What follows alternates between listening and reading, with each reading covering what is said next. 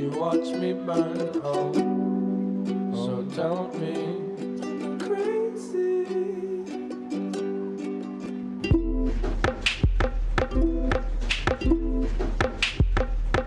'Cause I do. 'Cause I do.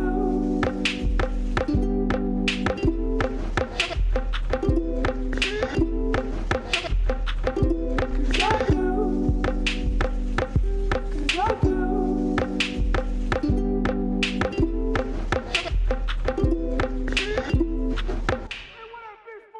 'Cause I do. 'Cause I do.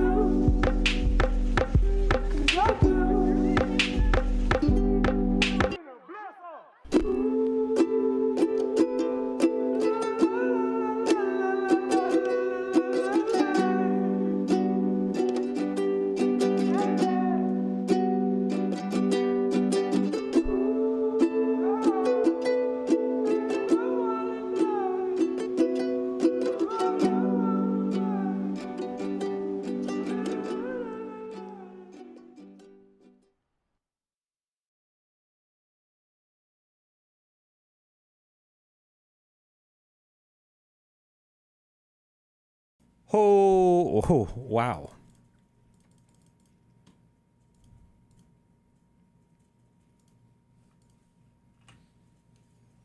We have so much exciting stuff for today. Oh my goodness gracious.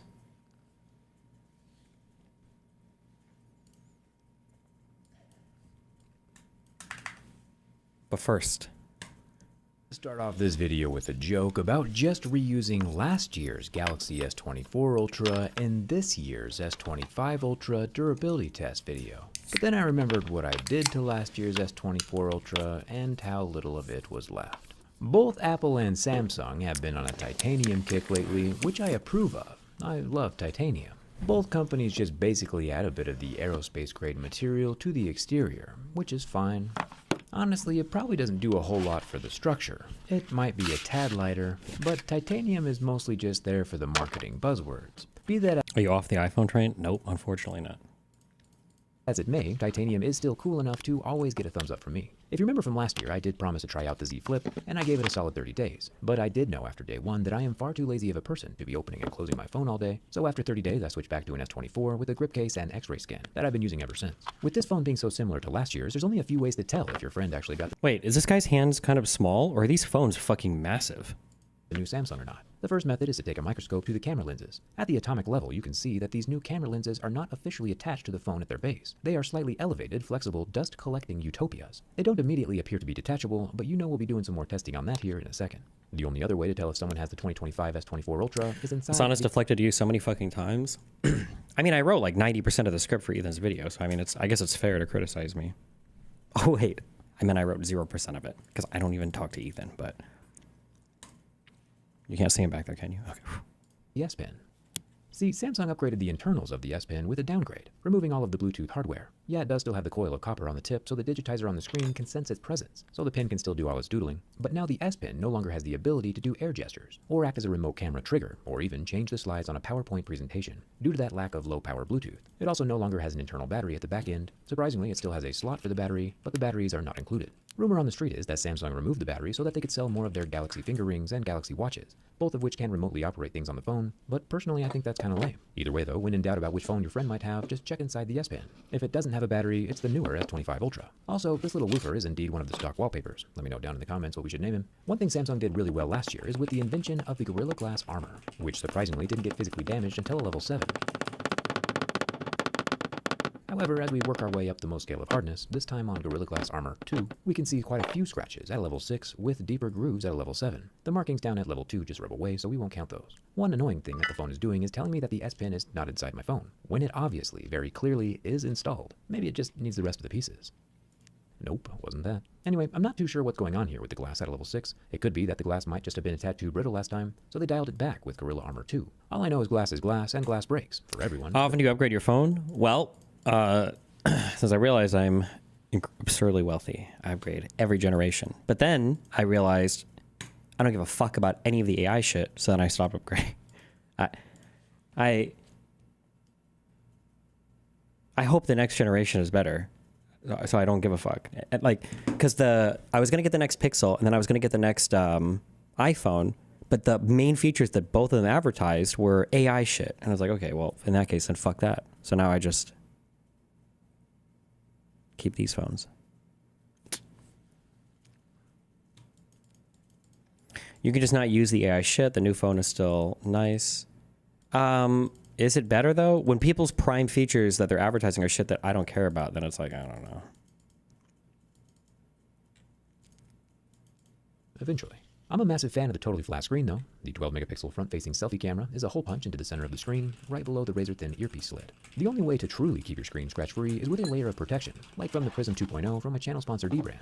I can snap the applicator tray in place, pull the lower tab, swipe my finger down the middle, and in less time than it took Samsung to design this year's S25 Ultra, I have a perfectly aligned screen protector that prevents 100% of screen scratches on your new $1,300 investment, while also doubling as a layer of impact protection for the glass underneath. Okay, I don't actually give a fuck about this, sorry. All right, we got 4 vids up today. What did I put at the beginning? Sam Hyde video.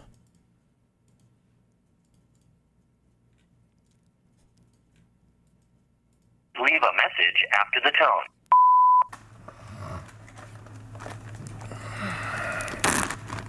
Chris, you ever redline your car? No, I'm sure it's It's such a rush, bro. My mommy said I should drive safe. Your mom doesn't let you redline your car? She'll know. You gotta redline it. She's a car guy. All right, she's a classic car guy. What kind of cars is she into? What was the one in Ferris Bueller's Day Off? Ferrari. Ferrari. They had to restart the odometer, or reset the odometer. Well, that's what you do when you sell a car. What a gay little car. 250 GT California. How much do those go for? $100,000. Get out of here. Now we're doing a return to classical elegance here. How did they, back in the day when they wore hats to take the train, how did they not adjust their balls 50 times a day? It wasn't documented. It was, the ball adjusting wasn't documented. I've never seen on an old TV show a guy reach his hand into his pants to adjust his balls. Or sitting, just having them unbuttoned all the time. You don't see that on TV. Yeah. When guys wear, never mind. Panties? No, never mind. When guys wear what? It's gonna sound gay when I say it. I don't want to say it. Nothing could sound gayer Okay. Does this fit matter? I'm not caring at all about this. than the books I've been reading lately. Guys, we got Vivek Ramaswamy, Woke Inc. We got Capital Punishment, How Wall Street is Using Your Money to Create a Country You Didn't Vote For, by the best-selling author of Woke Inc. right here. And we have Truths, The Future of America First. Luckily, this is written at a 4th grade reading level. So pretty much anybody can pick this up and start to rock. And then we have Nation of Victims, which is all about how you and I, because we had sleepovers and fun childhoods, and our moms didn't make us play violin, how we should be replaced by Indians. That's the last chapter this book is about. But some of this stuff is pretty spicy, man. Let me open this up here. Right here, yeah. I'll never forget when I was in middle school. I can't even read that on camera. It was when I turned 33 that I realized I was addicted to making men gay like B. Diddy. I'm not going to spoil it for you guys, but this is Vivek, these books. This is and actually, no joke, the first word I saw is homosexuality, so it's not that far off here. Oh, that's a harsh allegation. For example, there's no such thing as a gay gene. Yeah, hell yeah. So I was told that if I wanted to have Vivek Ramaswamy on the show, I would have to read all 4 of his books, because he didn't want to have a remedial conversation. So that's why I have these. It's because we got to get Vivek on the show. That was from Vivek, yeah. Any page you open this up to, I promise you it's going to be just glop. Random page, 142 of Truths. I have my doubts about whether Ann Coulter is actually, that's in italics, more ready to vote for the great-grandson of a Jamaican immigrant than she is for the grandson of an Anglo-Saxon British lord. This is what people care about? This is what you're supposed to care about? You know what? The thing is, I could sit here with my highlighter and my notepad, and I could have ChatGPT read these things and summarize them for me, which is what I would do. I could go through these and have, my little legal pad where I'm typing up my debate notes. How about this, though? You're Indian. Get this shit on the road. I'm going to talk to you about our country. Please. Oh. Got water on the vintage video here. Whoops. It's already floating down the stream. Chris, can you give me a bucket? It's already dripping everywhere, Chris. Emergency. There we go. Hey, guys, welcome to the Sam Hyde Show.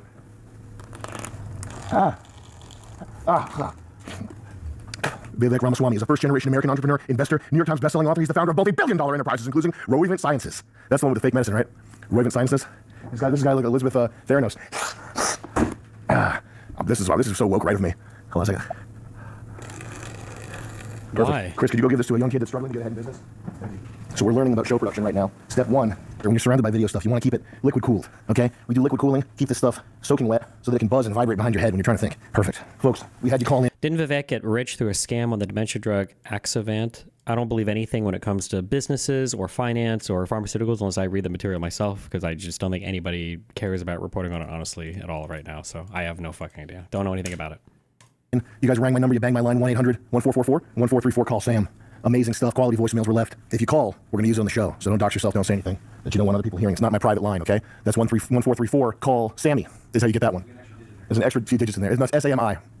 CALSAMI. Hi, Sam. Right now, my family is going through a pretty big upheaval. Our new landlords at our shop are Arab, and they're kicking us out to put up a chop shop vinyl car wrapping business. We're being forced to move by March. I don't know what to do. There's not really an amount of working harder that can help the simple fact that another person is taking away from our lives. I'm doing the best that I can to help my dad and continue this business on. It was always my dream to work for you, but now it's my dream to continue my dad's business because I love him a lot. As time has gone by, I've realized that being an American means doing what you owe your family and helping them. I don't know if you'd agree with that, but that's how I think. Thanks. You don't want to work for me. I only pay in Nigerian crypto, okay? I only pay in Nigerian crypto. The flip side of that coin, it's called gold coin. It's backed by gold. If you were fortunate enough to have family that you can link up with, team up with, and build a business, that's probably one of the best things going right now, or ever. It's low friction. You don't have to have contracts. You know that the person, their genetic destiny is tied to yours. They want you to succeed, hopefully, unless you have some schizo brother or something who's always raping people. You got a brother like that, Chris? Yeah. I guess I've heard horror stories from people who have family members from hell. Just as a random thing, this is my stream, actually, so I'll talk about what the fuck I want to talk about. I don't know what it is with some crazy people. Mr. Girl Max Carson is like this too. An unbelievable eye for aesthetic. I'm curious how much Sam designs on his own versus if he has a guy that does it for him. I'm just curious, when you watch this, do you perceive the aspect ratio change? Does it make you feel differently about watching this? Like, does it have a more cinematic feel? Does it feel like something that would be more serious versus just like an internet video? Does that translate at all? I wonder if that... But me asking that question kind of spoils it because now I draw your attention to it. But that's just a case-by-case thing. But yeah, if you have a family member that's got their stuff together, especially if it's your father who can show you the ropes like I show Chris, show him the ropes. That's what it's time to work out with Chris. I show him the ropes. He never does it. He hates it. But yeah, man, team up. And it is time to hunker down, though. And I'm going to couch this in certain language. The best-known procedural this is a whole chapter here. Members of the public, the framers of the Constitution. Sam majored in cinematography at RISD. Oh, maybe. I don't think you can teach taste, though. Like, he has good taste, I think. Believed that the lawmakers, Democratic, and Arabs get out, okay? It's time to hunker down. This generation coming up, you guys, the jig is up. The whole thing that they use to lull my generation and older to sleep, this racial guilt stuff, like you owe somebody something for being white, that's over and done with. Nobody serious believes that anymore, and anybody that tells you anything like that is trying to get money out of you. They're trying to get their hand up your ass. The idea that the founders of this country, the people who built this country, built it because they wanted some Arab guy to have a vinyl rap shop, fuck all that. There's not much you can do about that in the short term, but it's important the attitude that you take towards it. So yeah, it's time to hunker down. It's time to start gathering your acorns. If you have a father that you can build a business with or take over the family business, then put the gas pedal down and do it. Sam, what do you think can be done about the problematic? Are these like real call-ins? Or I wonder if these are set up for him to do his maximum goy slap. Corporate gamification of the system, not just the economic system, also parts of the legal system. If the people who are, I guess, noticing it and wanting to do it in large numbers generally don't have access to the quote-unquote change from within, and what would the change from outside look like? What would those steps kind of look like? It's a good thing to think about, and that's what my mind's on. I don't know, get involved locally maybe. Try to become a judge. We need more white people being judges. Not to black pill, but it's going to get worse and worse. It's going to look more and more like Brazil, and you have to take care of yourself and your family and whoever's close to you. Whatever your like tribal circle is, shrink that down appropriately and take care of those people. The Adam Friedland Show also had artsy aspect ratio. Yeah, so the Adam Friedland Show, I believe, uses a, I think it's a 4x3. But it's to make it look like an old TV show, because old TV shows were nice. Number one, I think old TV shows were shot in that aspect ratio because that's what most TVs were. That's just like this. But this is the opposite of, in a way, right? This is like more squished, and this is wider. Typically, when you think cinematic, we're used to seeing wider. So 16:9 is the standard aspect ratio for a computer monitor, like HD, like 1920 by 1080 is 1080p, or 4K would be like 2160p is what is it, 3840 by 2160. Jesus. But all the aspect ratios are 16:9. But you can also get like ultra high def, which is like 17 by 9 or whatever. Yeah. So wider is usually associated more with a cinematic feeling. And stack Bitcoin. Hey, over 3 years 21.9 is the DCI cinema standard. There you go. sober from pills that I got jacked up on from being in the military and had to get surgery. Got sober, got my life back, married, having a baby on the way. I'm just really nervous that there's no fucking future. I'm an idiot and never saved money, and now I'm starting to, but I just don't see how this pans out. How do you restart at age 31? I have a good job now, but not like retiring kind of job. I don't want to work until I'm fucking 80, but I want to give my kid the best life possible. What do we do? You sound like a nerd, bro. You were way cooler when you were on those pills. You were way more chill when you...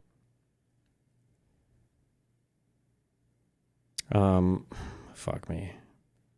You have no idea how like burnout my synapses are on fucking Nazi shit, so I'm not even used to pointing it out. You realize that like every single one of these calls is hitting at like a core like American identity aspect that's under attack, right? Are we perceiving that? So I think like this first call had to do with like Arabs are buying the store that my dad used to run or something. What was it, this? There's an extra few digits in there. It's not SAMI. CALSAMI. Lords at our shop. Hi, Sam. Right now, my family is going through a pretty big upheaval. Our new landlords at our shop are Arab, and they're kicking us out to put up a chop shop vinyl car wrapping business. We're being forced to move by March. I don't know what to do. There's not really an amount of working harder that can help. The simple fact that another person is taking away from our lives. I'm doing the best that I can to help my dad and continue this business on. It was always my dream to work for you, but now it's my dream to continue my dad's business because I love him a lot. As time has gone by, I've realized that being an American means doing what you owe your family and helping them. I don't know if you'd agree with that, but that's how I think. Thanks. You don't want to work... Damn. I wonder if these are set up.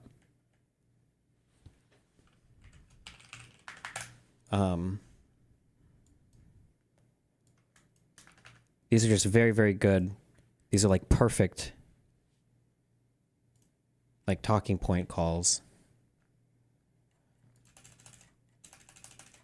Hold on. You can write some of these down. I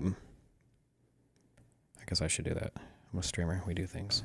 Hi, Sam. Right now, my family is going through a pretty big upheaval. Our new landlords at our shop are Arab, and they're kicking us out to put up a chop shop vinyl car wrapping business. We're being forced to move by March. I don't know what to do. There's not really an amount of working harder that can help. The simple fact that another person is taking away from our lives. I'm doing the best that I can to help my dad and continue this business on. It was always my dream to work for you, but now it's my dream to continue my dad's business because I love him a lot.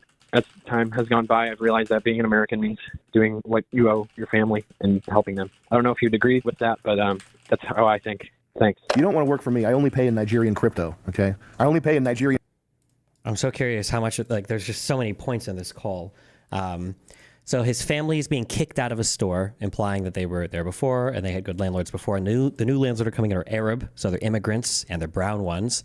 The business that they're replacing it with is a shitty one that doesn't contribute to American culture at all. A vinyl wrap shop or whatever for cars, some dog shit.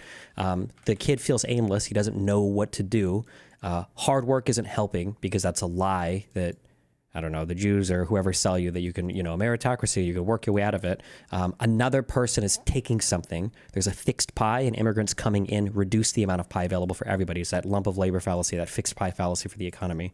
My dream is just to help my family, help my family's business, because being an American means doing, what you should by helping your family, which is probably some white European or whatever, or they'll extrapolate that to everybody. That's just, that phone call hits on so many different points. I wonder if all of them are like that. I just noticed this on the third one that all of these are like business with or take over the family business, then put the gas pedal down and do it.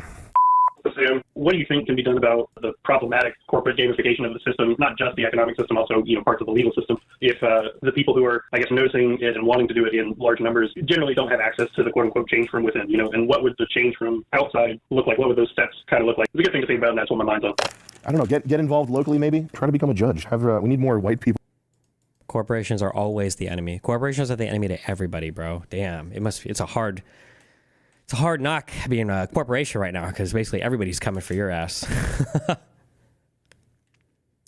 Why do I feel like Destiny tries to make us feel like Sam Hyde is smarter than he actually is? I don't know what you want me to say to that. I don't even know what I'm supposed to say to that, but people being judges. Not the black pill, but it's going to get worse and worse. It's going to look more and more like... What good does it do to wonder if these calls are staged when everybody listening to these dipshits believe they are true? I don't think it matters much at all if they're staged or not. I was just curious because that one call hit on so many key points to the kind of this ideology. Brazil, and you have to take care of yourself and your family and whoever's close to you, whatever your like tribal circle is. Shrink that down appropriately and take care of those people and stack Bitcoin.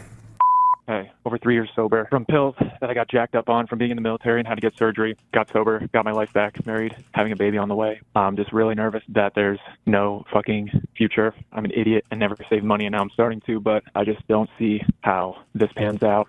How do you restart at age 31? I have a good job now, but not like retiring kind of job. I don't want to work until I'm fucking 80, but I want to give my kid the best life possible. What do we do? You sound like a nerd, bro. You were way cooler when you were on those pills. You were way more chill when you were on pills. Is that Jamie or Jesse? Yo, remember when Jesse was always around? He was on pills. He was just like mad chill. That was the version of Jesse that I wanted to see, not this guy. Family man, what is this? I know a job and I need money. What are you talking about, bro? Listen to rap music. Who's that rapper that I like, Krayshawn? Bitch, you work at Arby's. Okay. Bitch, you ain't no Barbie. I see you work at Arby's. What did you have that one song like 10 years ago? Pussy made. When was the last time people were at least fine with corporations at large? In my opinion, I think the last time was the 90s. I don't know. I'm not sure, actually. The neocons kind of defended corporations, even if... No, I feel like the neocons did, right? How confident do you feel about Ken Martin as the DNC chair? I don't know. It seems all the DNC chair guys seemed cool, but yeah, I don't know, man. My my mind is not good right now for American politics. Made by Gucci. That's how good their pussy is. It's made by Gucci. Is that true? 31 is young, so I wouldn't stress out too much about this. You've got time ahead of you, and if you're 31 and you already have a good job and you're already starting to save money, that puts you ahead of the game. And I would just say, try to be less neurotic and don't worry about it too much. Just keep putting one foot in front of the other. You overcame an opioid addiction, right? What pills did he get hooked on the military? Super combat pills? He was just addicted to being a super deadly soldier, like Jocko. I'm addicted to super deadly combat pills. Did you see the coach today? He had Jocko Molk. Yo, I wanted to be like, I can't work out if I'm looking at that. You got to take that out of here. Overcame a drug addiction. Name your favorite candidate right now for the DNC stuff. I didn't look into Ken Martin super much, and he was, I think, the only big one I didn't get to talk to. I really liked O'Malley. But I mean, Ken Martin, I think, was the favorite from the start, so it must be some good stuff coming from. Yeah.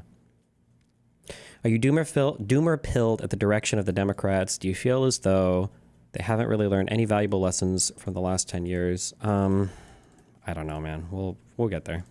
You're married. You have a baby on the way. You're saving money. You're 31. That's young.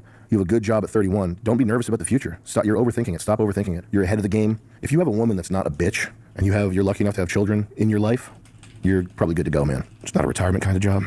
What is a retirement kind of job? Who has a retirement kind of job? Who's planning anymore for retirement? You're 31. What are you, fucking like a little old lady? Why are you even worrying about retirement? Should I be pushing people to save their money in Bitcoin every chance? You just can't store your money in the US dollar. That's the only thing. If you're saving money, you have to find some alternative vessel for your wealth. What most people do is mutual funds or real estate or something like that, but you can't save US dollars because they're always worth less tomorrow than they are today. That's okay. Compared to what currency? Can you give us an example?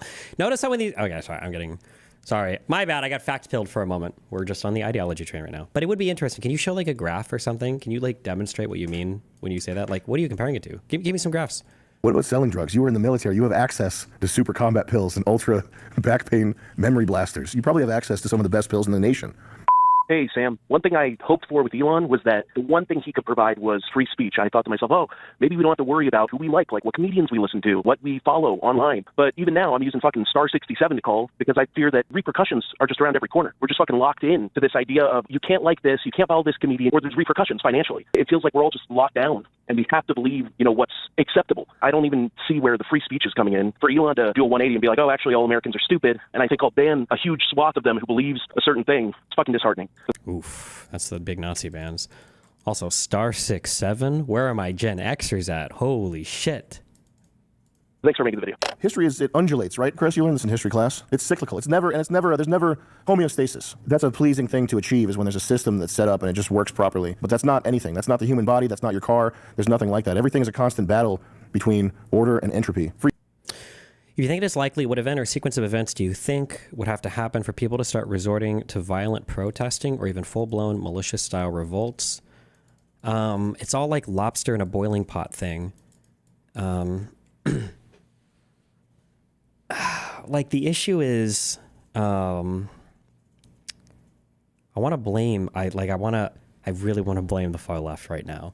One of the big issues is that and I've been complaining about this for probably like 8 years. Okay, is when you scream fascist over and over and over and over and over and over and over again. Oh, frog in a pot, boiling pot, not lobster. Although it doesn't happen to lobsters too. When you scream fascist over and over and over again, the senses are dead to the word, and it's hard, like verbally, or it's hard in terms of like sounding the alarms when you've been screaming these things for a decade. And now that we're like getting into this area, it's like, okay, wait, hold on. Now we really need to say this stuff.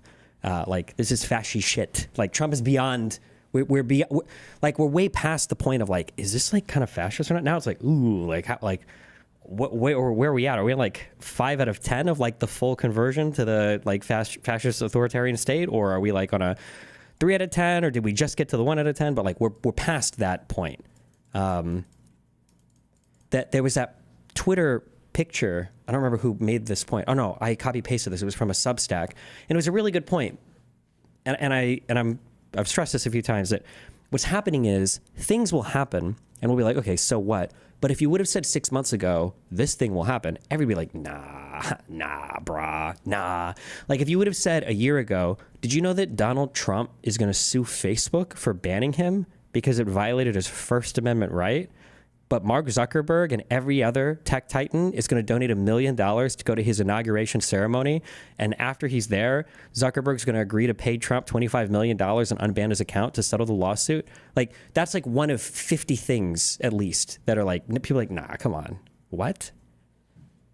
Trump's not going to sue pollsters for publishing polls that he doesn't like. He did do that. He is doing that. Yeah, I don't know. We're way over the edge, and in terms of like when does it get to violent protests? I don't know. Maybe the deportations will do it. It has to come off of the backs of like some kind of societal failing that's hurting our ability to live. So things that affect like food, clothing, shelter, that would cause like when your basic needs aren't being met. Although for the US, I feel like we'd have to go pretty far down to get to that point. Or it's going to come with like some fundamental civil rights being infringed on big groups of people. So we've already kind of started to see it for trans people. Or actually, wait, all trans youth medicine has been banned now federally, hasn't it? So we've basically seen it for trans people. Somebody told me that they were redoing passports now to change the genders back.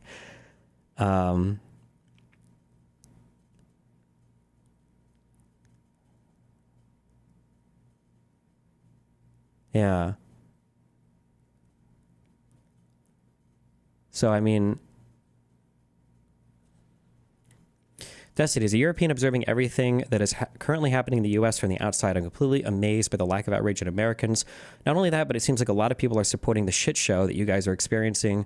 What do you think is the approach going forward? Unironically, it seems like Civil War is the only way, or maybe Luigi Part 2, but no. So the issue is like, I've been ringing this bell for like half a decade, and nobody cares because it's not sexy. And for some reason, it's taking a lot of people time to catch up with this because everybody's like living in the past, but Trump and MAGA like stumbled into the future.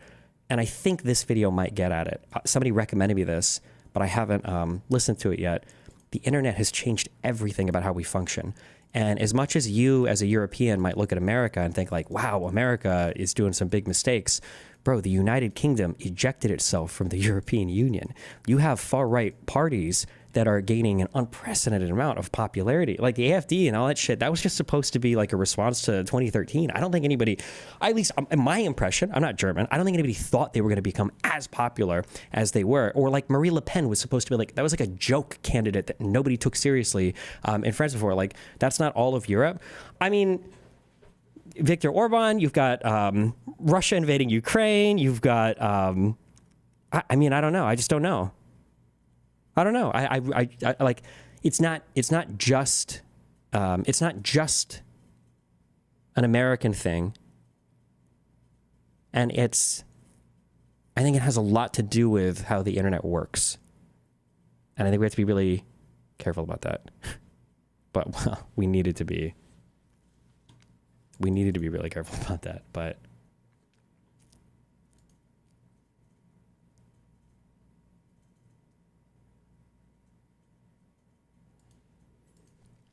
oh no.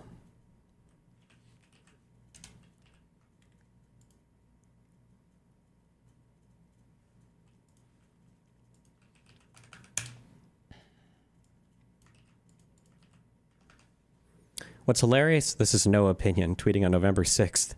What's hilarious is that some people are going around screaming, Elon Musk will be the shadow president, as if anyone besides them actually thinks that's a bad thing.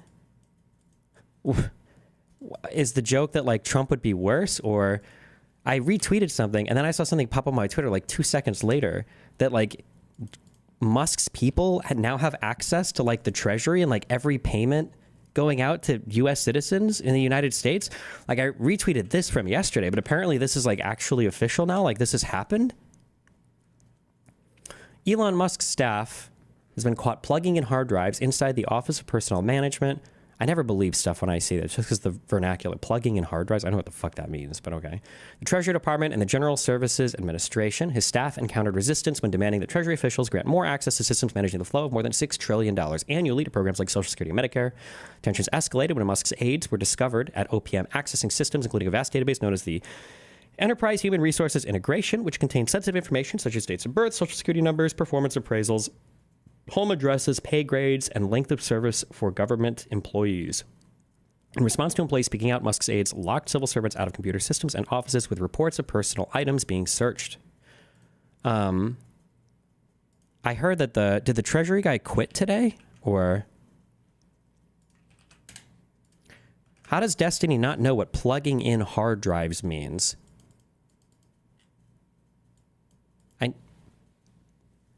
Oh, man. You did it, dude. Who are you? We should have, like, an award for, like, the most triggering question, like, the most unbelievably... Godderator Smite, you win the hat for today. The problem is that it doesn't make much sense. First of all, okay, it just... If you're talking about just like plugging in like a flash drive to copy data or whatever, then I guess you're saying that. But when somebody says plugging in hard drives, it sounds like you're ripping out SATA cables and plugging something into motherboard. I don't even know if the data would be contained this way, or if there would be like an internal, like a server farm or something inside the building, or there'd be like dedicated servers for this, or if this information would be stored in some other place. It's just a silly thing to say like you're running around plugging in hard drives. Like, I don't even know if I know there are ways that you can encrypt drives, even using Windows. I would hope that these drives can't just have images taken of them and that information is unencrypted. I don't know. I'm just saying that that's like kind of a silly expression. I don't think anybody actually does that anymore. But maybe it was just a figure of speech. That's what I mean when I just read something like that, it makes me, I don't know, but.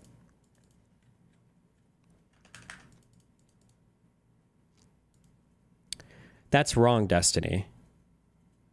What's wrong? You think that the way you steal data from a company is you go in, you unscrew the case, you plug in your SATA cable, and you hook in your drive, and you turn on the computer, and you copy paste the files? I'm getting trolled. Stop!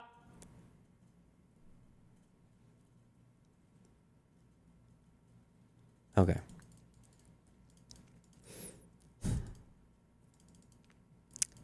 Obviously, you've never worked in enterprise. Excuse me, as a proud owner of much of CrowdStrike stock, that basically makes me an enterprise-level security expert. So,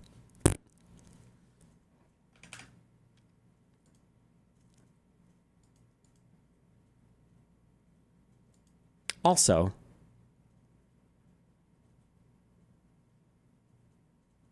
I'm trying to think of hard drive. Is hard drive just shorthand for hard disk drive? Because you either have a hard disk or you have a solid state drive. Hard disk means platter base, right? So this doesn't make sense either. So fuck you. They're definitely not using platter drives. This is retarded. This whole tangent was retarded, and I hate you. I hate all of you in my chat. Every one of you in YouTube, you guys are shit listed right now. You're on the shit list chat, okay? Cake and DGG, you guys are up bigly, all right? Wait, is it true that the Treasury guy, this is literally how they do. Is it true that the Treasury guy quit, or is that fake news? Treasury Direct. I don't know where that came from. Oh no. Senior U.S. official exits after rift with Musk allies over payment system. A top Treasury career staffer, David A. Liebrick, announced his retirement. Surrogates of Musk's Doji effort had sought access to sensitive payment systems. Okay. Maybe not the top dude or not. Okay.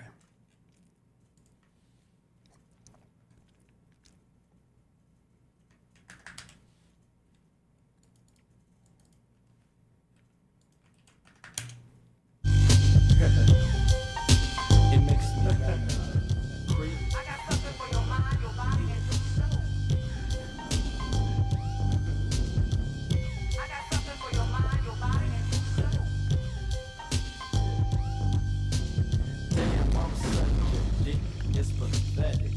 Here comes the big-headed nigga that's dipping, sipping no Kobasi. Yeah, goddamn, I must have to floss today. Now pimping ain't easy, but it's necessary. So I'm chasing bitches like Tom chased Jerry. I put the pedal to the floor. I don't know why we're watching this whole thing. Thank you. This is a great movie, though. Wait. Have I done this comparison before? I used to think these guys were the same actor for the longest time. You got it. Wait. You have to give me this. I must have compared these actors before. I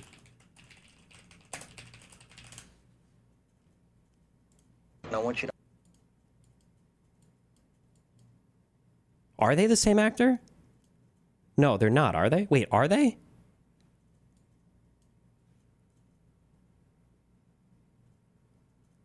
No fucking shot? You don't even think they're remotely similar? No, they are not face blind.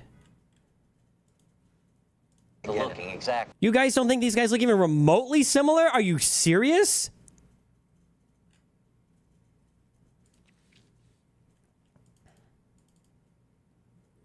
Have you considered that the Facebook suit plus Paramount suit plus Disney suit are just a way to receive legal direct bribes from large media companies? Well, that's what I'm saying. This is why I'm saying we're so far beyond anything that's reasonable. Imagine Donald Trump has you at his inauguration ceremony. He's like talking to you like, hey, what up? And you're like, oh, what's up? What's up? What's up, T? What's up, Trump, my friend? And he's like, yeah, so I'm suing you guys for violating my First Amendment right. And they're like, yeah, so what about that? It's like, I don't know. You want to just give me like 20 million bucks or whatever? And Zuck's like, my dog, let's make it 25. 25 big ones plus attorney fees. Well, in that case, fucking A, let's go. Like, how is that not insane that your company is settling suits with a guy that your CEO is like hanging out with? And these are ridiculous suits. Donald Trump sued Facebook for violating his First Amendment right by banning him. That's an insane lawsuit. Wait, now I'm the retard because I used to say all the time, remember we used to argue, guys, getting banned on social media, that's not a violation of the First Amendment. This is fucking retarded. This is stupid. It's not, well, maybe it is. Maybe I'm the retard. Maybe it actually is your First Amendment right, I guess. Like, Jesus Christ.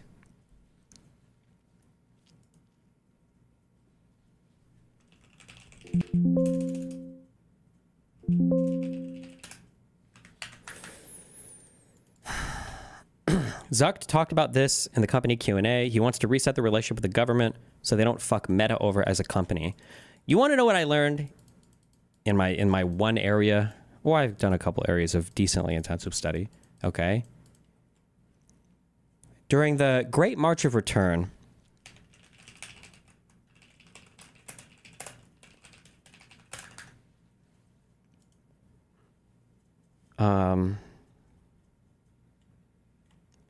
there was an Israeli soldier that got shot and killed when people were like near the wall. Fuck, does anybody remember what this guy's name was? No. Great March of Return was 2017, 2018, I think.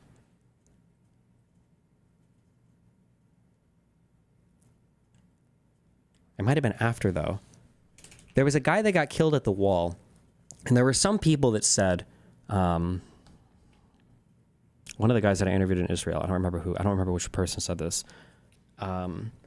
said that allowing Hamas or Palestinian Islamic Jihad to get so close to the wall with no repercussion showed people that if you kept pushing boundaries, that eventually you could set it up for something, dramatic, like October 7th, right? And one of the ways that Israel supposedly maintained its presence in the Middle East and commanded respect from people around that country was through brutal retaliation. And that was like the overt, explicit stated policy. Like, if you fuck with us, we're going to bomb whatever the fuck we see where we think it came from, because that's what we're going to do. Fuck you. So we don't want you fucking with us. We don't want Fedayeen fucking with us. Nobody around in your fucking villages. That's bullshit. We're going to destroy it all. And it worked. It was that form of retaliation was effective because people were like, okay, well, fire, you can't. Not only can we not fuck with them, you guys aren't going to fuck with them, because if you do it, we're going to get fucked in as well. So we're not going to do this shit anymore. And I feel like that level of retaliation, although obviously you have to be careful how you do this, but when the corrective measures, when the punishments start to disappear for bad activity, you encourage cause that activity to foster.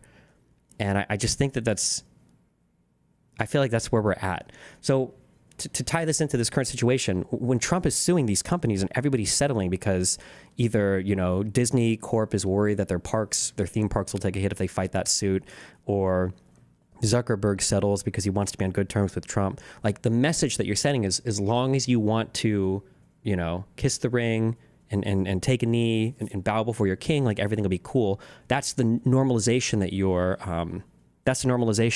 selling people, and you're just encouraging people to do the same. It's appeasement, right?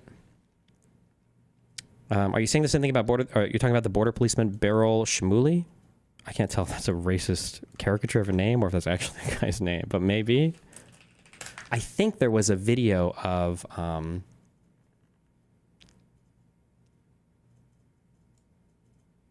I feel like there was a video of him getting shot. Am I making this up? It might have been this guy, maybe.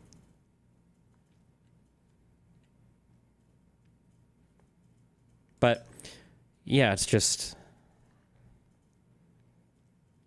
please make Mark Zuckerberg the official title on your stream for that spineless piece of shit. I don't know if I would call him spineless, though. That's the problem, is that when you call him spineless, the implication is that he's just cucking out. But he's either being strategic, which is more scary, or he's like literally worried that Trump is going to fucking false charge and throw him into prison forever, which is also scary. And like, there's good reason to believe that both of those things could be the case. Not like there's good reason in some hypothetical land, but like there's precedence now for all of this. Like the groundwork has been laid for all of this. Yeah. But it's sad because, like, these guys are, you would hope, right? It's called fuck you. What was the quote going around? What's the point of having fuck you money if you're not willing to say fuck you when you have it? Destiny, it's opportunity cost. He needs the best permit/regulatory help on AI, along with all the other hyperscalers. The rules Biden made, which suits to Trump, needs literally hyper benefit, all mega. Oh my God, metal sword. Okay, sorry. Metalloid sword. Destiny's opportunity cost. He needs the best permit/regulatory help on AI, along with all the other hyperscalers. The rules Biden made, which suit to Trump's needs, literally hyper benefit all megacorps on AI regulations. Sure, yeah, there's like some rent seeking as well, for sure. But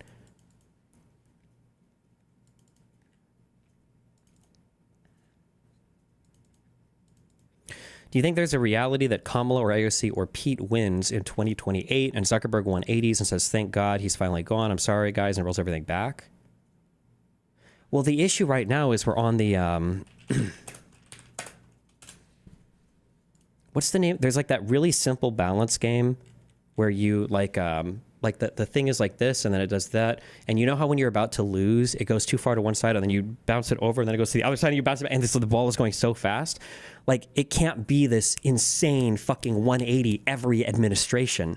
Like, from Obama to Trump was whiplash. And then from Trump to Biden was whiplash. And now from Biden to Trump is whiplash. We can't keep doing that. We have to we have to come back to some shared reality.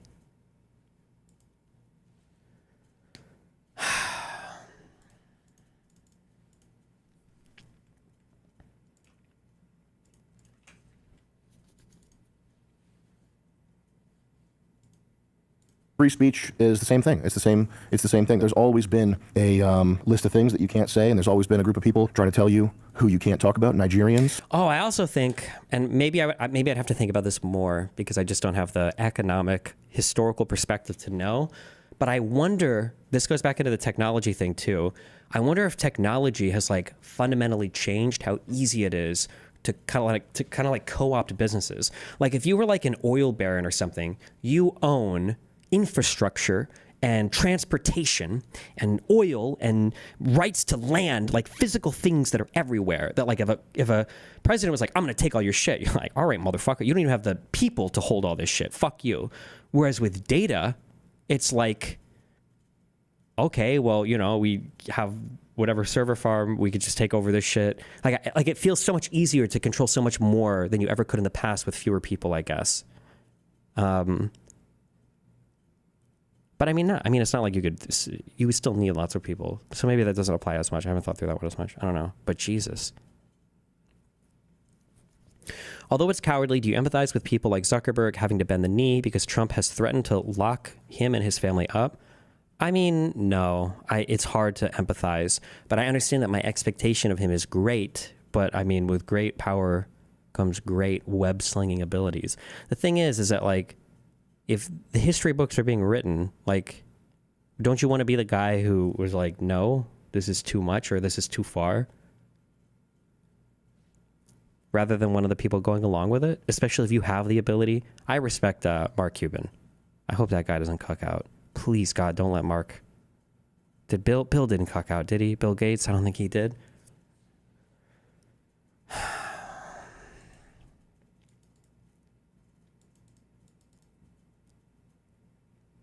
I don't think it's totally that. Like, usually the big capital owners are afraid of more socialists taking it and aligned with fascists to, at the very least, semi-own it still. Fascists usually don't nationalize. They usually just force the companies to align with the state. Yeah, but it's basically expropriation, I feel. If you're a capital owner and you're forced to give money to a fascist dictator guy and he's commanding you on how to run your business, you've basically been expropriated. You've just been expropriated by a non-socialist totalitarian government, I feel. But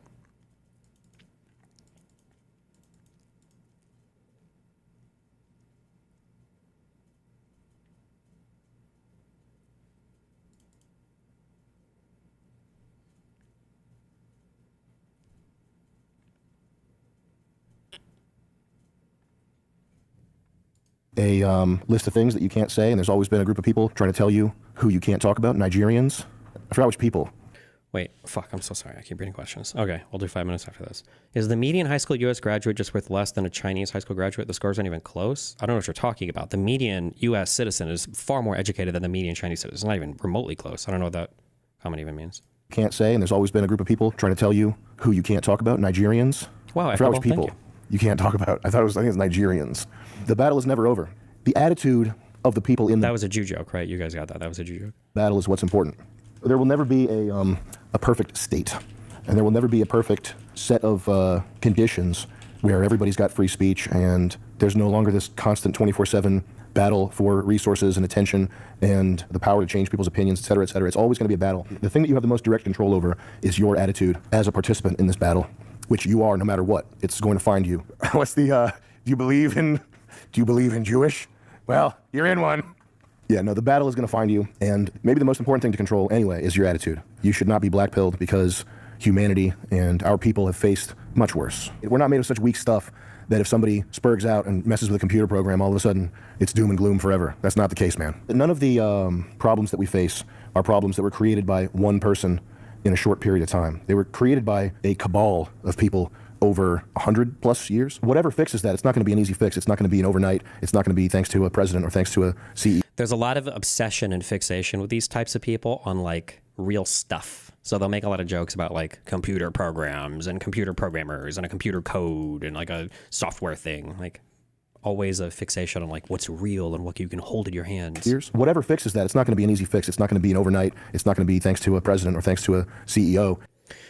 Destiny, what would you say to the idea that Sam Hyde's perspective is natural and just calling him a Nazi overlooks the human tendency to be biased towards your own people? Hold on. I have never in my life, why would you ever accuse me of that? I never dismiss somebody by calling them a Nazi. Like, he has neo-Nazi beliefs, but they're worth addressing. They're worth talking about. I've never just said, oh, he's a Nazi, fuck him. I've never said that ever in my life. I think it's worth addressing. The issue is just this type of authoritarian, well, actually, forget government stuff. This type of like hyper-tribalistic mindset just doesn't seem to build good societies. Like it feels like the most successful societies have been the ones that have been like the most expansive and the most incorporating of different people. Like the heights of these empires, they're incorporating so many different peoples, right? The caliphates incorporated tons of different people when they were at like their furthest reach. I'm pretty sure Rome and Greece had tons of different types of like people and I don't know what they were called. They weren't states. They weren't whatever got like accrued underneath the sprawling empires. Like the United States of America obviously has incorporated tons of different types of people. It is a huge empire. We won the Cold War. Like it's what makes an empire. So the idea, and then if you want to be like Jungian or if you want to be a Peter,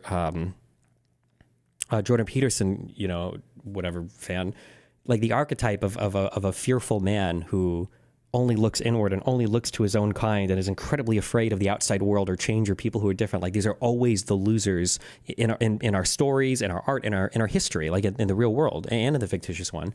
So I don't know, the idea of like things are a little scary, so we need to look inward and be afraid and cast out everybody who doesn't look like us or acts exactly like us. It's always the loser. That's always been the loser mentality. But it's only going to be thanks to the continued efforts of everybody. Yo, what's up, Sam? I got a doctorate in chemistry, and there were Indians all up in my research group. They used their networks to hire each other, and white people like me were fucking boned. Nepotistic in-group preference is always a big one when castigating immigrants or Jewish people, that they're always going to prefer their own, and white people aren't their own. I asked them, hey, any jobs opening up at Intel? Any jobs opening up at these semiconductor companies? And they said no. And then they told their other Indian friends who are still at the department about these jobs, and they just hired themselves. Fucking sucks. Anyway, I ended up working for America and doing the military, and there are no Indians in sight. Nothing but Americans. It is the golden pastures, the green land. Thanks for your video. Kicks ass. Don't run off and join the military if you get so disheartened with this country, the way things are going. I don't think that's a good idea. I think I've talked to way more people who got fucked over somehow by being in the military than people who were in the military and had a great experience. And the military doesn't care about you. The country doesn't care about you. The people running the country and the military don't care about you. If you join the military, you're essentially just signing away your life to become a tool for you know what. And it's probably a bad idea, even though those guys are cool. And I do like talking to them. They are funny. They probably have senses of humor that are up there with construction workers and cops. They're very funny people. And I can understand why there's a sense of camaraderie and fraternity, etc. But I think it's a really bad idea, and you probably shouldn't do it. I'm not talking about you because you already did it, but just people in general. It also doesn't fix anything. I'm Dutch, and MAGA/neo-Nazi rhetoric is blowing over to my country now bit by bit. What can we do to get our version of Trump to get more power? I have no idea. I think, like I said, there's like that effect where when you stare at something for a long time, what does color in your eyes? Is it the cones that see color? Like eventually they become dead to the color and you just see white. I feel like I feel like with liberalism and all the successes of globalization and everything, you just kind of like are dead to it. You don't really see it. So it's very easy for somebody to come in and like shit on everything or suggest something else. And it's like, that seems cool, but you take for granted everything that you have, everything that's existing around you right now, Yeah. Have you noticed how he has the new TV off and the old TV on? Yeah, having old TVs on, I think it's a vibe. Because of the refresh rate of the old like CRTs and shit, you get this like little flicker that's definitely intentional. Smorgasbord of issues that we face I think right he's got it now. on all of these. None of that is solved by getting in a APC and going shooting a guy. That doesn't fit. The guys that need to be shot, they're not over there, they're over here. Can you address what Sam Hyde just said about not joining the military? It contradicts what I would expect, or is this type of Nazi not pro-military service? Most populists right now are not pro-military because the military has been seen as an arm of the imperialist American warmonger. Like if you're joining the military, it's because they're trying to send you off, and by they I mean the Jews or AIPAC or whatever, or Israel's trying to send you off to fight some foreign war for some guy that you don't know, or to make some rich corporation a bunch of money. Like that's going to be the populist talking point. They'll be staunchly pro-military people, like he just was. I think he just said, yeah, military dudes are cool, but they're very anti-military. It's why he made fun of kind of like half, tongue-in-cheek, the earlier caller who was talking about like, I was in the military, they gave me pills, they fucked my shit up because I was in the military. And I'm sure there might even be more like negative military stories, in this video. I don't think you should sign your sovereignty over to the U.S. military just yet. I understand how if you're working at D'Angelo's, all of a sudden someone handing you a gun and you're surrounded by cool guys with good sense of humor and they're the same race as you, how that could feel heartening or like you're a part of something important, but I don't think so. I think that's just the trick they use to get people like you killed since forever. And yeah, as far as the intel thing goes, we're living in a gay racial nepotism kleptocracy. The incentives are so out of whack that really my best recommendation for you would be look for ways to steal. You got to just figure. Destiny, actively working towards becoming a minority in service of a multicultural empire doesn't seem like a smart move when everyone else is playing tribal games. It's like trying to be noble in the face of Republican asymmetry. Okay, well, I mean, like, we can go and look through history of, like, people who tried to be hardcore, like, ethno-nationalist, and we can see if that was a much smarter play. Like, did Japan do well there, or Italy or Germany, or the very, like, Muslim empires tried to remain all Muslim, or, all of the genocidal, sects of different, like, I guess, like African people that would fucking genocide each other and all that shit, or the I guess like for Yugoslavia, like the Serbs and everything. I mean, like, where are all of these? Here's the issue: is that the fascists like are basically the same as the fascists are the same as the communists, where they always want to opine on some hypothetical empire, but they have nothing in history to point to. And every time you point in history, it's like, okay, well, it feels like they tried all of this and it failed miserably. It's like, okay, well, that was wrong for this reason, or it didn't work for that reason, but like this time it'll work for real. It's like, okay, well, it doesn't seem to be the case. At Destiny, hey buddy, China. China could be a counter argument, but even so, China does it more intelligently than the United States. Like when China isn't, notice how you'll never find China saying like, fuck globalism, not good, right? China's like, we want to trade with everybody. We want to sell everything we can to every fucking person. We want to have relationships with countries all over the fucking world. We'll educate you for free. We'll bring you here. We'll fly you back. We'll build ports in all of your fucking countries.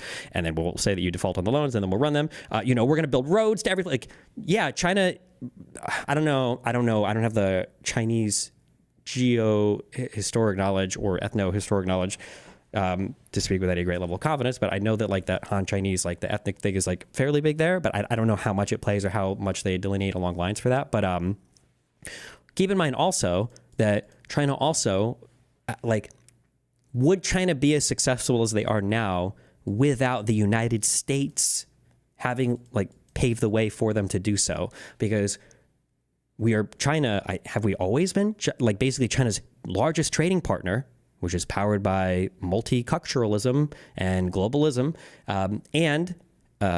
China has like a lot of literally just straight up stolen technology and IPs from the United States of America, which is a large liberal globalist cuck, dynasty, as much as you might hate that. So.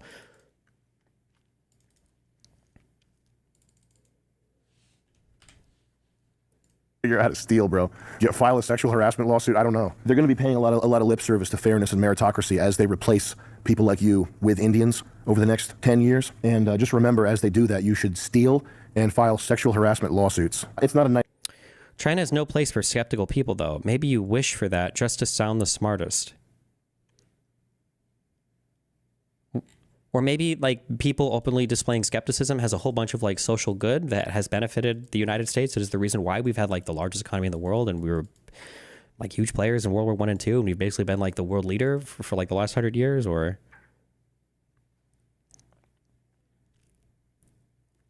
nice thing. It's not nice to encourage people. As they do that, you should steal. Those societies you mentioned, with the exception of the U.S., in the last 70 years, have all had one ethnic group at the head with a very clear concentration of power. Ruling over colonial societies is not the same as importing groups into your own society, and the economic justifications are completely different.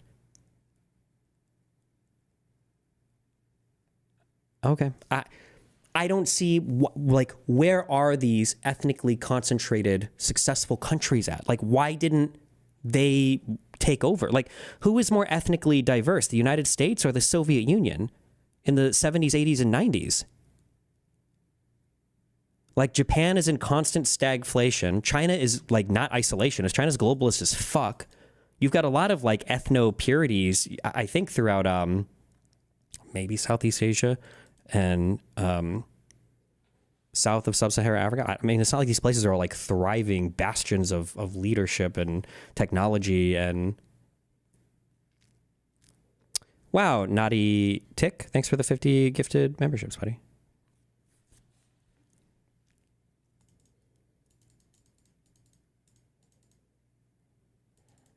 The Industrial Revolution happened when the UK was virtually 100% white.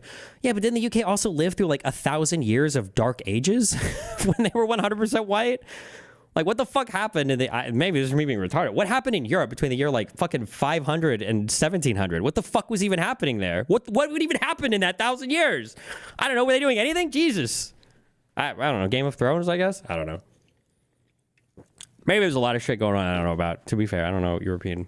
The British Empire... But the only thing that Europe produced in those time periods was the United States of America, okay? Get fucked. and file sexual harassment lawsuits. It's not a nice thing. It's not nice to encourage people to steal. That's not how society should work. You don't believe in low trust societies? Too bad you're in one. There's no route towards restoring a high trust society in America, in my opinion. If there is, that's good. That's a great thing. That would be wonderful. I would love that. You can practice economic globalism and free trade without embracing ethnic or national multiculturalism in your own country. Japan and China are the prime examples of this. So Japan's... I don't know if Japan and China would be successful without the United States. Like, the U.S. basically helped rebuild Japan, and China has been benefiting from U.S. trade for so long, and U.S. technologies. Like, I'm not going to say that there's absolutely no valid arguments for having like an ethnic protectionist society or whatever. Like, there's arguments in favor of almost everything, but the majority of them feel like they just come from a place of overwhelming fear. Like, if I heard somebody, like what you just said is not the arguments that any of these people like. If I heard somebody say, I think that the United States should probably remain like 65% white, because that type of like ethnic centric idea seems to have been working for a long time. I think we should maintain open lines of trade and communication and, you know, alliances with other countries around the world. But we should, you know, make sure that we, like, if this was in conjunction with other things, then maybe. But like, all of this comes off of these, what did Bush Jr. call it? These isms, the nationalism, protectivism, isolationism. It's all like absolutely retarded shit. It's like, we got to get rid of the immigrants. We got to stop trading with everybody. We got to tariff everything. We've got to manufacture everything domestically. We have to stop being involved in any foreign conflict or affairs ever. We have to stop, you know, having rap music and brown. And it's like, Jesus Christ. Like, there's too much of it that it feels like it comes from a place of fear than from a place of actually, I don't know, I guess like an intelligent design for future society, I guess. It's not how society should work. You don't believe in low trust societies? Too bad you're in one. There's no route toward... Low trust societies is always another word for a multicultural society, but...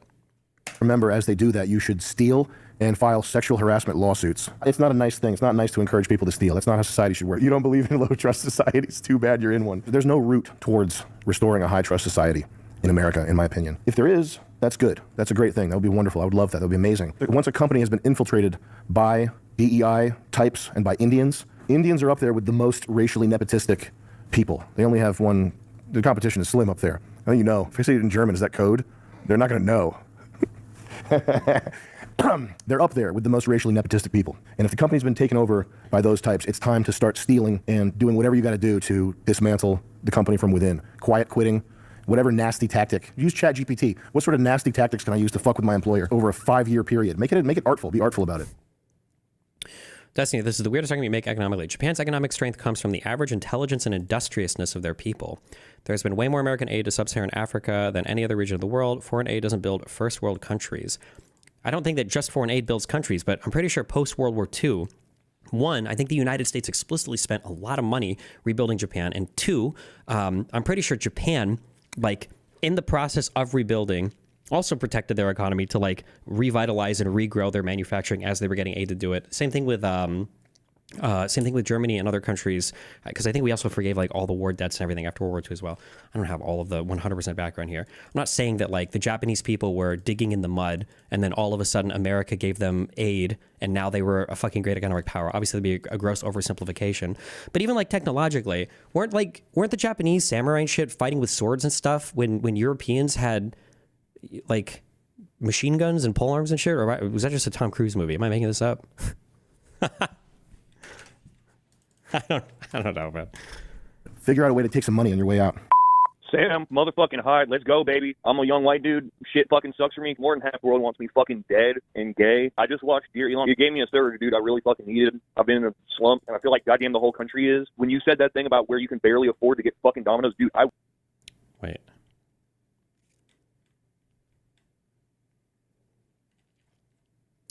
The Soviet Union was insanely diverse. What are you talking about? That was a huge reason for its collapse. Look at the Chechen Wars. Regardless, the U.S. is the only example of successful diverse society you can call to besides Europe very recently, and that can only be credited to the contributions of one group. I would have to... the problem is, every time a historical claim is made by some political extremist, when I do more reading on it, it's like the wrongest claim in the history of all of mankind. So I can grant that for now, just because I haven't done the reading, I guess, on fucking pre-World War I Europe and empires. But like, just every single time I've read into this, it's just never been the case as simply as it's been presented. Also, the Soviet Union also engaged in like a heavy amount of it's called Russification, where they tried to turn everybody into like ethnic Russians as well. So whether it was shipping in ethnic Russians to other territories to try to make them all ethnically the same or not.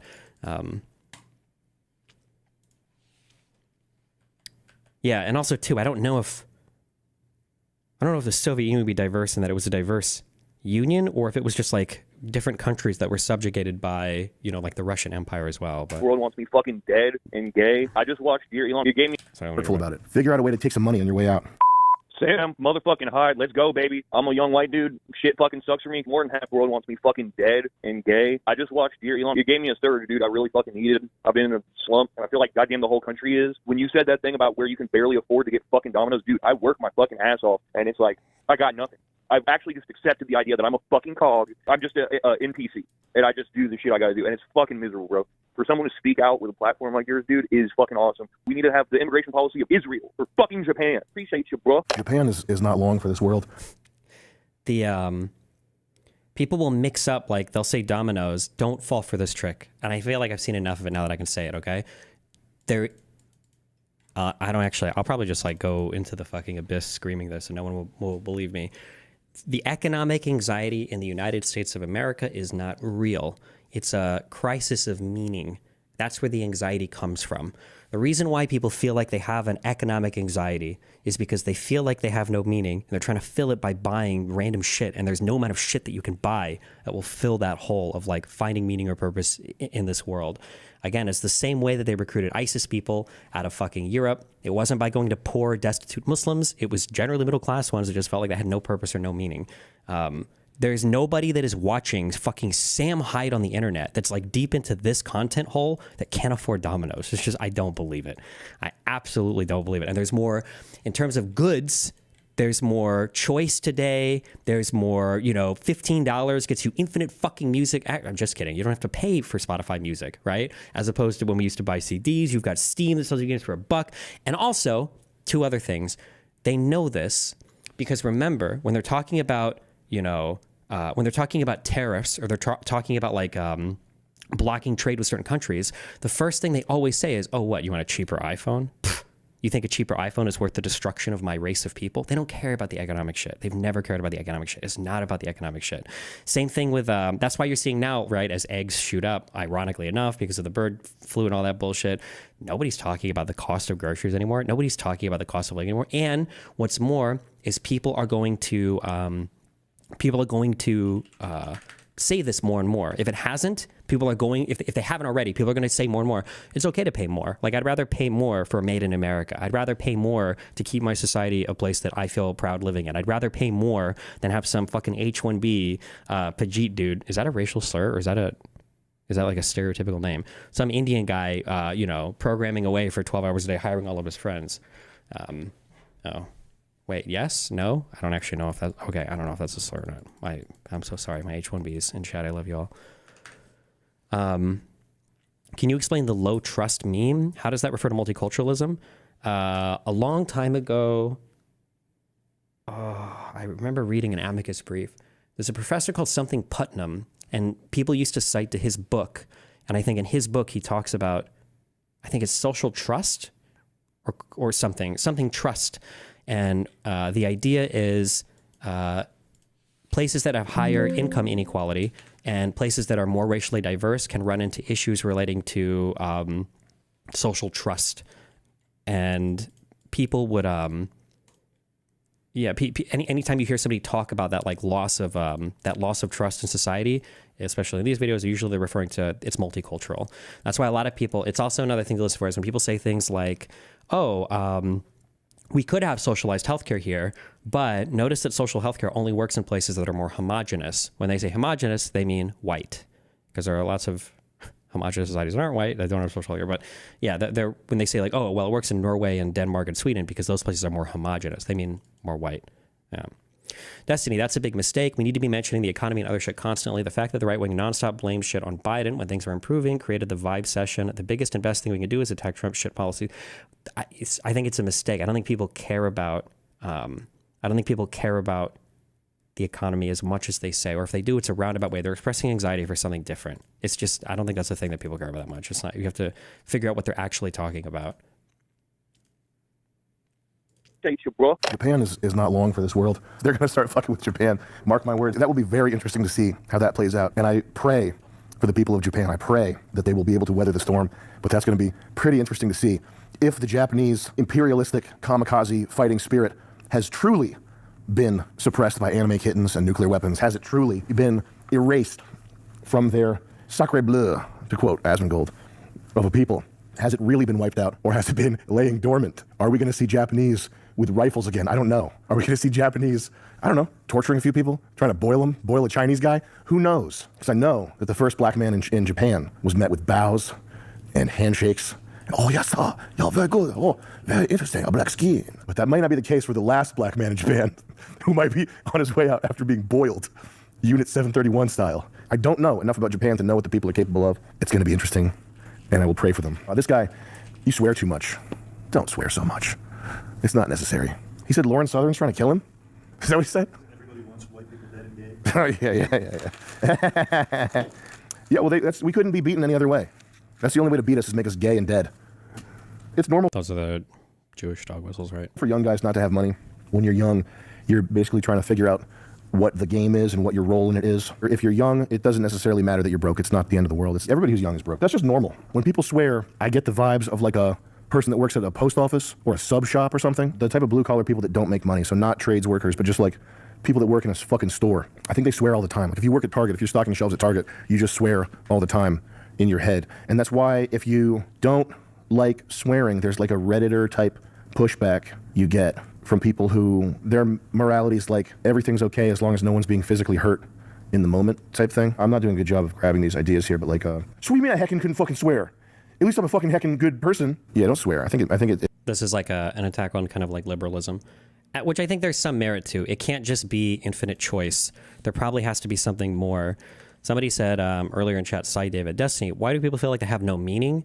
I think people think that they want choices, but what they really want is an illusion of choice, or what they really want is they want to feel like they're making the right choice. And they have a lot of choices, but they're making the right one. I think that's what people want. And it seems like a distinction without a difference, but I think it's actually incredibly important. When there are like two paths to being a good man or a good woman, and you can pick one or the other, like you feel fine. But when there's like a million options before you, don't really know what the correct option is.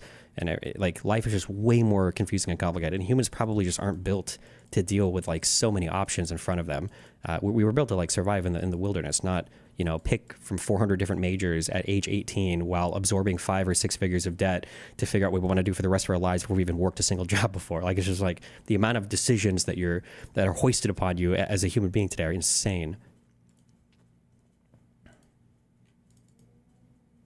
It reads too much like you're hopeless. It's not good. Another thing is when you are young, your low skill level and your low awareness, you just generally have lower agency. You're not really valuable enough to anybody to be more than a cog or more than an NPC. So that's another thing that can compound that feeling of the walls closing in around you, is because that's the fight of your 20s or from 25 to your early 30s, is making your time more valuable, making your time valuable enough that you don't have to take low pay, you don't have to take shit from people, you don't have to accept people that are rude to you or whatever, because your skills are sought after. You can demand more from your environment, basically, because you're good at something. You look for reasons not to fire somebody who's really good at. White supremacist bigots are disgusting, especially when they're whining about what they don't have and blame it on those of us who aren't white. Yeah, I agree that it is disgusting, but like, I would say that if it's not equal, it's like -1. It's like basically equal from the other side when people are like, yeah, you can't be racist to white people. And, all of slavery can be blamed on every single white living person today. And everybody should, bow down and kiss the boots of Black Panthers people. And this is a minority opinion on the left, to be clear. I'll say this till the end of time. It is a minority opinion, but it's cringe that people weren't more readily disavowing it. And then it became so, at least socially acceptable to have these insanely retarded opinions. Wow, Naughty Tick, thanks for the 50 memberships, buddy. something. You look for reasons not to fire somebody that's making you money or is solving problems that you don't like dealing with. You look for reasons to keep them happy in their job. And if they're not bringing money to the table or helping you out or solving problems, then it doesn't matter. You don't really care what their life is like. Because what the fuck, what are you even doing here? You get paid $8 an hour to be a human toilet. Or you put the cheese on this pizza. You dummy. A lot of problems can be solved by getting good at something, making your time worth more money. Yo, what up, Sammy? I'm cooking dinner for my children right now. What's on my mind is my present to my children. They want to see snow. I live in Florida. I'm renting a truck and driving all the way up so these kids can see snow. I took days off of work for this, and it's not looking good, man. I can't even give my kids the one thing they ask me. Maybe it's a big ask, but I don't think so. What happened to the time in America where taking a vacation didn't literally fuck you? It fucks you, dude. You take a vacation, you're like, all right. Destiny, don't say BLM. Wait, what? Wait, what? This guy wanted to rent a truck and he can't do it because the truck is too expensive, or did I miss something? Hold on. Solved by getting good at something, making your time worth more money. Yo, what up, Sammy? I'm cooking dinner for my children right now. What's on my mind is my present to my children. They want to see snow. I live in Florida. I'm renting a truck and driving all the way up so these kids can see snow. I took days off of work for this, and it's not looking good, man. I can't even give my kids the one thing they ask me. Maybe it's a big ask, but I don't think so. What happened to the time in America where taking a vacation didn't literally fuck you? It fucks you, dude. You take a vacation, you're like, all right, I gotta be eating ramen for the next 2 months because I took my kids on fucking vacation. I have a mortgage. I have 2 children. I don't have a great job. What children really need is they need to be... This is a middle class tutor. Remember back in the 2000s when we could go on vacation every year? Motherfucker, your parents were wealthy. Jesus. What are you talking about? Sorry. Be loved, which is that's not a financial thing. They don't need to financially be loved. Okay, there are plenty of people who grew up... Destiny, chat is willing, but people genuinely feel like that's the issue. Yeah, I'm not trying to, or if I am giving that impression, I don't mean to. I think there is a real crisis of meaning in the United States. I've been talking about this for a long time. I think that is a real thing. I'm just not good at directing people to finding it. I'm just not that kind of person. Like, I'm a very self-driven, discreet autismo person who likes playing video games and all that shit. That is enough for me. I do enjoy that. But for like a lot of people, I think like the loss of religion probably hurts. I think that the amount of choice, the internet has just changed everything. Holy shit, the internet has changed so much in terms of how we relate to the world. People need to stop pretending like the crisis of meaning is new. Postmodernism started in the 1950s, not 2010. Yeah, that's true. I feel like every art form and then every reaction to the art is like a crisis in like, how do we do new art, everything. Yeah, sure, maybe, yeah. But I do feel like the internet has changed things. Like,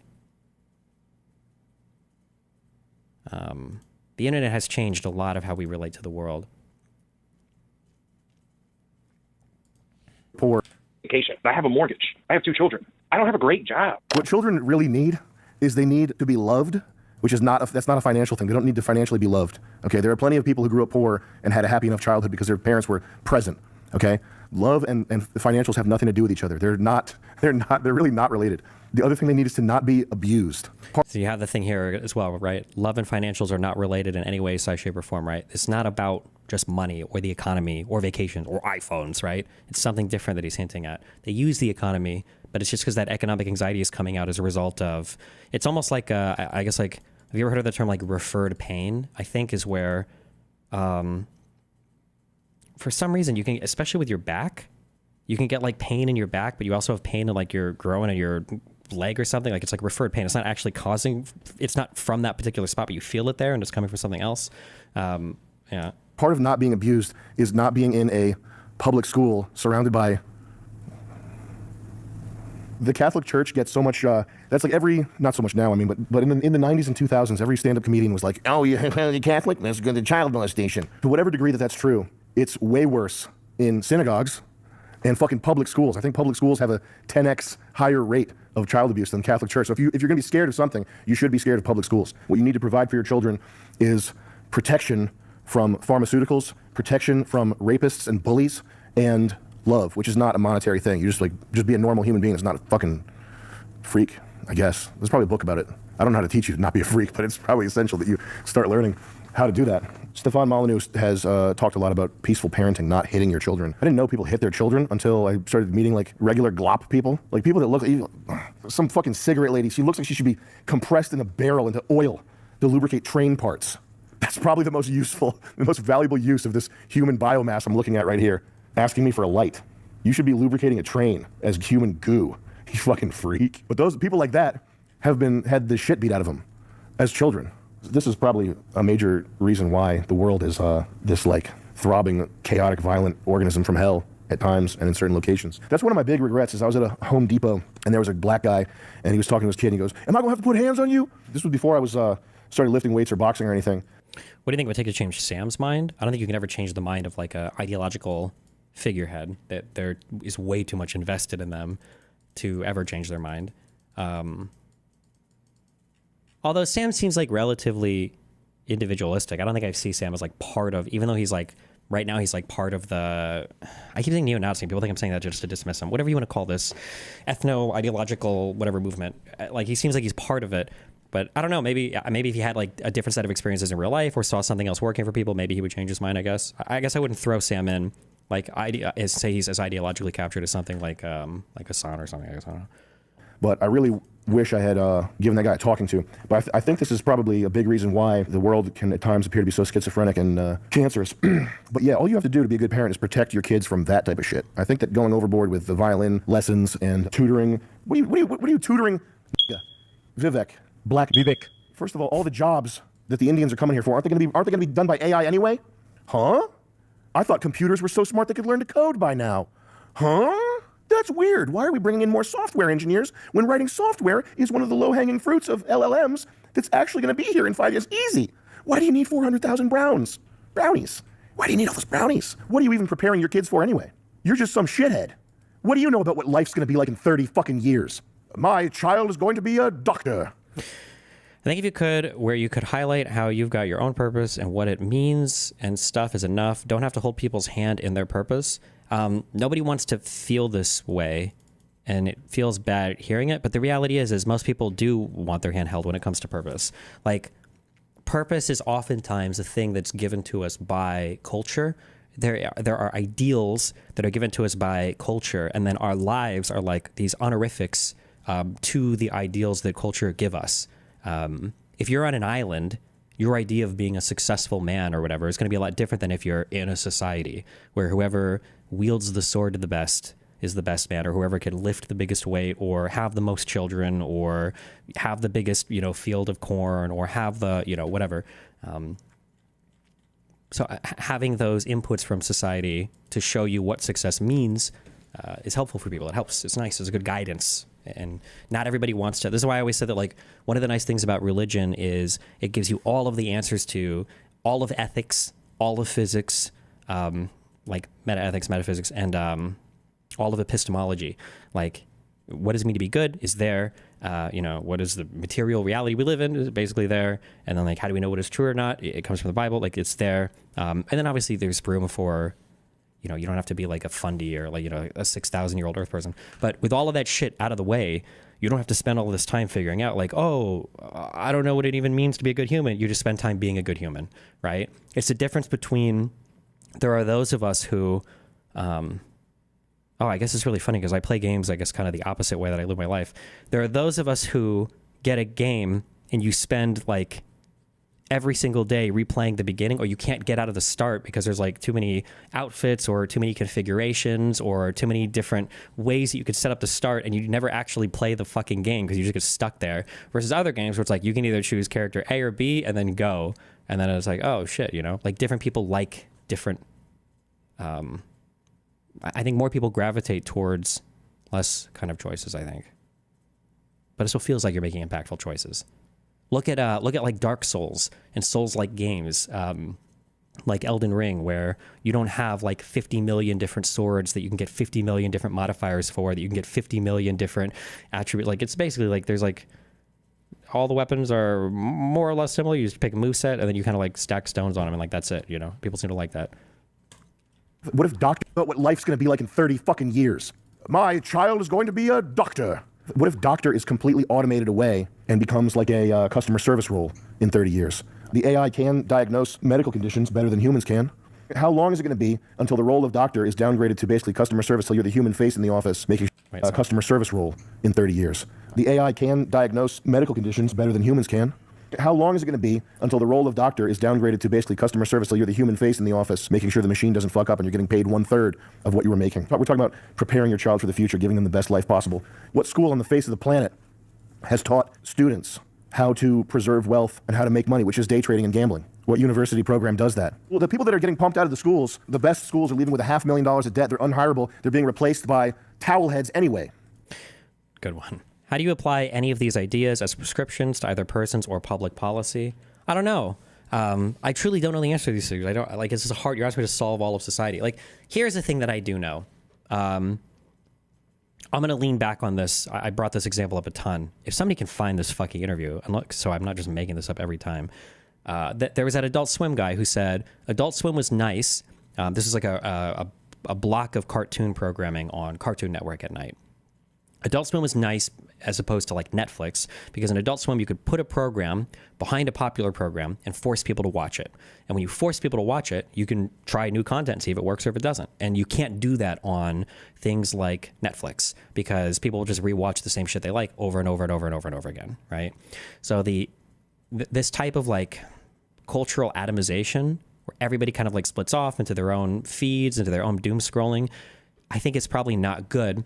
And I would bring up as reference, and maybe there have been other things like this. Like I could just be pigeonholed into my own, internet box of content. But like in my lifetime, over the past like decade, 2 decades, I would say that Game of Thrones and Breaking Bad were some of the largest cultural phenomenon that we had. But I think it was good for us because you had everybody in your society consuming a similar cultural thing. And then like after it was done, like everybody's like talking about it.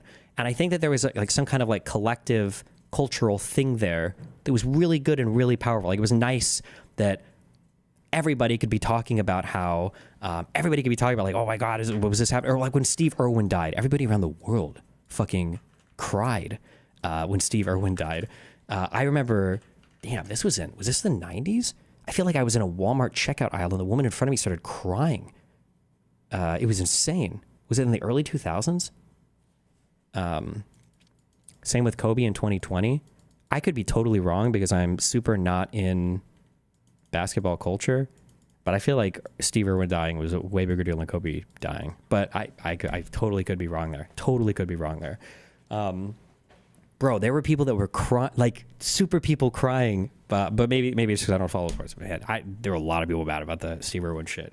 I think Australia or some like nature rights, whatever bullshit international had to put out like a statement saying like, please stop killing fucking Stingray, okay? Because people were going out and like revenge murdering Stingray because of what they did to Stingrays because of what they did to Irwin. Oh, Robin Williams was pretty sad for sure. Yeah.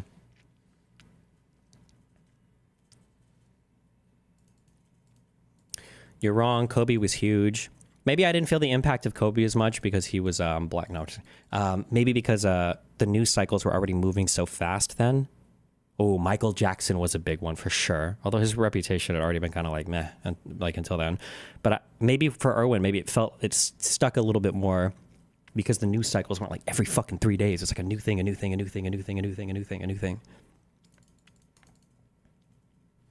Ooh, Princess Diana was a huge one. Oh, shit. Steve Jobs, I don't know how many people give a fuck about that. He died. He was an asshole. He ate too many plants or something.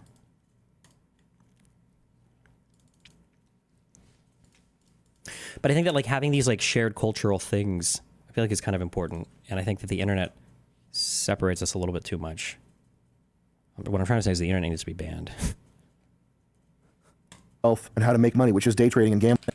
Of what you were making. We're talking about customer service till you're the human face in the office, making sure the machine doesn't fuck up and you're getting paid 1/3 of what you were making. We're talking about preparing your child for the future, giving them the best life possible. What school on the face of the planet has taught students how to preserve wealth and how to make money, which is day trading and gambling? What university program does that? Well, the people that are getting pumped out of the schools, the best schools are leaving with $500,000 of debt. They're unhireable. They're being replaced by towel heads anyway.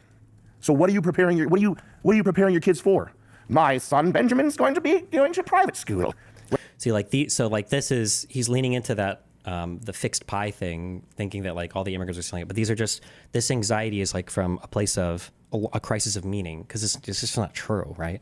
None of the college memes are true. Maybe they will be in the future. I don't know. Maybe I'll be wrong at some point. But as of right now, none of these things are true. Nobody is. First of all, if you're coming out of college with you with 6 figures of debt, you're already extraordinarily out of the norm. The average debt is, I think it's $28K.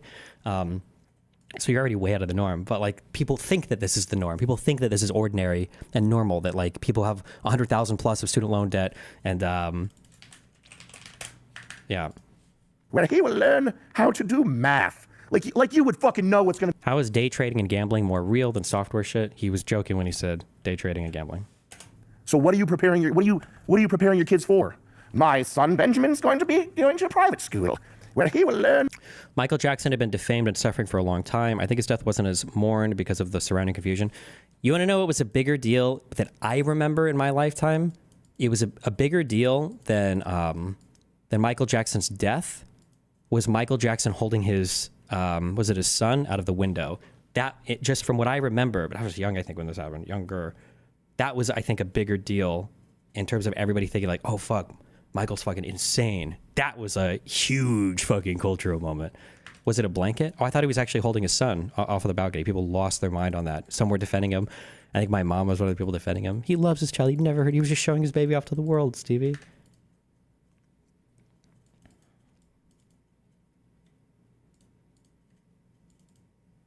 The kid's name is Blanket. Okay. There was a guy, I don't know if this is a common black name or not, so if it is, forgive me. There was a guy at the studio. The first day I showed up in New York, I forgot to pack my belts, and so I had to have the guy run out and grab belts for me. And this guy, he was one of the guys working at the studio. He was a black guy, and I was like, hey, what's up? And what's your name? Or because I hadn't met him. I was like, hey, what's up? Who are you? Or what's your name? Whatever I asked him. And he's like, oh, here you go. And then he said Belton. And I thought he was like making a joke because he was like giving me a belt, like put my belt on, like belt on. And I was like, okay. And it took me like 2 days to realize, like, wait a second, is that your actual name? Belton? Jesus. Fuck me. What are you preparing your kids for? My son Benjamin's going to be going to private school, where he will learn how to do math. Like you would fucking know what's going to be worth money in 40 years. Shithead. Like you would know. The way you probably prepare your kid for the future is by teaching them how to be a streamer or whatever. Fitness influencer. You would literally probably be better prepared for the future if you are a fucking fitness influencer than whatever boneheaded thing you think you're going to send your kid to college for. You go up to see snow and you don't see any, and your kids are disappointed. And hopefully 20 years later, what they remember is something like, my dad, who cooks for us, loved us so much, he drove us up to see snow, and we didn't see any, but it was crazy. It was a really fun weekend. We saw a lot of stuff. And that's a good outcome. The bad outcome would be, this is like a knife sticking out of people's heads. And I'm not saying this guy's like this, but I know if you're complaining, there's a chance you're like this. When you're not resilient and you're outcome dependent, you're attached on good outcomes, you need a good outcome to feel good. This is different from the Teletubby people who are liars and fags anyway. And they're like, oh, I guess we didn't get to see any snow. Oh, well, it's just as good. That's bullshit. And that's not what I'm talking about. What I'm talking about is when you don't get a birthday present or whatever, it doesn't psychologically shatter you. If you go drive up to see snow and you don't see snow and your kids are in the back seat and at some point you're driving and you're like, I can't fucking believe we didn't see any snow. Drove all this way, we had to eat ramen, fuck! That's gonna ensure that your kids have the same knife in their head that makes them retarded. Fuck, I don't know. Somebody said this earlier. Now I wish I would have read the comment. I didn't read it. Somebody DGG said something like, somebody find this comment. I'm not even gonna be able to recite it. It was like, these people just, they have like a nostalgic view of the past and then they project their personal like fantasies onto like the entire population or whatever. And then they pretend that they can generalize it. Somebody had a good quote in the chat. I don't remember what it was. Belkin, me. Was it you? Nope. You're getting banned. Hold on, I'm banning every single person that says it was me and it wasn't you. Nope, you're getting banned. Oh, Hermit, thank you. Or from Litsk. I came across this critique of this view of the past. What do you think? A fantasy created by myopic critics who willfully misremember the past and project their personal experiences onto a diverse population. That's gonna, I believe we didn't see any snow. And your kids are... It's just funny because listening to him tell this story, if you're too young to know this or if you're old and you haven't figured this out yet, if you take an old person or if you take somebody and you have them go through pictures on their phone or photos in a photo album, the things that they only want to look at are pictures of them and other people. because the thing that you remember the most when you're doing any of these events are the people that you traveled with. When you go and you have these moments, these things, seeing snow in a place is only there to facilitate interactions between you and the people that you love or the people you want to share your life with. Unless like you're going on some like crazy artistic trip to do a thing or whatever. Like, it's just funny that he brings this story up because like, I'm sure there are plenty of people, I can think of times in my life where you travel to a place to see or do a specific thing and you go all this way and the thing is like either fucking closed or not available, but like the misadventure and all the bullshit along the way is sometimes just as fun or funny or more than whatever the actual event would have been. So the idea, like, there must be some kids who drove up with their fucking parents, didn't see snow when they expected it to, and that's a funny story, but it's only good because they traveled with people. So just the idea of him like fixating here on the thing, but he's weaving his narrative, telling his story is funny. In the back seat, and at some point you're driving and you're like, I can't fucking believe we didn't see any snow. Drove all this way, we had to eat ramen. Fuck. That's gonna ensure that your kids have the same knife in their head that makes them retarded. Attitude is everything, bro. You have to have an all-terrain personality. You have to be ready for whatever comes, because there's bad stuff coming. That's a lot of it, actually. There's actually a lot of bad stuff coming. So you need to be ready for it. It sounds like you're a good dad. You're cooking dinner for your kids. Just don't let them see you get rattled by little inconveniences like this, because, you know, there's a lot worse shit coming down the line. If you're in Florida, the Tony Montana mansion is located in Miami. It reportedly has a large pile of snow on the main office desk. The other thing is, like, the people that flip out all the time, you don't remember them as being impressive or powerful or anything like that. You just remember them as being weak and, like, disrupted by anything that happens. Oh, great. I didn't get my birthday present again? I asked for since June. No, dude, I'm 36. I do manual labor. My back hurts. My knees pop. The thing about money, man, it's about taking care of your community, man. You got to keep your world small. Less than 100 people. You know, anything outside of that is where all these eggheads and all these people who get paid to think and don't think very well, it's where they get it confused. It's pretty solid. If you go tribalism stuff, small society, small culture, small people that all look like you and are either family, direct family, or like friends of family, this just kind of like hearkening to the same shit, basically, yeah. Eggheads and all these people who get paid to think and don't think very well, it's where they get it confused. It's pretty solid. If you go the manual labor route, which is certainly not a bad route to go. I think there's a lot of money to be made doing the manual labor stuff. You have to protect your body. You cannot be blowing your knees and your back out at 36. You got to just figure out how to move good. Don't cheap out on footwear. For the love of God, don't cheap out on footwear. Don't wear lumbar braces and knee braces, but you should be probably weightlifting, actually, honestly, to protect yourself, to build muscle around the joints that are problematic. Don't jump from 4 feet out of an excavator, because you can. Don't do that. Look at the way old guys move on construction sites and just move like that. I'm from Longview, Texas, and after this whole H-1B situation, I decided to look up my city, and I discovered that despite having a lot of qualified people, we've got I feel like old people on construction sites, my intuition would tell me that they probably move in ways that show that they're injured. I don't know if that would be the best way to move it up, but I don't know. Situation. I decided to look up my city, and I discovered that despite having a lot of qualified people, we've got a huge nationally acclaimed university in town. They just can't seem to find any software engineers, which is ridiculous. I'm maybe the only local in the entire area who's a software engineer who's been employed as... How down bad you got to be to use Sam Hyde as a father figure? The problem is that, like, it's not just a father figure. It's like it's an ideological and meaning originator, like a guy who can give you meaning or some source of meaning. Yeah, I don't know. I guess in society, a lot of people just feel like we don't have that right now, which might be fair.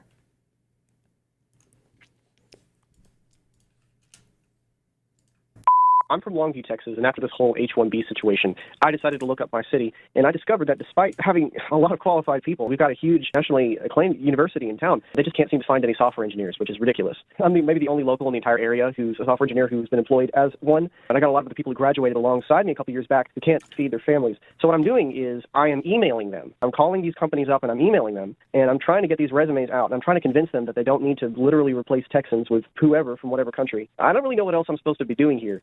Like this just doesn't happen. I'm sorry. I know that people try to trigger when I say this, but this doesn't happen. Software engineers are some of the most like highly sought after jobs, or software engineering jobs.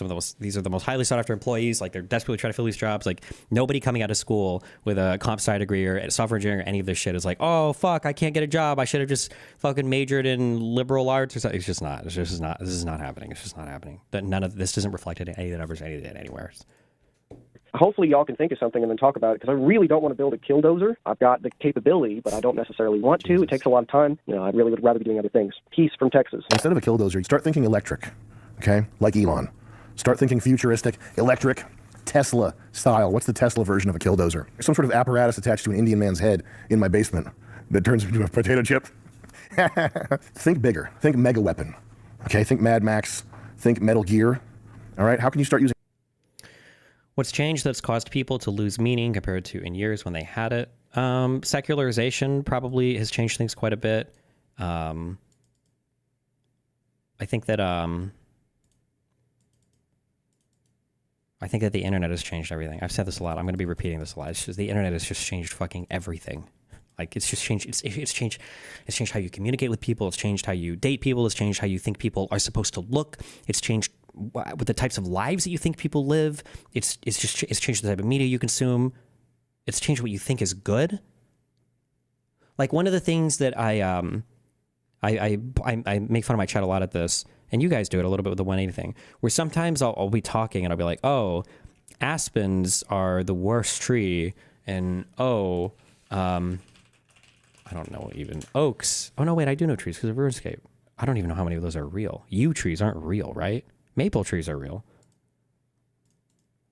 I'll just be chatting and I'll be streaming. I'll be like, yeah, birches suck, and poplars suck, and elm trees suck, and chestnut trees suck, and pine trees suck. And then everyone in chat like, actually, pine trees are renowned for their ability. Their bark actually gives you a bigger dick, and blah, blah, blah, blah. And it's like, what the fuck? And then I realized, oh, fucking Vsauce or somebody made a fucking YouTube video on this video. That's what's going on right now. Wait, what the fuck? What was I tying this into? Where did we just come from this? I was so mind fucked over whether or not yew trees are real. Wait, are yew trees real? Oh, yeah, they are.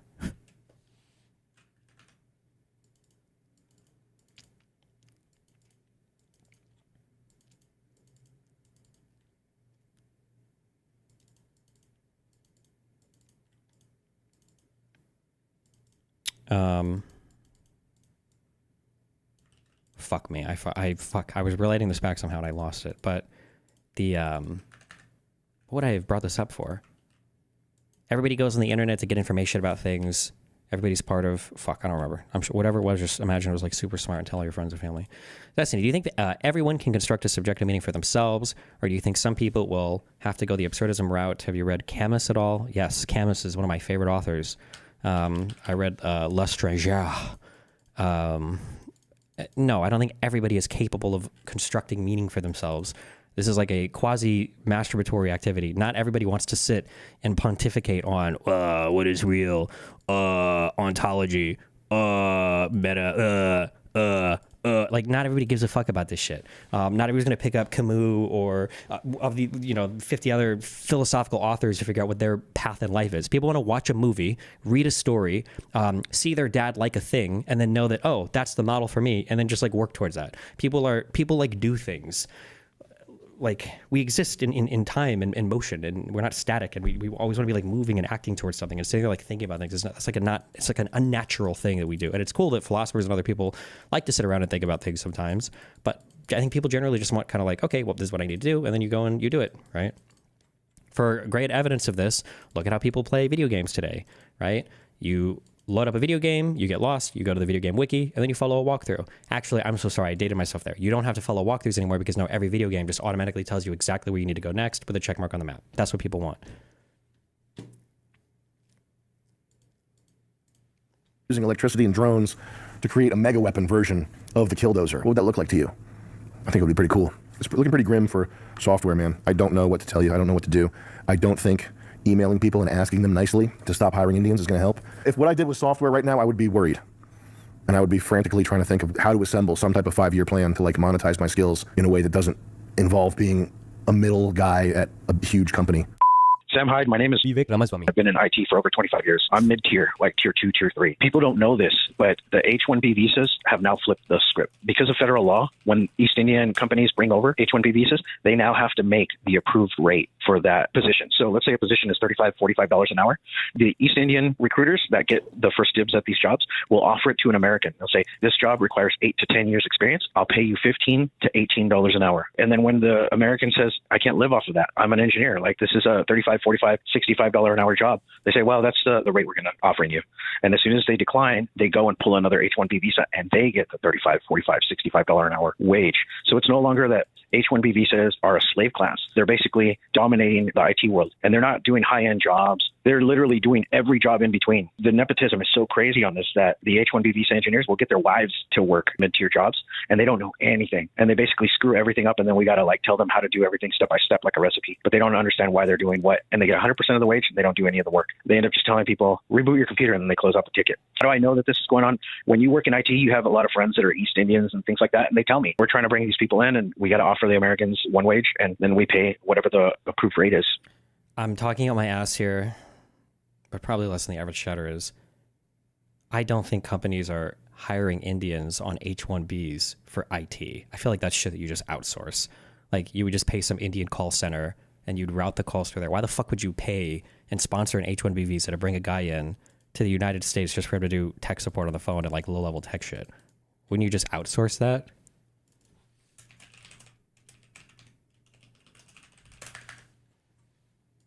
For the people that they bring in. Yeah, man. I'm still sort of flabbergasted over the Elon and the Vivek Twitter thing where they are proposing that this basically rape of America is somehow related to kids who practiced the piano more as children and didn't. The most fucking, the gayest part of the whole thing that Vivek did was he said we need more movies like Whiplash.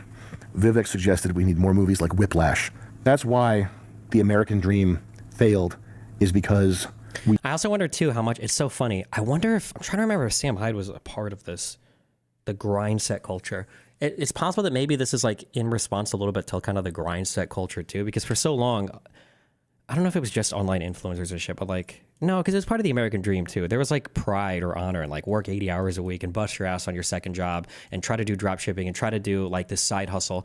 And I say side hustle and drop shipping, it wasn't just online shit. Like even in real life, like people would like outside of the internet, like, oh, you gotta be grinding all day, wake up at 5 a.m., take a cold shower. You got like, this is the grind set. This is the grind you're on. You want to be a millionaire. You want the American dream. You don't want to be some fucking middle class loser. You got to be fucking rich. You want to retire at 35 and have a super yacht. Maybe this is in response, part of this is partially in response to that type of idea, maybe? I don't know. Flash. That's why the American dream failed, is because we don't abuse our children into becoming obsessive musicians. This is more plundering, pillaging. It's the rape of America continued. It's hitting the tech sector for the first time that's publicly visible, at least to me. I don't know. Is there any way to fight back? Could these software guys do a class action lawsuit? Is the racial nepotism provable? Is the racism in the hiring process provable? I mean, what did Cognizant pay? They did prove that there was racism in the hiring process with Cognizant. We're watching our future slip away. It's hard to see a way forward that doesn't involve voting. Hey, Sam. I just quit and moved out of Microsoft after being there for 10 years. One time in the Redmond campus at Microsoft, I was there with my two friends at an Indian buffet, and I see these people come in, the whole family, and I was happy that they were there, good for them, whatever, and they start, like, scooping shit up with their hands, no utensils or anything, and I'm like, cultural difference or whatever. Looking back at it, both of those friends lost their job, and they were replaced by those type of people. I sound like a fucking racist asshole. I'm not trying to be. What I'm trying to say is, like, that's not America, I'm America. Those two friends were America. You were spot on, man, and I'm just a little irritated with what the fuck's going on. I'm really looking forward to my debate with Vivek Ramaswamy, because part of what we're witnessing is the breakdown of reason, because rationality has been weaponized against normal people. And I don't just mean the GLBTQ or DEI stuff. In particular, this American dream shit, this propositional nations. Pull Yourself Up by Your Bootstraps is like the Republican national anthem during 2016 to 2020. It was definitely the neocon national anthem, but Pull Yourself Up by Your Bootstraps wasn't about being wealthy. That was about avoiding welfare. Pull Yourself Up by Your Bootstraps was some shit to get to where you didn't need to leech off the state. It wasn't about like pull yourself up by your bootstraps and become a millionaire like that. I don't think that that's how that was used generally.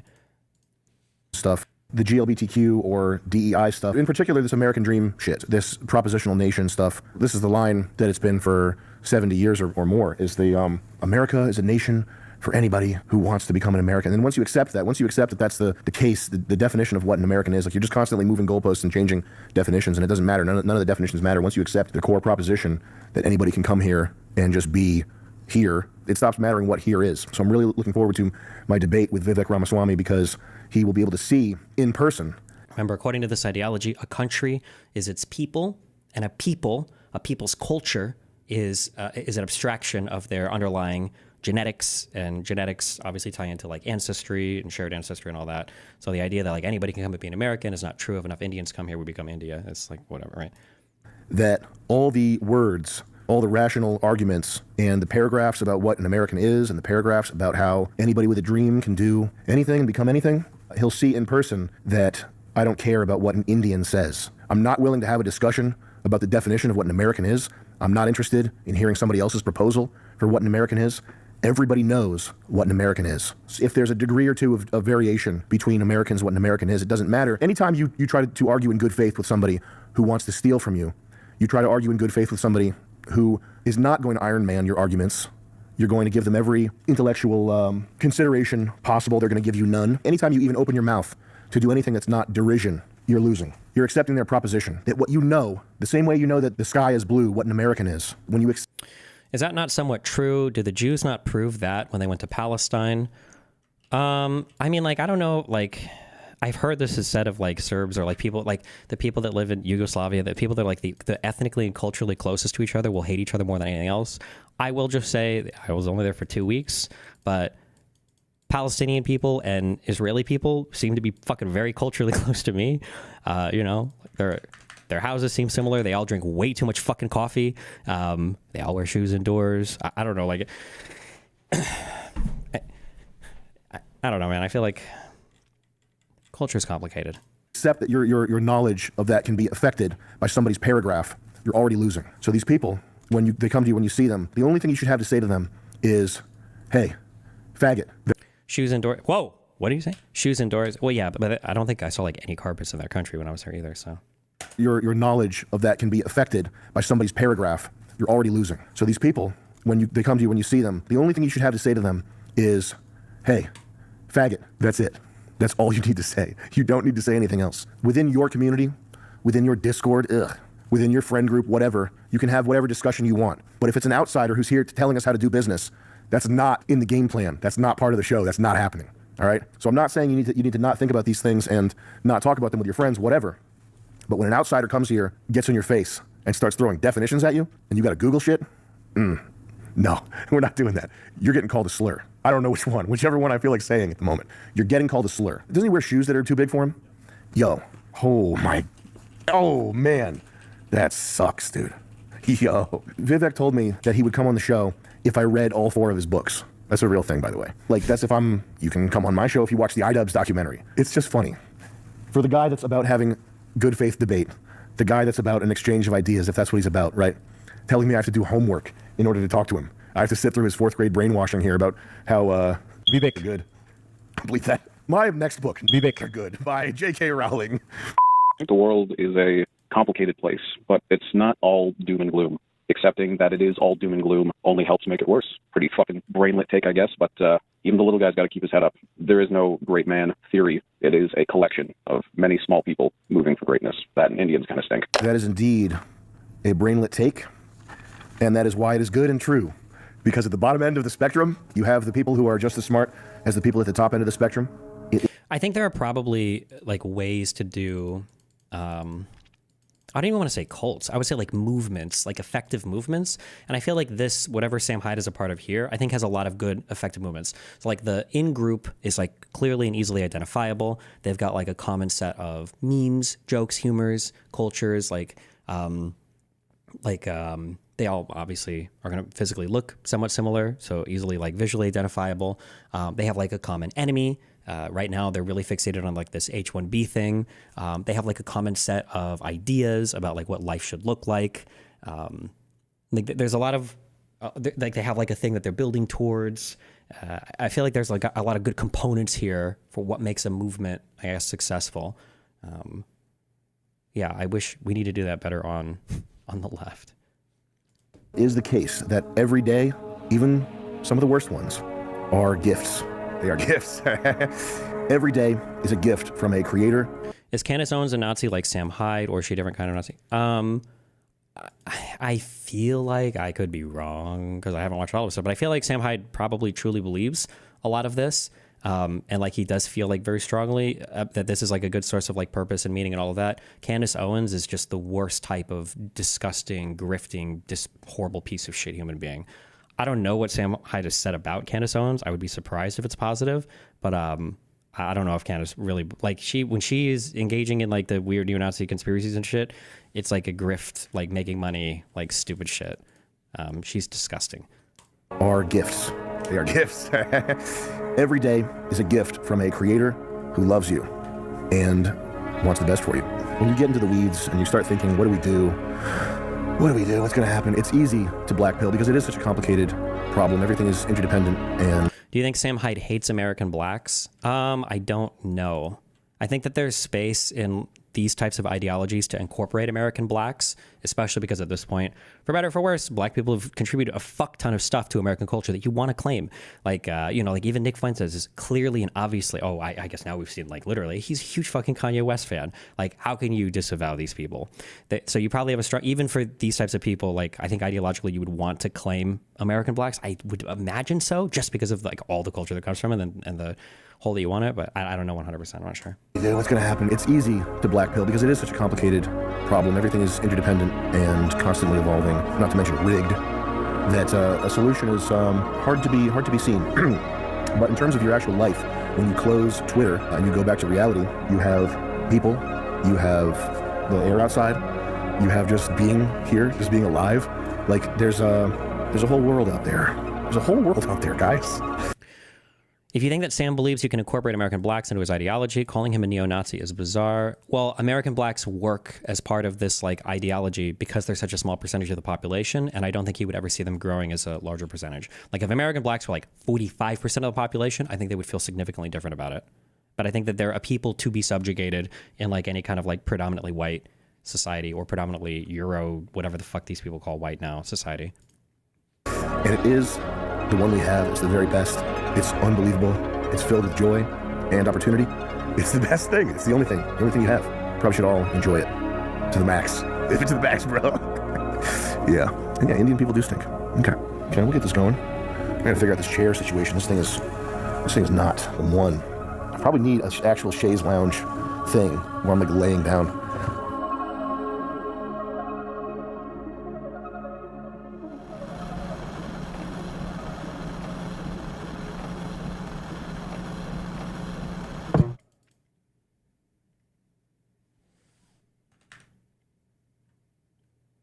Wow.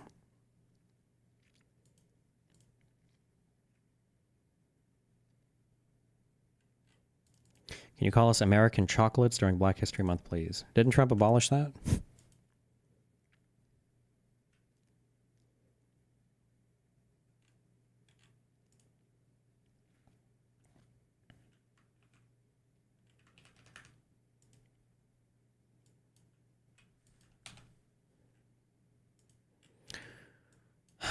Okay, well, Jesus fucking Christ. This came up a lot during this. I don't know what I could possibly say about this, but press and hold. Seriously? Can I move my mouse?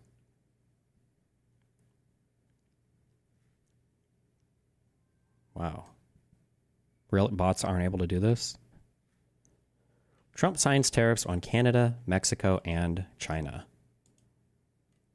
Does this even make sense at all? Like, so what? So they're all just going to go through Europe? Or for Mexico, will it just go, do they just, like, touch, like, Panama or Honduras? Or, like, do they, and then they come to America and it's not tariffed? Like, how does this...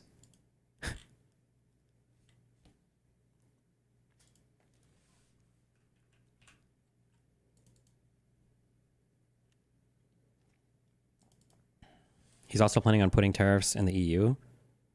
Why didn't he do tariffs at the same time for the EU?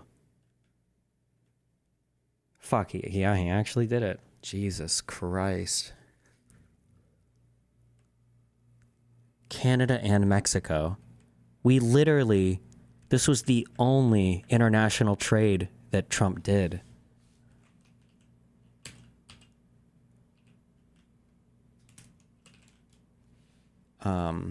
Was the United States-Mexico-Canada agreement, the superseded NAFTA. This was his big fucking achievement for negotiating a great deal. And now we just blew this the fuck up. Like, this is insane. It's unhinged.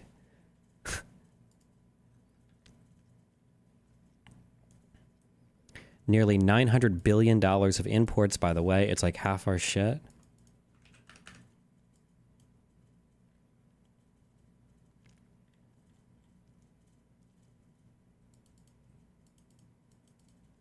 Isn't it better long-term for the American people to see the consequences for voting in someone like Trump and take our lumps rather than have it go good in the short term. Remember what I said. I'm trying harder. I'm trying harder to be where the puck will be and not where the puck was or is. Go to where the puck will be. I don't think people care about the economics. If prices go up, people will be glad. They'll be glad to pay more for Made in America or to support Trump's tariffs. Like, I think that that's what you have to prepare for mentally. You can't keep fighting the economic fight. They don't care about the economics. You have to figure out what they actually care about. And at this point, actually, I don't even know the answer to that. Hold on one sec.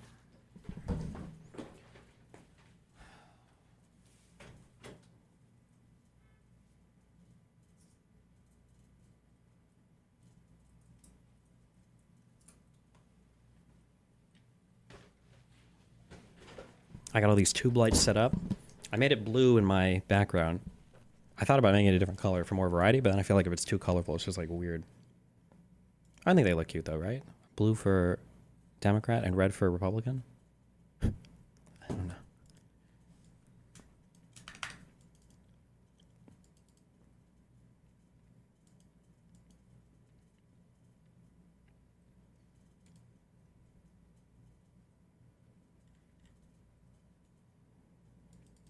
Aren't economics arguments very important because it helps to mobilize our own base?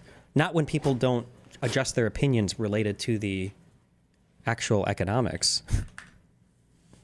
You're so wrong on this. Why do you think Trump even won the election? I think it was largely over social issues, or not social issues, but over how society consumes information, I think is why he won.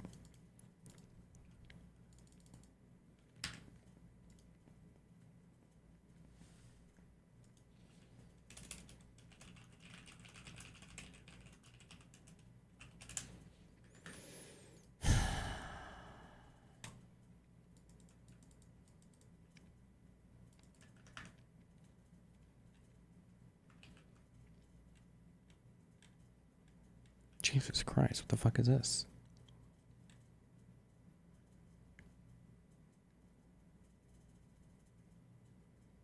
Oh, hold on.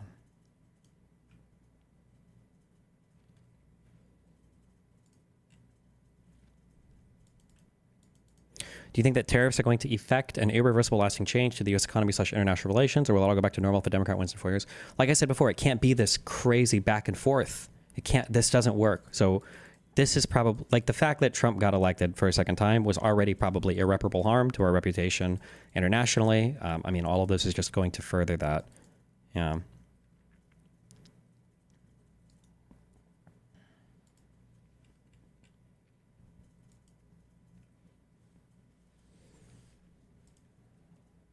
Why are we doing a bigger tariff on Mexico and Canada than we are on China again?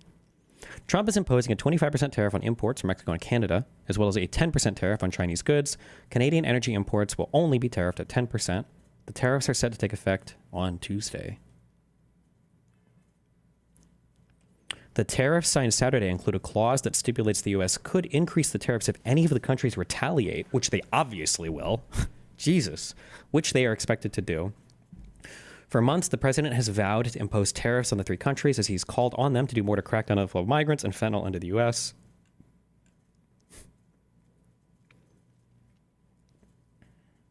Why can the president tariff unilaterally again? Is it because of like where does that come from? Is that like a national security thing or?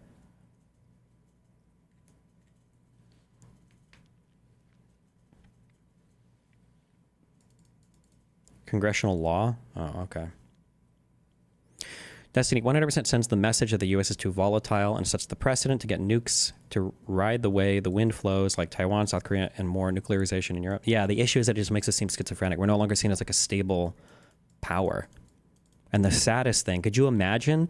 I don't see this happening for at least a decade, but that's a long time. But like, imagine the world slowly steps away from like the USD as a reserve currency, and then we have to go through some like crazy austerity shit because we can't be as crazy with our spending as we are right now. Although it's not like as a percentage of GDP, I don't think our debt is like insane compared to most other countries. I don't think. But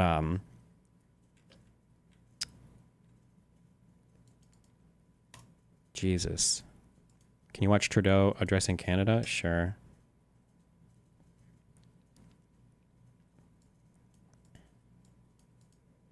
Wait, so the president is able to just break any agreement you guys have signed trade-wise? Yeah, but I don't know why. I don't know the law around that. I don't understand why.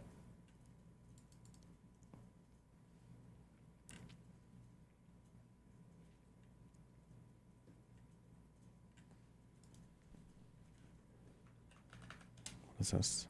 It's wonderful. I have so many friends in Canada. It's a great place. Is there a concession you're looking for, sir? No, we're not looking for a concession, and we'll just see what happens. We'll see what happens. And with Mexico, it's the same thing. We have a $250 billion deficit, and we have a lot of people coming into the border. And He keeps saying we have a deficit, like a trade deficit. That just means that we import more than we export, which isn't necessarily a bad thing. But I think he thinks that a deficit means that we're literally like lending them money or something. I think that's what he thinks that means. Well, we've largely stopped that, but we've stopped that ourselves. I think they've done a fantastic job. You've seen the numbers; they've dropped to almost zero. But we've suffered under the past administration for years and years. We've suffered with millions. What has gotten in Trump's head that tariffs are great? Did he do any of this his first term? He did do it his first term. They were bad.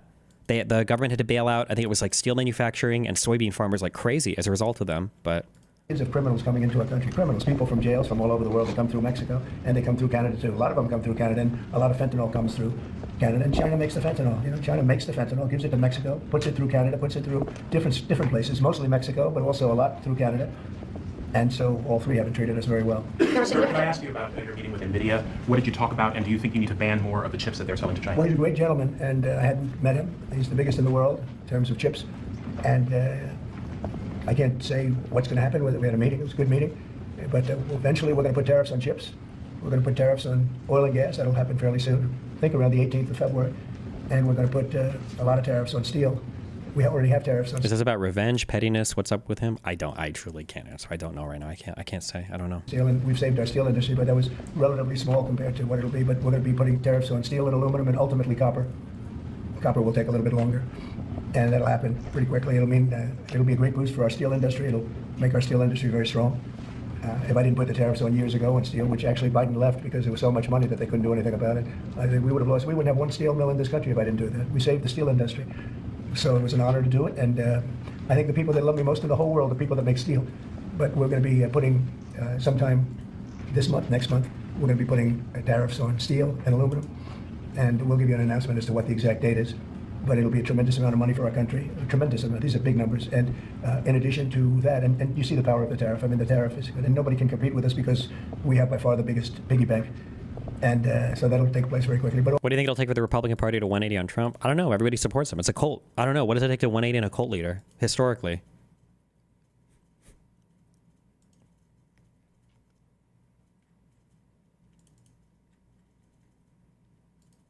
also we'll be doing pharmaceuticals. And to bring our as long as his fan base is willing to show up and vote, then people are going to follow him to the ends of the earth. Industry back. We want to bring pharmaceuticals back to the country, and the way you bring it back to the country is by putting up a wall, and the wall is a tariff wall. We were the richest country in the world. We were at our richest from 1870 to 1913. That's when we were a tariff country. And then they went to an income tax concept, and how did that work out? It's fine. I mean, it's okay, but would have been very much better. So we'll be doing pharmaceuticals, importantly, and drugs, medicines, etc., all forms of medicine and pharmaceuticals. And we'll be doing, very importantly, steel, and we'll also be doing chips and things associated with chips. And sir, what do you plan on talking with the Japanese Prime Minister about next Friday when you all meet? Well, he's coming in next week. I don't know who he is for a meeting, and I have great respect for Japan. I like Japan. Prime Minister Abe was a very close friend of mine. What happened to him was so sad, one of the saddest days. But they're coming in to speak to me, and I look forward to it. Mr. President, on the crash, do you have any concerns that your commentary about things you have described as common sense or your observations could in any way interfere with the thorough investigation of the crash? No, I think they'll do an investigation. It'll probably come out the way I said it. I like to put it up front. I'm so tired of listening to things happen to our country, and then people say we'll do an investigation, and 3 years later they come out with a report that nobody looks at. Especially, not in all cases can you do that, but in this. The reason why nobody looks at it is because the actual details of what happened is usually not that interesting. Whether it was the Epstein dying in jail shit, spoiler alert, he killed himself. Whether it was the investigation of the World Trade Centers coming down, spoiler alert, it was Al-Qaeda hijackers that flew planes into the buildings. Whether this is why nobody follows, no one cares later on, because it's not as juicy as they want it to be. In this case, you had a helicopter that was, the Black Hawk was too high. It was above the 200 limit by double. Shouldn't have been there. And there were some other mistakes made too, and I pointed them out also. Oh, I'm sorry. Fuck, my bad. He's a helicopter pilot now? Is that? And not in all cases can you do that, but in this case, you had a helicopter that was, the Black Hawk was too high. It was above the 200 limit by double. shouldn't have been there. And there were some other mistakes made too, and I pointed them out. Oh, also prepare to fucking end yourselves, because apparently the pilot was a woman. So get ready to hear about fucking, maybe we'll just ban all women from being pilots now. Get ready to hear about that for the rest of these 4 years. So rip. Also, and I was right on all of it, but they'll still do an investigation just to check it out. But I think As that's Commander-in-Chief, are you at all concerned about opining about the Army and the conduct of that aircraft when you are Commander-in-Chief and these are the people who report to you and there's an investigation ongoing? I don't think that was confirmed, no? Oh, I thought I read that. Is that not confirmed? This was all caused by bad rules, regulations, and other things by Biden, the Biden administration. And when you look at the way they ran things, in fact, if you look, we hired, one of the first things I told them to do is to get talented people in those beautiful towers overlooking runways. Oh, I'm sorry. Maybe it's not the pilot. That might be fake news. I just said fake news. Sorry, my bad. Maybe.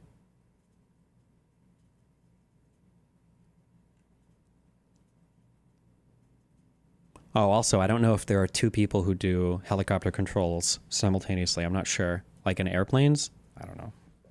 Or if the military's different. I don't know. You better get them in there fast because we don't have people there that are qualified. And you knew that because planes were landing very, very late. They were circling all over the place. We had people that didn't know what the hell they were doing. And so there are planes in the air everywhere. If he doesn't release the Epstein files, we're definitely pushing the Trump killed Epstein to keep him quiet, right? I mean, he's already not released them, right? Hasn't he already released some shit? He's not going to release that. I don't even know why. Oh, I know why. It's because he's probably implicated. My guess is going to be he's implicated in non-dubious ways, but it'll just be like he traveled with Epstein or some bullshit like that, and he just doesn't even want to deal with it. Very, very late. They were circling all over the place. What was Trump talking about when he said we were a tariff country in the 1870s? I don't think we have... I think we did an income tax. Wasn't it in the early 1900s? When did we made a lot, maybe all of our government money off of tariffs, but the federal government also wasn't as expansive then either. But I mean, maybe people want to go back to that, but. We had people that didn't know what the hell they were doing. And so there are planes in the air everywhere, and there are other air traffic, pardon me, sir. We have to have the best people, the smartest people, the sharpest people as control tower experts. And that's what they have to be. They have to be experts, and they have to be very smart. And we didn't have our best. And if you read the quote that I read yesterday at the news conference, it talked about people that were psychologically injured were okay, and people that had lots of problems were okay. I'd read it again if you'd like me to, but I don't think I have to waste your time. Does that give you concern, though, sir, with planes in the air all around the country, people relying on that as safety? Are you suggesting there's an ongoing risk? No, I think there's very little risk, but I think that we have to make sure that this never happens again. Very, very little risk. And we're taking actions that this can't happen again. The helicopter, as you know, was out of its zone. Shouldn't have been out of its zone. It was at the same height as the airplane. Now, the airplane was coming down on its track. It was perfect. It was in perfect shape coming down. Wait, I can't say that. Never mind. I'll get banned from YouTube. If I knew somebody personally that died on this helicopter thing and I heard him opining on this like this, I would lose my fucking mind. Okay? My stream would be offline. I would lose it. If I had a family member that died on this plane crash and I heard this orange buffoon fuck talking about, oh, I think 200 feet high. Something was in its way. You can't let that happen. And it won't be happening again. And this was all because of weak rules in the Biden administration. And we're just not going to let that kind of thing happen again. And again, I could wait and I could, give a report in 2 years like they always do. And sometimes it's obvious. In this case, to me, it was very obvious. And I think I've been proven to be very correct. Yeah. Oh, I would crash out. There you go. Next week. I expect a lot of good things.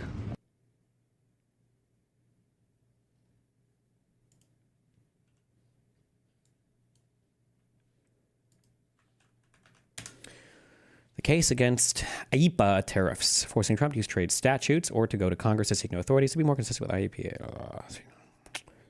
The tariffs on Canada and Mexico as early as tomorrow, February 1st, even if this latest fair threat gets pushed off.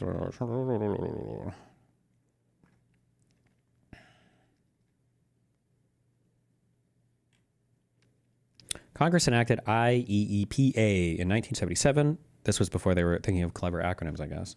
As part of a package of reforms designed to reduce the president's use of emergency powers, which presidents had invoked frequently over the prior decades. In particular, Congress wanted to limit the expensive powers the president had under Section 5B of the Trading with the Enemy Act of 1917, TWIA.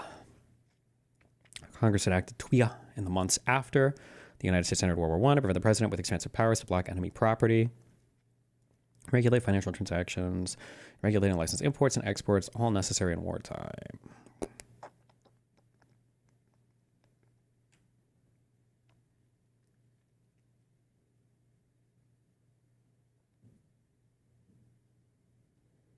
To invoke IEEPA, the president must declare a national emergency pursuant to the National Emergencies Act, and to sustain the IEEPA actions for more than a year, presidents must submit an annual declaration to continue the emergency. Congress also gave itself the power to overturn IEEPA actions with concurrent resolution, which at the time was not subject to a presidential veto. So he has had to have declared some national emergency. That's why he's bringing up like fentanyl and immigrants and illegal immigration, I guess. Is that?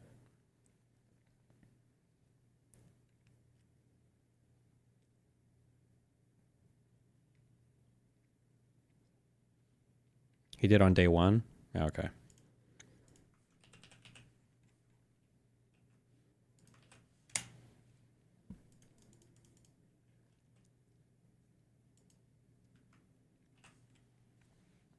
List of national emergencies in the United States. Can I just get like active ones or?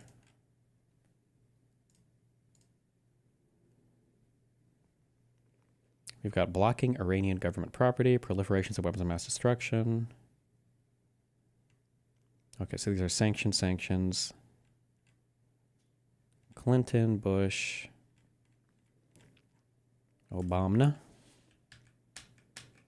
and Trump.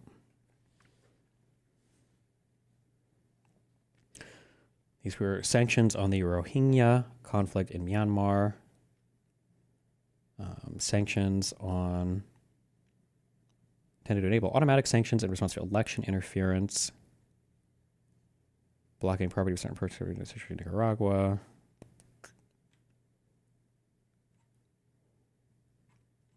Okay, what are our current emergencies from Trump?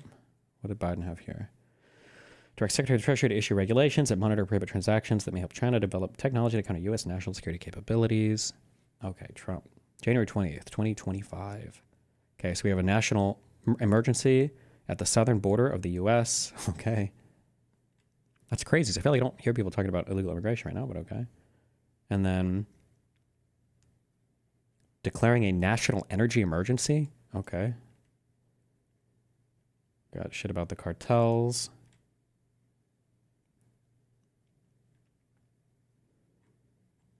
What's the national emergency that he's citing for the Chinese tariffs?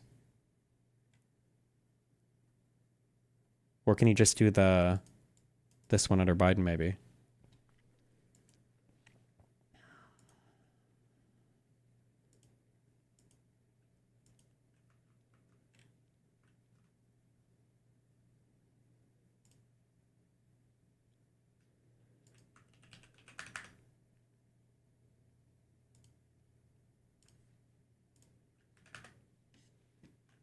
What the fuck?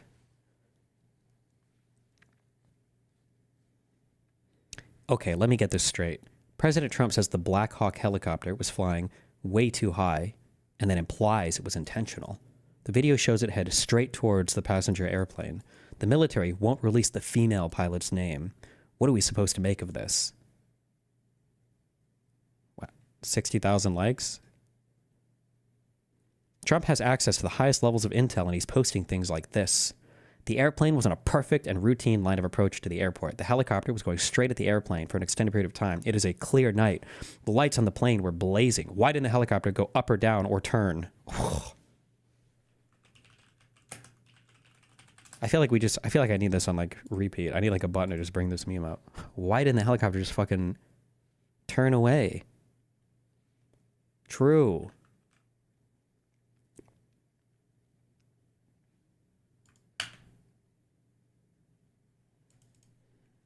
Yeah, Cyber, why don't we have this?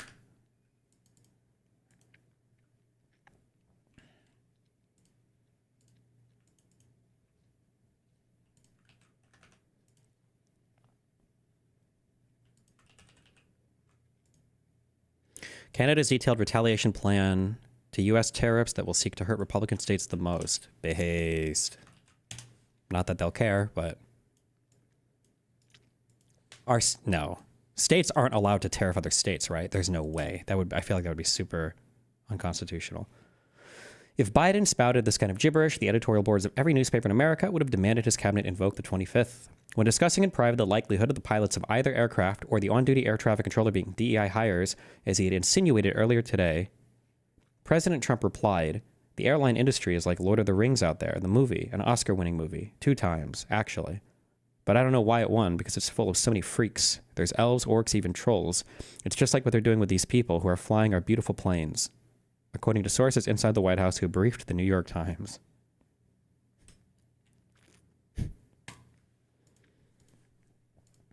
Okay.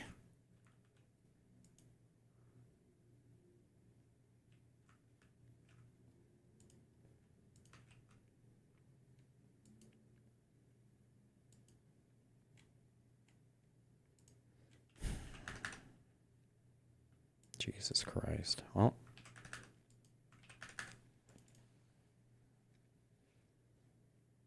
All right, fuck it. Let's start this guy. I might stream late tonight so we can get through these.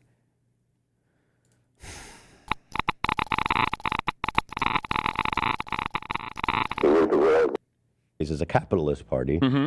What? The world would not be the same. A few people laughed.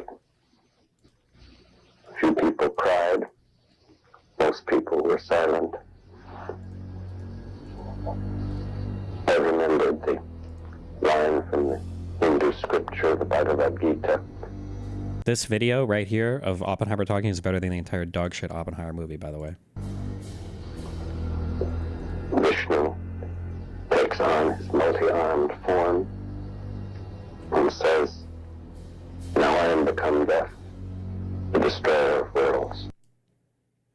Also, when they included that quote in the movie, oh my god, you guys were all clapping because it was like, oh my god, boobs and Reddit quotes at the same time. God, that was so fucking cringe. Oh my god, I cringed so hard. I had to see the movie twice because I left the movie theater for 30 minutes after this scene. Oh my god, it was so cringe. Now I am become death, the destroyer of worlds.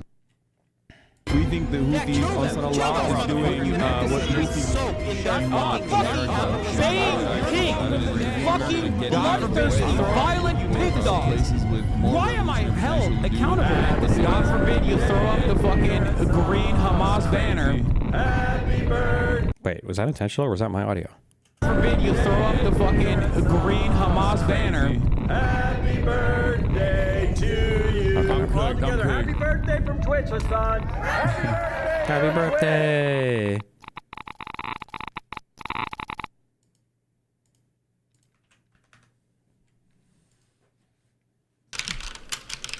Oh, hi there.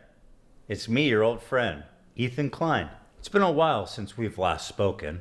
In that time, I've had 3 kids, all boys. I've lost 100 pounds, and I've pissed off 75% of the internet. Probably a lot of you guys, too. Actually talking about there at the NRA meeting that's today in Texas. Oh, he posted this on his main channel. This is like the first video he's posted on this channel in like fucking 4 or 5 years. Someone should buy. Oh yeah, and I got a tattoo also, so I'm cool like that now. Left or right, I always thought that despite our differences, there was one thing we could all agree on. And what was that? That we love America and everything she stands for. Mom and Dad and apple pie. Sure, there's plenty to criticize and endless things to improve, but I thought it was about making a more perfect union, not tearing it down. And marching bands, a pride that only The thing is, there's something kind of scary brewing in America. Communism. That's America. That's America to me. I started a show a couple of years ago with my acquaintance, Hasan Piker. You might remember him from such classics as America deserved 9/11, dude. Fuck it. I'm saying it. Oh, no. Yeah, kill them. Kill those motherfuckers in a video game. Sorry. Holy shit. That's not what I said, you dumb cracker bitch.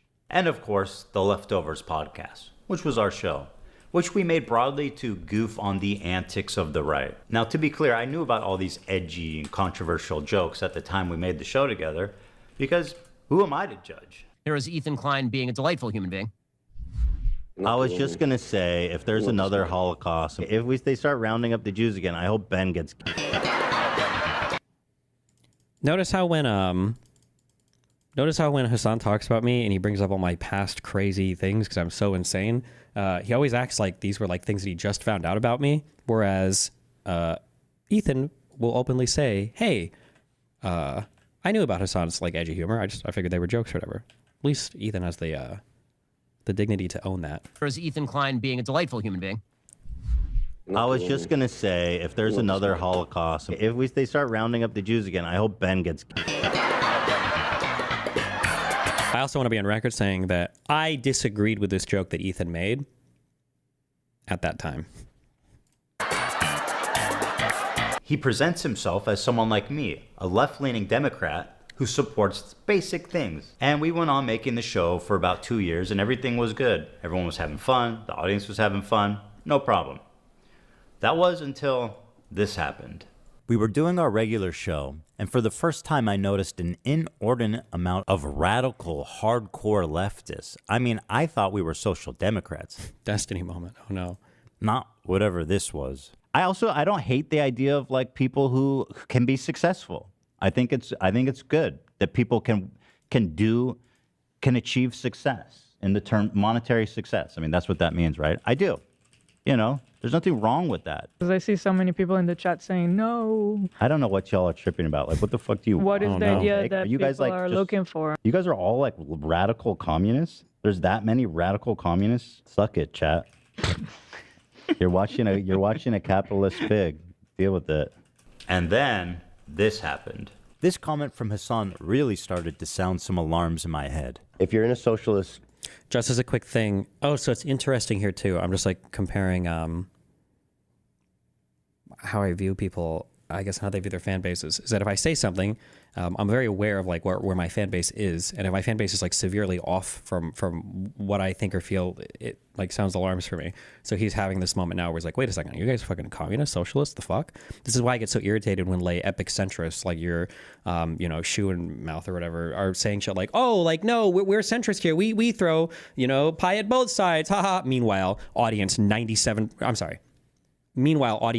65% Trump supporters, 34% RFK and Tulsi Gabbard supporters, 1% wish Obama could run again. Comment from Hasan really started to sound some alarms in my head. If you're in a socialist country with multiple parties, and one of the parties is a capitalist party, which would surely exist. Yeah. What would you do if that party started gaining momentum? The solution to that would always be education. And I will never, to this day, I don't know. I don't think Hasan is stupid. I didn't think he was radical, but now I do think he's more radical. But I also don't know what his mission is sometimes, because he's supposed to be like a propagandist. So he's supposed to market this for the average person.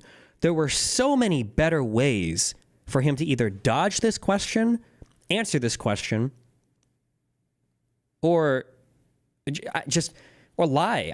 I don't know why he owned the re-education camp characterization of his position.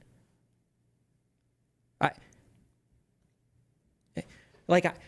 haven't thought about this, and I'm sure there are better answers, but I guess like spinning off the top of my head, right? If somebody were to ask you, what would you do about capitalists coming up in a socialist society? You would say, well, part of the reason why we have socialism is because we believe that too much centralization of power to capital owners is something that corrodes and destroys the trust of society. The same way that we wouldn't want a society right now democratically where one man owns the military, you wouldn't want a society where one capital owner owns a lot of the means of production because it gives them disproportionate power. So if people started to become capitalists or wanted to be capitalists, I mean, like we would have to hope that our education systems do the best to illustrate why these aren't good things, but like it would just be a value that wouldn't be accepted in our society because we think they'd be corrosive, right? Like at least an answer like that, rather than, but re-education camps, homie, that's like the worst possible answer to give to a normie audience. Why would you give this to a normie audience? The party started gaining momentum. The solution to that would always be education and offering more re-education.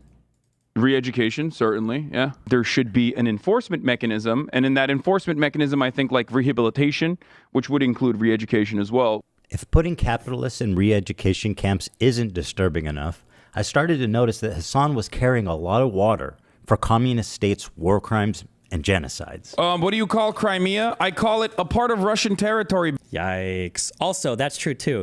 Ethan is like your best person here to do propaganda with because Ethan is like a friend And he's not trying to like own you here. It was so funny how much Hasan fucked up so many of these answers when Ethan, your friend here, is doing his best to like make you seem like a reasonable, palatable guy, and you're still fucking it up. Because you can't think on the fly, probably. That's one thing. I wonder if there's like a type of intelligence where you remember slogans, like with the cultural like lexicon or whatever. You remember the slogans and the words that you're supposed to say, but you can't actually create new thoughts or ideas on the fly. You have to have somebody else give the slogan to you. Maybe that's what Hasan's issue is he can't generate dynamic answers to fit the audience. But like, this is such a layup here for him. Oh my God. War crimes and genocides. What do you call Crimea? I call it a part of Russian territory, bitch. That's what I call Crimea. I call it Crimea River, a Russian river. The annexation of Crimea is absolutely a justifiable annexation. Tibet was literally a fucking feudal slave mandate, like So autonomous zone. Like, why do you have to carry water for imperialism, for China here? Why not just say, like, yeah, I mean, like, what happened to Tibet, you know, was tragic. They're probably better off now, but I mean, like, we should never excuse that type of, like, that's it. Nobody here cares. Or, like, is he losing leftist cred? Do you care about these random small leftist channels that aren't going to be used? Like, you already probably don't have cred with the crazy Marxists or the crazy far leftists. So why, like, is this just an insane take?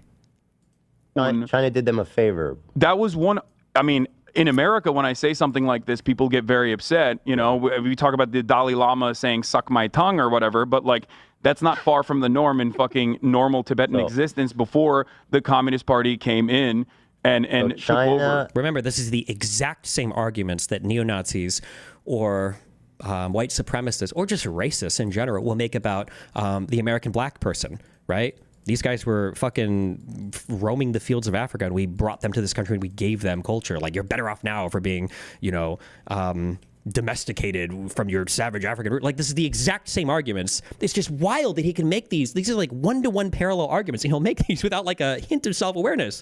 The fuck? Or natives. Yeah, people say the same thing about Native Americans as well. Unilaterally took over Tibet, like these are their culture. They basically are trying to, you know, homogenize the culture. If your culture, they're trying to spoil the religion and the identity. The part of feudal warlords and slavery, abolishing that, yes, I do think that is good. No, China did them a favor. This is a good way to describe Taiwan as well. The American federal government going into the fucking South and killing, unfortunately not all of them, but a decent amount of slavers and defenders of slavery. Like, that was because it was part of our country, bro. What are you talking? What is that? I don't even remember this part. Did we watch this far in? I don't even remember that part of the comparison. Wait, what the fuck? This is... Yes, comrade. Tibet was always a part of... What? Not all of them, but a decent amount of slavers and defenders of slavery.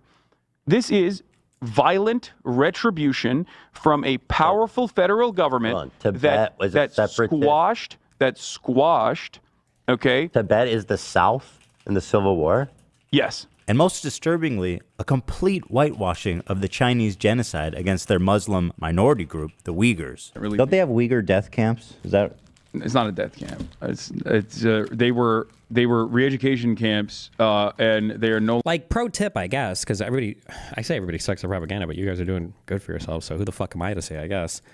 I don't know why you would ever use that term, re-education camp. Just don't use it. Why? Just re-education just has such a horrible connotation. Why would you ever use that term? Just don't. Just avoid it. Well, actually, no. Actually, I can be critical here because Hasan should have never lost this show. This was his fuck up. He shouldn't have lost this show. No longer in operation. Is that according true? to the Associated Press? Okay. I saw this crazy documentary, and I don't know. I don't know. I don't know the surrounding narrative or anything about it, but it was about there was doctors in the area.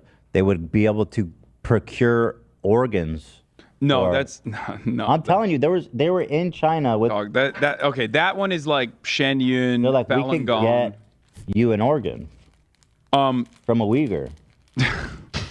But why is that? Is that really that crazy? The Associated Press quietly fucking wrote an article that didn't get a lot of coverage in mainstream media about how, like, okay, well, you know, all the concentration camps have been closed now. Like, all the re-education camps are closed now in fucking Xinjiang, and it's like very different vibes in Xinjiang. And now, you know, it's the tourism hour. Let's see what the Associated Press actually had to say about this. These are all AP articles from the last 2 years. Wait, somebody linked this is the article that he was referencing. Terror and tourism. Xinjiang eases its grip, but fear remains. Bro, this is a long ass article. I ain't got time for this bullshit. We're watching YouTube videos. Why would we read? UK independent body reports China committed genocide in Xinjiang. China sanctioned a U.S. research firm and 2 individuals over a report about the human rights violations in Xinjiang. It's the tourism hour. To China's fury, UN accuses Beijing of Uyghur rights abuses. Tourism hour. Uyghur County in China has the highest prison rate in the world. 1 in 25 people is in a Chinese prison. It's the tourism hour. 48 Uyghurs detained in Thailand for almost 11 years are on hunger strike to protest their imminent deportation to China. Oof. One of the spooky things that I heard, I think this was over Uyghurs, right? Is that, did this have to do with TikTok, where China was requesting data from, was it TikTok, to see where Uyghurs had traveled to in other countries? Am I making that up? I think I have parts of that story correct. I don't know if it was about Uyghurs or it was about another ethnic minority, but that was super spooky. Can somebody find, I should have this story. China, social media, app, data, imprison, fly, other countries, family, target. This was it was before, like,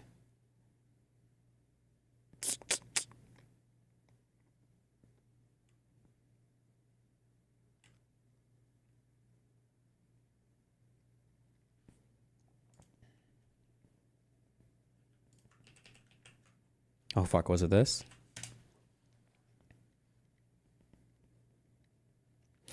At Destiny, this is one of Ethan's weaker points because there were no death camps. There were and maybe still are concentration/re education, which is what Hasan fought against. It was a cultural genocide, but not death camps. Yeah, sure, but I mean, like, Ethan doesn't know. He's like just a layman asking, and Hasan is like denying everything.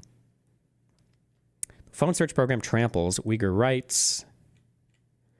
Police in the Xinjiang region of China rely on a mass list of 50,000 multimedia files they deem violent and terrorist. Human Rights Watch metadata found. Let me search this one. I thought they were finding things from other countries where they were tracking people's phones or they were requesting data from it. I would have to find it. I thought it was for people that had traveled abroad. That's why it was so spooky and weird. But I don't know. We'll say that's a suspect claim until I find evidence of that.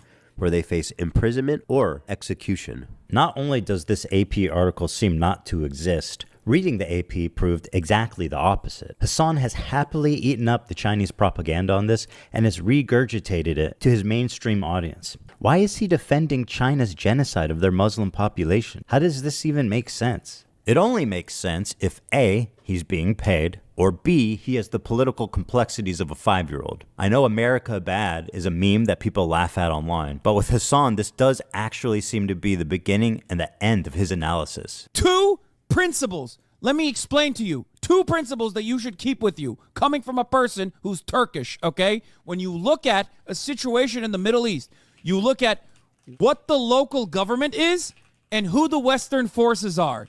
Never align with the Western forces. Jesus. So when I look at other That's so countries, unhinged.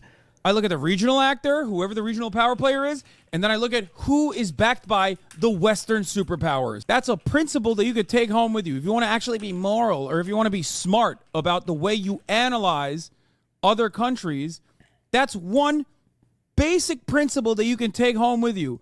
All of a sudden, magically, you are above on your foreign policy analysis. You're going to be better off than 90% of people that look at the situation. After seeing all of this, I was already getting uncomfortable with our partnership. I started to wonder if I had any idea who this guy actually is. And then, this happened. We have breaking news out of Israel this morning where Hamas has launched a surprise attack within Israel's borders overnight. After the shock of October 7th, I noticed a huge increase of anti-Semitic comments from Hasan's stream and Discord, including from his head mod. I was disturbed that Hasan was seemingly okay with this. Can you, do you care that your chat is calling me racist? Do you make any attempt to modify? I have not looked at my chat. Moderate that at all? I have not looked at my chat at all, but you have I just to opened it, but don't you have moderators? Do you care at all? This comment, I remember watching this whole stream.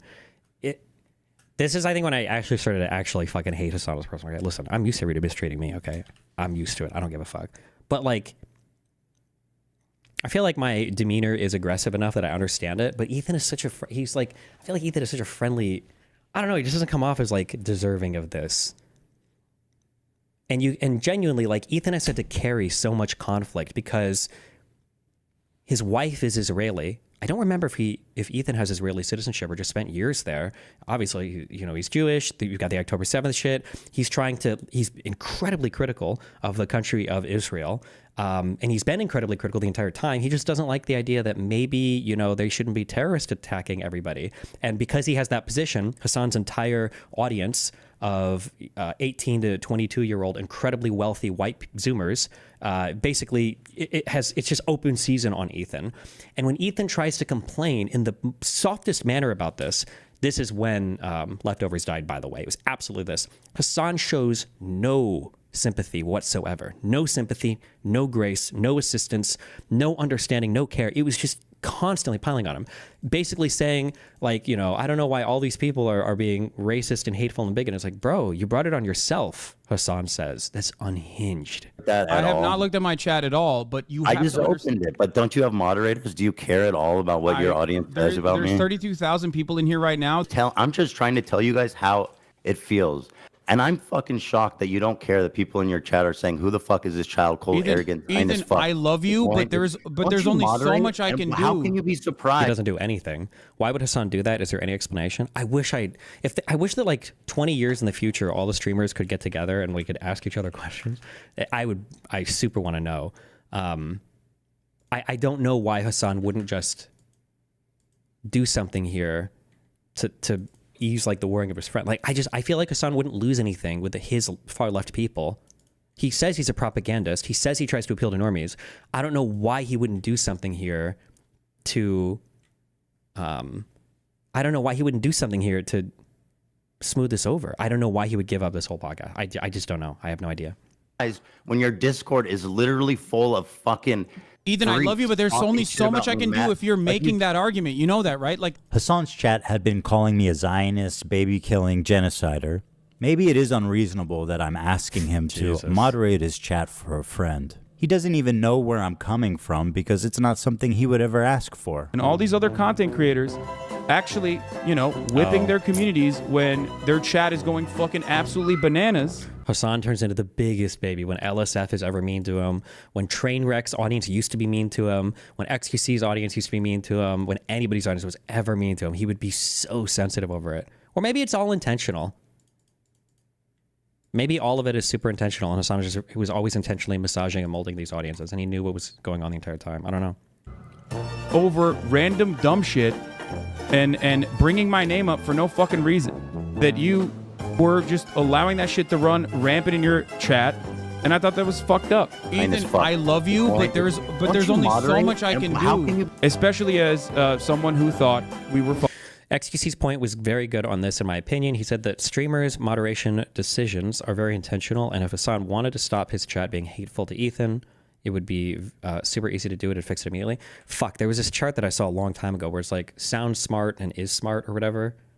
And it was like XQC was like in the sound stupid but is smart. XQC is a sharp guy, and he's one of the only people I've heard speak about moderating communities who like is at least honest about how it goes. Like you have as a content creator, you have a huge ability to sculpt and shape how your community acts. And anytime any like content creator will tell you this shit about like, oh, I can't do it, blah, blah, blah. Like a content creator can't stop everything. You can always have like an unhinged fan or two. That's always a thing. But if your chat is like wall to wall, like fuck these people, like that's behavior that's coming from the top down. And if you're not like taking steps to do anything about it, you're not addressing it at all. You're basically co-signing it.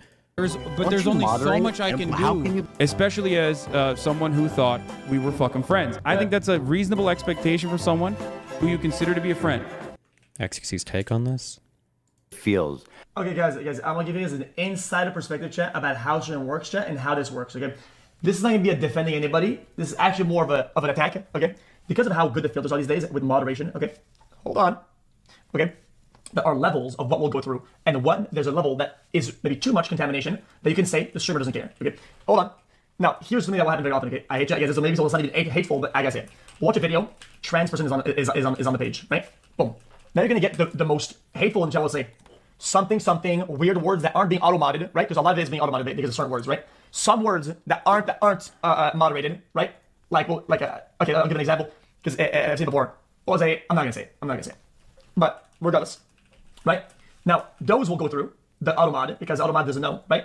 If that word is being used in that way, then mod will put a filter on that. Okay, then it will use a certain emote. Then mod will put down a filter. But at one point, there comes a point, right? At all these layers, there's still gonna be a little bit of hate left because of some ambiguous use of emote, like we don't know what they're saying. They're saying see, exactly like this. Like Monka laugh. Do they mean everything banned? I don't want to get banned. Does it mean like Monka laugh? If I say what I want, it's gonna be hateful. It's kind of hard to now. It's a little bit ambiguous, and we can't really ban everybody, right? But we're still doing a pretty good job, right? If we don't get to that point in moderation, it's because we don't give a fuck. Usually mod will agree to this. If something isn't being moderated, we don't, let's say it's a topic like fat shaming, right? Yeah, well, then people that say, dude, fuck all this stupid ass big burgers. Okay, well, hold on. These will probably get, but if people say fat lol, probably not, because we don't care enough to moderate some comment that will apply to a lot of other groups. Like is what it is. Fat lol. It's not the end of the world. Okay. Yeah, like every time a streamer is confronted, this happens with every content creator, every streamer, every YouTuber. You know, people are like, hey, your chat has been spamming a ton of like really, really hateful shit. And like every YouTuber's like, wait, what? My chat? What? They're making fun of who? They're what phobic? I had no idea. I'm just now hearing about this. I had no idea. It's like, bro, come on. Really? Hold on. Soylent time. Soy the fuck up.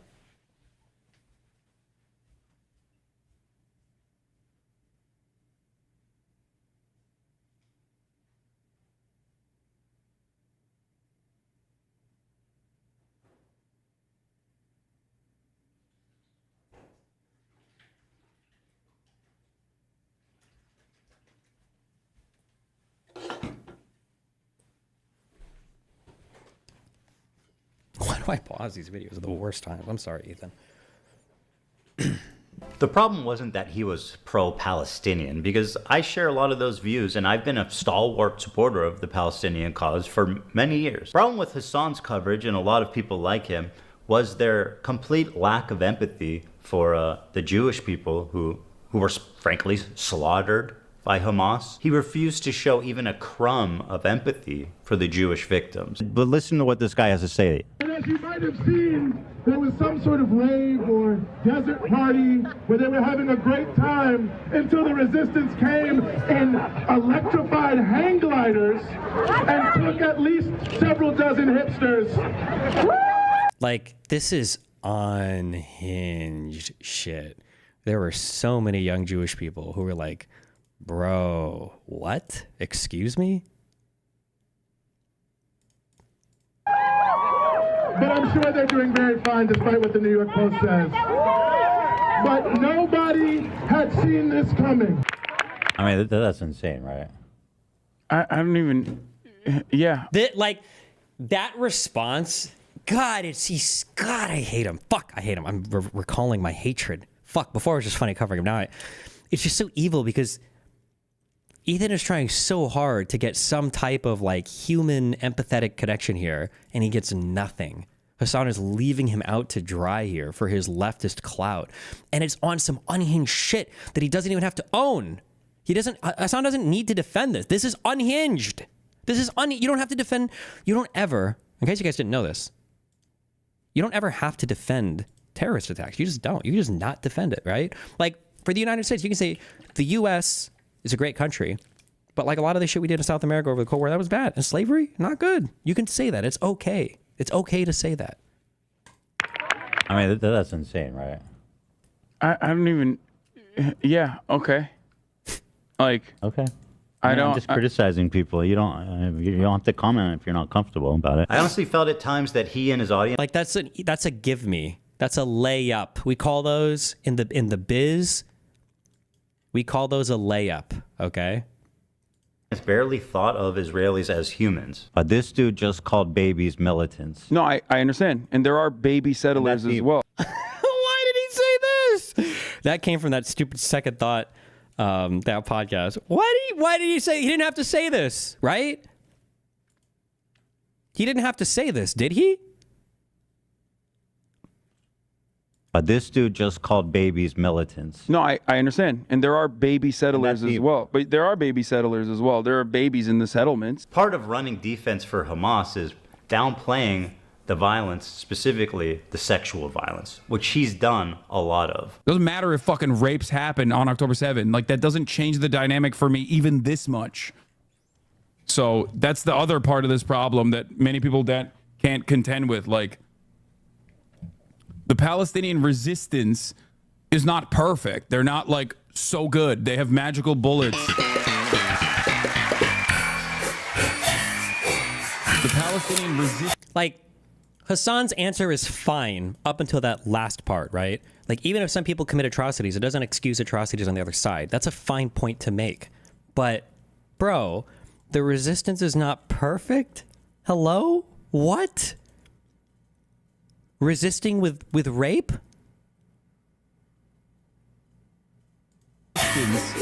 Is not perfect. They're not like so good. They have magical bullets. Is not perfect. Of course, if you compare the raw numbers, Gazans have lost a lot more than Israelis. 40,000 people have died, and neighborhoods have been completely flattened during this war. And while we should keep their plight at the top of our minds at all time, it also doesn't mean that we should disregard the lives of the Jewish people who are also affected by this, even if their suffering on the whole is not as great. Some of you may know that I'm an Israeli dual citizen. My wife is Israeli, my kids are half Israeli, and my entire in-law is Israeli. I lived there for 5 years, and I grew a closeness with the country and its people. One of the biggest issues between me, Hasan, and his community was that I am in favor of a two-state solution while they are in favor of a one-state solution. Their theory is that after the October 7th attack, Israel should just dissolve its borders and let Hamas enter Israel unrestrained. What do you think Israel should have done in response to October 7th? Instead of indiscriminately bombing Gaza, I think the first thing to do in that situation would be to dismantle the government in the way that it existed, like get Netanyahu out of power. Okay. So you're saying Israel in 85%. response... Hold on, dude. You're saying in response to this terrorist attack, Israel should have dismantled their own government. First set of actions would be to democratically like toppling Saddam Hussein, no good. Okay. The Houthis, no. What about Assad? No. Okay, what about like Iran? No. Netanyahu? Yes. Whatever we can do to dismantle that government absolutely needs to happen. To be like, okay, well, I feel like given all of the regimes that exist in this region, it's kind of weird that the one that you really want dismantled, that's okay. Take Netanyahu out of power, yes. The problem is that Israel's been at war with its neighbors for 70 plus years, and it makes a lot of sense that there be some distrust there. Is it really insane to think that Jews, as an ethnic minority in Israel, would not be safe? After all, Israel is a country of refugees. If the Jews didn't come from Europe after the Holocaust, they came from the surrounding Arab countries that expelled them in massive amounts following the 1948 war. In fact, there was more Jews displaced than Palestinians during the Nakba. 1 million Jews. I would be really careful on that historical comparison. There was a lot of flight from Jewish people living in the surrounding states after the war in 48.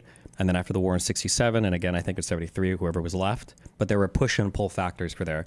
The Jews weren't necessarily expelled from all those countries. They were like, they saw shit was getting weird. Some of them were getting pogromed a little bit. And they were like, Israel's just way better. Like, get me the fuck out. And a lot of them left their shit behind and they went to Israel. I would say like he's largely right, but I would be careful in the comparison. Like these were push and pull factors, with some being pulled to Israel and some being pushed to Israel. I would just be, this is being nitpicky as fuck here. All of these surrounding Arab countries had vibrant Jewish communities in huge number, hundreds of thousands. Now, if you look at them, you're looking at close to, if not literally, 0 Jews left in these countries. This is true, except for in some Arab states, I think in Northern Africa. Like I think Morocco has like a few thousand Jews, and Tunisia might have a few thousand Jews, I think. Just to give you an idea, here's a visual representation of the Jewish refugees after 1948. Morocco had 265,000 Jews. Now it has 2,000. Algeria had 140,000. Now it has about 50. Iraq had 150,000 Jews. Now 10. And I want to give a special shout out to my boy over in Afghanistan, one known Jew. We know him. We love him. He's the one Afghan Jew. They were forced to leave their homes, their I think he's gone now, isn't he? lives, their property, and migrate to the only place in the world that would accept them, which was Israel. The irony of this whole situation is that after the 1948 war, when Israel won the war to declare its independence, the Arab countries got super anti-Semitic against their own Jewish citizenry that had nothing to do with Israel. And as a result, they kicked them all out, 1 million plus of them, and forced them to go the one place they hated the most, Israel. And now those same people that forced them out of their homes are telling them they don't belong there. Wow, get Stanfield, thanks for the $50. So if the Jews of Israel are surrounded by Islamic militant terrorist groups that have stated their goal is to annihilate Israel as a Jewish state, and considering the historical context of Jews being pogromed from Arab countries, is it really that crazy for them to not feel safe as an ethnic minority, even a... Can I say one thing that really damages Ethan's credibility, I think, in a lot of this, especially when he's talking about historical stuff, especially as a guy who is Jewish and is Israeli, is who the fuck plays on these curved fucking monitors? This shit is an abomination. I've seen them before. I will never accept these. Some people are like, oh, it's good. It's actually good. I like it. Bullshit. This is weird and it's not natural. It's not normal. I don't think this is okay ever. Okay? Buy some fucking VR goggles or set up 2 monitors like a normal fucking human being. This is weird. Fuck this weird shit.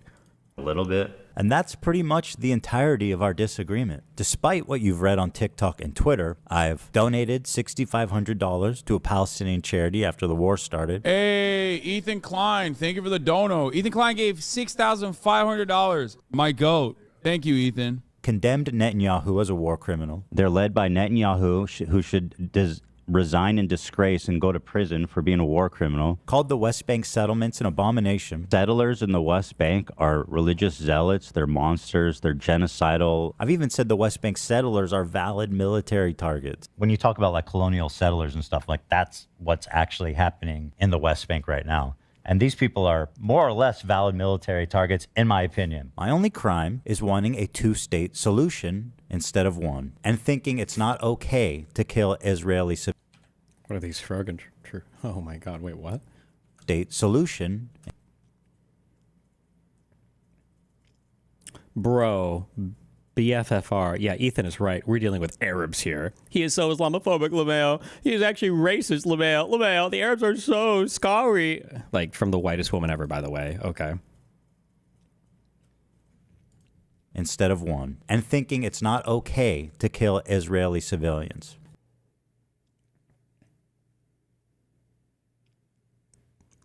She's such a, I don't even want to say she's victimizing herself because she doesn't even count as a part of these people. She's just an American white girl from fucking Michigan. It's so cringe, bro. God, she wants to make it about race so bad. It's such a propaganda talking point. God, it's so cringe. That's it. That's why they're calling me a Nazi Zionist. And because of Hasan and others spreading this malicious lie about my beliefs, I'm even getting harassed on the street. So how come you don't like Palestine? I like Palestine. No, you don't. Why do you say that? Because, bro, you're... wasn't she in the IDF? Yeah.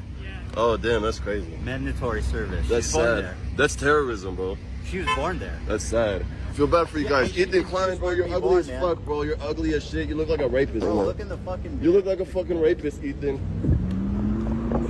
Feel bad for you guys. Ethan Klein, bro, you're ugly as fuck, bro. You're ugly as shit. You look like a rapist, bro.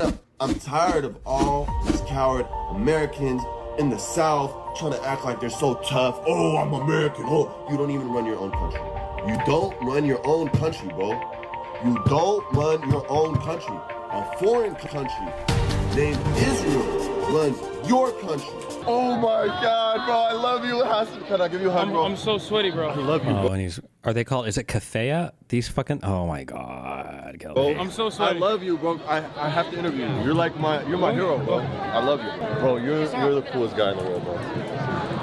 Hold on, I think I look gay in that one. Hold on. Okay, 3, 2, 1. Hold on, I think I look gay in that one. Hold on. Okay. It's a funny thing about me. I don't like terrorism, and I don't like terrorists. If they're Jews, Christians, Muslims, they're all bad. What is terrorism? It's Denham's proven wrong live in 4K. Can I just say that, like, I don't know if this is what you would call this social mediaization, or maybe I'm just biased because we used to be friends like 6 years ago. Denham's is like a pretty intelligent person and has like a dynamic range of emotions and things you can say. Or hold on, I'm pre-reacting. I could be totally wrong here. Every time she speaks, where did this come from?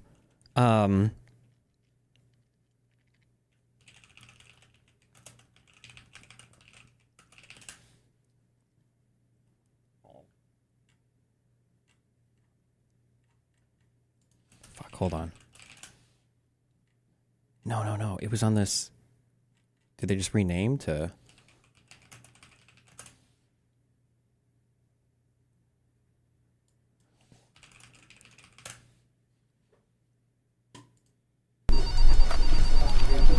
She talks like this person. Yo, you talked to that new girl from HR yet? No, not yet. What? So I go down there. I had to fill out some paperwork. I will make you watch She's this. like, oh, you're going to need to come in after lunch too, because there's a couple more documents you're going to need to sign. Okay, she did not say it like that. Yeah, she did. She did not say it in that voice. What voice? She did not say it in that low tone, condescending, you making her out to be the bad guy voice that you just I'm did. just telling you what she said. I'm not buying No, it. for real. I was being friendly. I go down there. I'm like, hey, if there's anything else I can do, just let me know. And She's like, oh, there's one thing. Make sure you submit your lunch order by the end of the day, because we're doing catering tomorrow. Stop doing that I'm voice. not saying it in any particular voice. I'm just telling you what You're happened. making a high-pitched sound when you talk to make you sound like the good guy, and then when she comes in, it's all low tone, making her seem like I'm not the trying bad to pass any judgment on her. I'm simply relaying the facts. If I had a recording, that's what she sounded like. That's the energy she gave it Anything with. you say in that voice is going to make her sound I bad. said, okay, I'm probably going to go with turkey then, for the lunch. And she was like, oh, good choice. But we also have a veggie option if you want that. That's not how she sounds. You don't understand. She offered you multiple options for lunch. Sure. She's being nice. If that's how you take it, yeah. I just have a very hard time believing that she would come in here and talk to you that way in her first week. Whether you believe me or not is not my concern, okay? She literally, word for word, said, okay. Oh, yeah, she sounds like a dying whale? That's what she sounds like? Good. Looking forward to tomorrow's lunch. Yeah, she did the deep breaths and the mummy hands. The monster mash, that's what she did. That's a human being you're making. I'm not going to say it again. That is just how she Stop sounds. talking. I got work to do.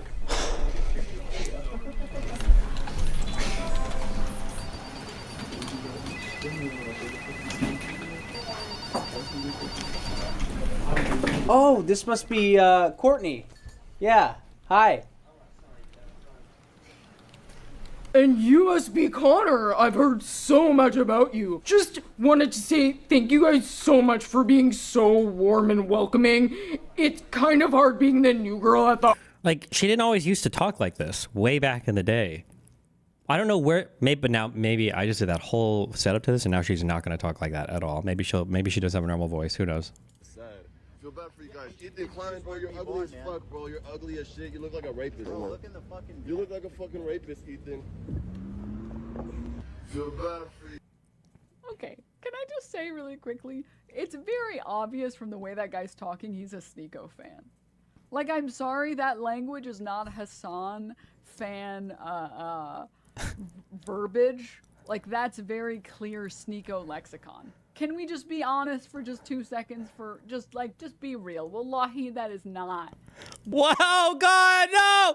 Wallahi, why? No! Oh my God, what are they, why? No! That is not. No. No. Oh my God, bro, I love you, Hasan. Can I give you a hug, bro? I'm so sweaty, bro. I love you, bro. I'm so sweaty. I love you, bro. I have to interview you. You're my hero, bro. I love you, bro. You're the coolest guy in the world, bro. Hold on, I think I look gay in that one. Hold on. Can we just be honest for just 2 seconds for just be. I don't. Yes, good clip chimp, very good. He yelled at him later. Yeah, they met once, which means he endorses everything he's ever done, ever. Okay. Uh-huh. That's a really, you really killed him, Moot, dude. You really got him. You really. Wait, Rogan made the same mistake? How? Nobody was warned? They don't have a chat telling them? Don't do it. Palestine. I like Palestine. No, you don't. Why do you say that? Because, bro, you're. Wasn't she in the IDF? Yes. Same for Damn, that's Rogan. crazy. Mandatory service. That's Born sad. there. That's terrorism, bro. She was born there. That's sad. Feel bad for you guys. Ethan Klein, bro, you're ugly as fuck, bro. You're ugly as shit. You look like a rapist. Bro, look at the fucking. You look like a fucking rapist, Ethan. Feel bad for you guys. Ethan Klein, bro, you're ugly as fuck, bro. You're ugly as shit. You look like a rapist. Yeah, bro. there's literally a Sneeko fan. The fuck? Oh my god, bro, I love you, Hasan. Can I give you a hug, bro? I'm so sweaty, bro. I love you, bro. I'm so sweaty. I love you, bro. I have to interview you. You're like you're my hero, bro. I love you. Bro, you're the coolest guy in the world, bro. Hold on, I think I look gay now. Hold on. Okay, 3, 2, 1. So how come you don't like Palestine? I like Palestine. No, you don't. Why do you say that? Okay. Anyway. It's intentionally targeting civilian population for political goals. I don't like it. None civilians, they're all bad. What is terrorism? It's intentionally targeting civilian population for political goals. I don't like it. None of it. And over time, I started to learn that my co-host, he really likes terrorists. They do musicals. They're very musical people. Are you being serious? I hate God, dude. This is just God in so many different ways. It's such a disgusting fucking like. Look at these people. Now you'd imagine Nick, okay, my Black American friend. You'd imagine that all these people do all day is tend to their camels, but in actuality, they make their own music. Did you know that they have their own music that they can play on their own instruments and they dance? It's great. Like it's such a patronizing white Western perspective on like, bro, I went to the country of Africa and they had a bathroom there with a real toilet. It was crazy, bro. And they weren't even hunting with spears. Like these people, it's insane. I saw McDonald's. It was crazy, bro. Like, oh my God. And that's not even the most offensive part of this whole fucking indoctrination thing that you try to do with Nick here. God, oh God, it's so cringe. He likes terrorists. They do musicals. They're very musical people. Are you being serious? Dog, what do you look? You think I made this? Isn't music. I know they're singing, but I'm seeing just guns and shit. This isn't a music video, Hasan. Taking over these ships, they started targeting the ships. People on this helicopter right now? Yes. They're streaming this? Yeah. They're flexing. What? And like this is just a terrorist hijacking of a civilian boat. They're coming in hot with guns. Yeah, but you have to understand, this is a deterrence. We think... Like, yes, that's true. Terrorism is a type of deterrence. Also, I don't know if Ethan addresses it here. Hasan constantly uses this lie that they only did this to Israeli ships or ships headed to Israel. That's just not true. He just totally fucking made that up. That was a completely invented, fabricated thing. Like, the Houthis, Ansar Allah, is doing what Luffy would do. You should tell him that. Hezbollah is a paramilitary organization. Do we like them or no? I don't have an issue with them, let's just say. But they are a terrorist organization. Like they're designated. They are designated by the American state as a terrorist organization. I do not like them then.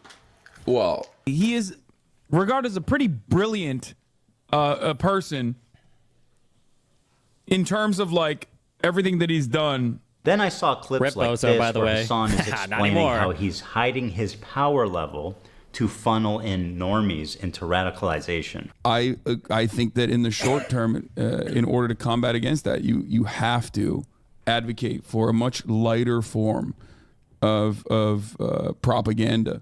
These people have made insane statements. So if you don't know who these people are, I think this is supposed to be Hasan on the right. This guy is supposedly, although I've heard some people say he's not, he's a doctor from Iraq who is a radical, like Marxist, anti-American guy. I mean that in the actual sense, not like in the Jordan Peterson sense. Like he's for civil rights. The right one is Ugopnik. Okay, I don't know. Maybe Hasan's just on a voice call here. And then this guy on the left is supposed to be Second Thought, who is also a radical far leftist who makes propaganda content for YouTube. Who I think he has another channel now that he does propaganda, but it's exclusively just anti-American, unfactual. This is the thing that I hate about most of these people. Most of what they say is just propaganda. It's not true. I'm sorry. Propaganda can be true, but they'll just blatantly lie about shit as well. It's so gross. You want America in the way that I feel about it, and if you want America to get out of the way, What does not in the JP sense mean? As in, he's like a Marxist, like kill all capitalist thing. JP, Jordan Peterson, when he says Marxist, he just means you're like pro affirmative action or something stupid. I don't know what's left of that guy's brain. For a much lighter form of propaganda. You want America, in the way that I feel about it, and if you want America to get out of the way for places with more revolutionary potential to do what they would normally do, I think that, you know, one thing you have to do is advocate for a lighter form, while simultaneously still doing agitated propaganda that goes beyond, you know, social democratic ideas. This is just an insane like admission. I don't know why Hasan would, again, I don't know why he would ever say this. Ever. Wait, a second thought, the Marxist dude who had the luxury car YouTube channel? Yes. I just wanted to like put emphasis on the exact point of the so-called radicalization funnel, where, for example, Hasan and JT catch them while they're young, as they say, and then they start looking into this new idea, etc., and then move forwards through the funnel, get more and more informed, get more and more radicalized. You do your part in the funnel for the cause, or whatever the fuck you want to call it. You're doing, in my modest opinion, a great thing for the cause. Now listen to... But I also don't understand, if this is Hasan's goal, I don't know why he lost his spot on leftovers. I don't know why he didn't just fucking chill. I'll never understand that. Somebody has to make a separate post or explain this to me. I don't know why Hasan was just so radical in front of Ethan, why he couldn't like dial it back a little. In my modest opinion, a great... Is this the Baby Militant podcast? Yes. Second Thought is the one, I think, who brought up the baby settlers idea, and then Hasan repeated it on that show. Yeah. Breaking. Trump has said, as of 9 minutes ago, if Canada retaliates to our 25% tariffs, we will double them. Okay. Great thing for the cause. Now listen to Hasan during our very first conversation lie to me about how he's a social democrat to hide his power level. We should move towards a Sweden-style economy or a Norway-style economy, which would be a social democracy. You have to advocate for a much lighter form of propaganda. With robust social safety nets. Called radicalization funnel, catch them while they're young, as they say. And protections for workers, like higher unionization rates. A lighter form, while simultaneously still doing agitated propaganda that goes beyond social democratic ideas. Hell, he's proclaimed it loudly that he is a self-described propagandist. I'm a propagandist. Oh, on Piers, well, no, for the record. No, I'm not calling I'm you a that. I'm just saying, I'm going to play you. I'm saying I am. Okay, well then, I want to play. I'm saying I am. I just before want to you even play it. A propagandist is much more than someone with a bias. It's someone who knowingly lies to further their political agenda. And then I had a terrifying vision. Had I been duped? Was Hasan presenting a Trojan horse to my community, where he was just a left-leaning Democrat like myself, and as he said in the previous video, was funneling them into radicalization and turning them against me? Liberals are some of the easiest to manipulate people on the... I don't know if Ethan will go into it. I guess we've got a lot of this video to go. But like, so many communities were turned against Ethan, and the infiltration is like really insane. Holy fuck. Fucking planet, dude. I learned how much he hates liberals. Dude, I hate liberals, dude. I hate them. I hate them so viciously. Did he secretly despise me this whole time? I'm sorry, dude. I hate liberals so much. Did this man sit next to me for... r/YouTube drama hates Ethan. r/YouTube drama is a far leftist subreddit. Yes, they're like super... That's like basically like BreadTube 2.0 on Reddit. Unironically, yeah. Wait, let me use a restroom real quick. 1 sec.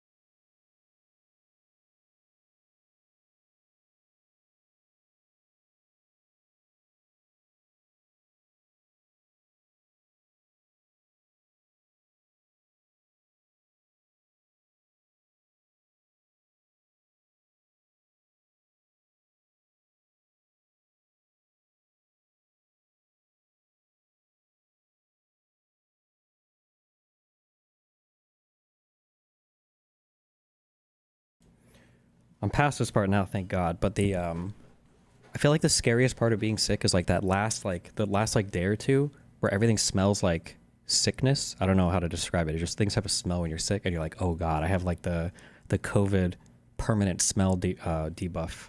Your nose doesn't work anymore. Oof. Despise me? I do. I hate them. I hate them so viciously. Did he secretly despise me this whole time? I'm sorry, dude. I hate liberals so much. Did this man sit next to me for 2 years and pretend to be my friend? Dude, liberals are a burden on this planet, dude. Liberals are the most like scummy, vile, fucking idiots. Liberals. $1,500 shirt, definitely. How much? This is like Planet, $1,000 dude. shirt, Liberals right? are the Wait, is he saying this right?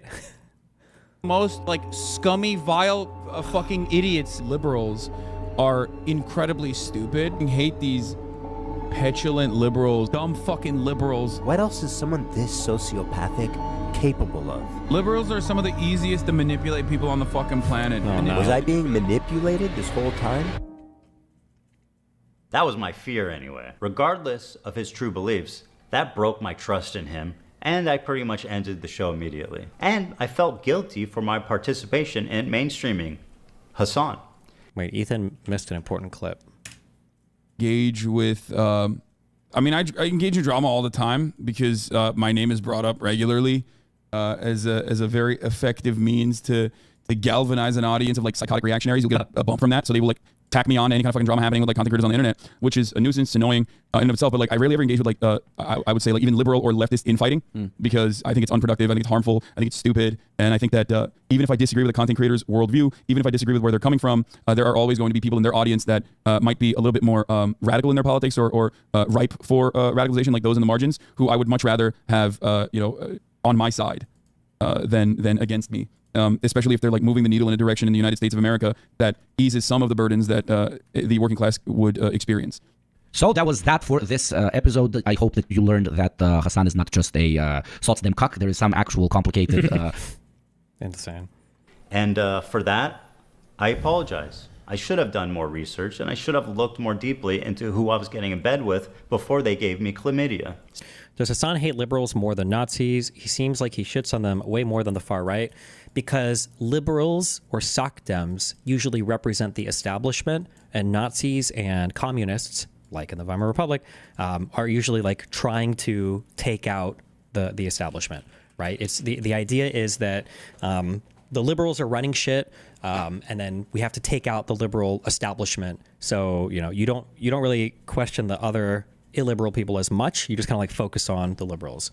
Like if I was Hasan, or if I was on Twitch, like I imagine like, I don't know if I'd say half my content would, but a lot of my content would be revolving around criticizing Asmongold, because Asmongold is now a crazy radicalizer on that platform. It's insane, but Hasan won't touch him because he's like further right and also probably illiberal. So they kind of have that shared enemy, and it would just like maybe it would cause like drama and conflict that he's trying to avoid, and it just doesn't serve as like, I guess like ends as much in terms of like being popular and all that. Yeah. Sorry, Hila. Over the past year since the show ended, I continue to watch Hasan platform, promote, and propagandize terrorist organizations. And every time it happened on Twitch, I would say, man, this time... Oh my God, we got a statement from Mexico.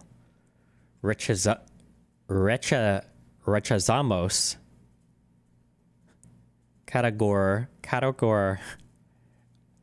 categóricamente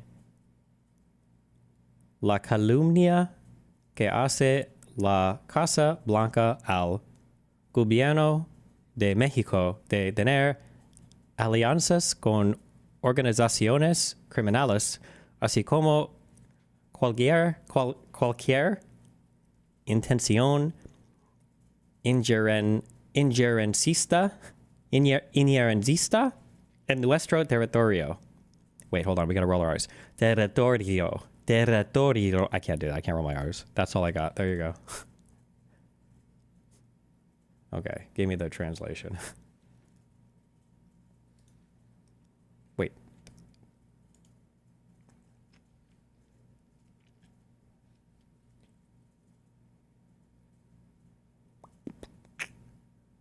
Oof.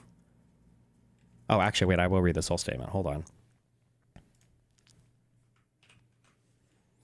We categorically reject the White House's slander against the Mexican government of having alliances with criminal organizations, as well as any intention of intervention in our territory. If such an alliance exists anywhere, it is in the United States armories that sell high-powered weapons to these criminal groups, as demonstrated by the U.S. Department of Justice itself in January of this year. What's that a reference to?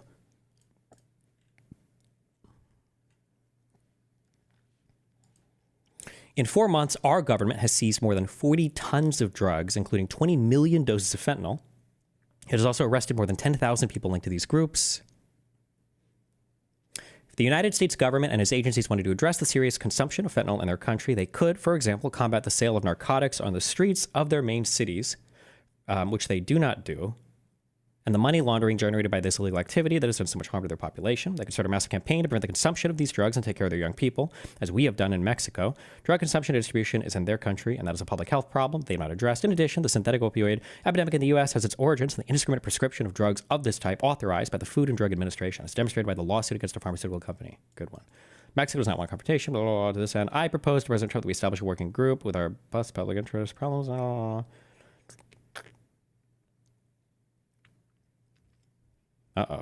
I instruct the Secretary of Economy to implement Plan B that we have been working on, which includes tariff and non-tariff measures in defense of Mexico's interests, nothing by force, everything by reason and right. What is Plan B?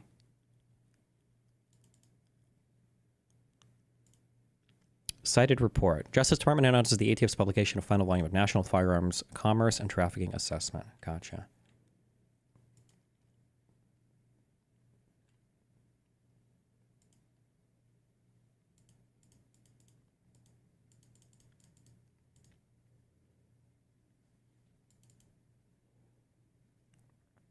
Well,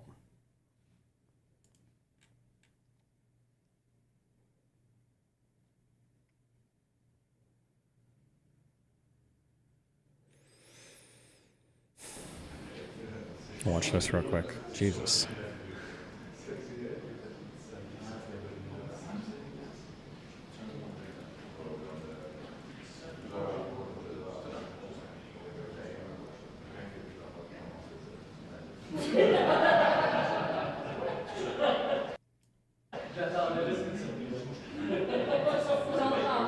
Quick VOD split. Gotcha, buddy.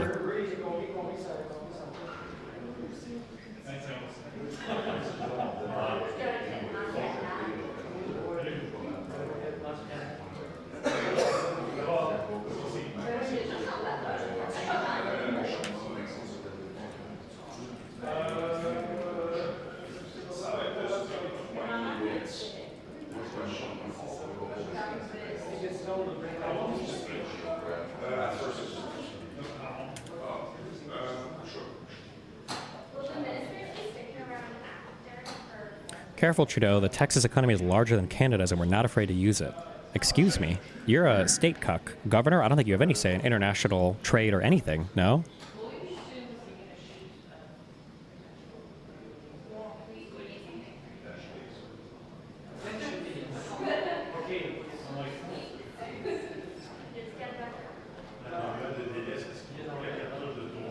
These are supposed to be our fucking allies. Why are we fighting with our allies right now?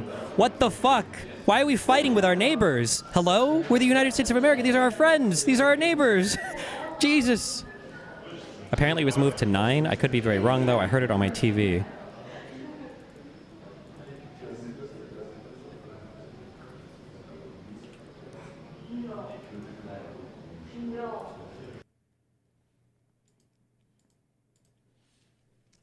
Economic, what do you call those the square charts that have all the little sectors of the economy broken out? Economy of Texas measured.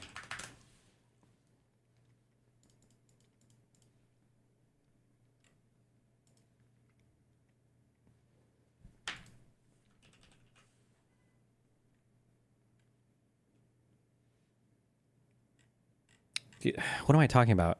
Tree map? Economy of Texas tree map. No. Tree map chart? Tree map chart.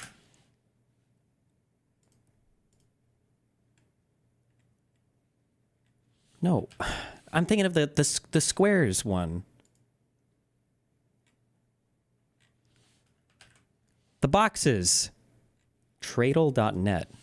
Tradle, Texas. Nope, not here. Whoops, I fucked up, sorry.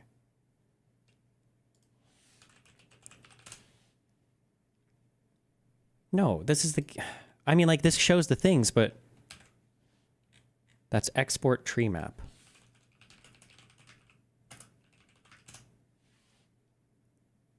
Am I just fucking retarded?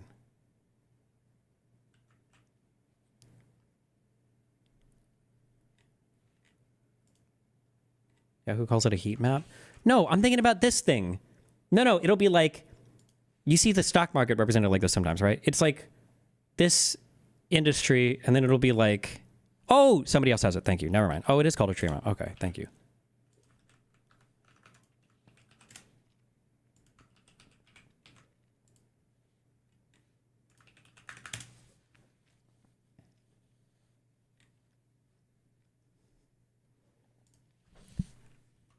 Texas economy or GDP tree map. I'm just curious to see,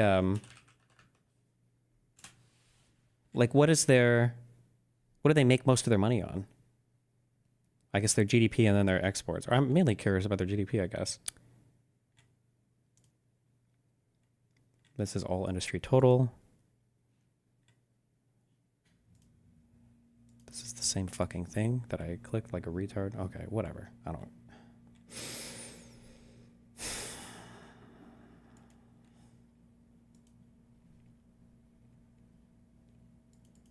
It was on the page you were on, but you didn't scroll down. Wait, which page?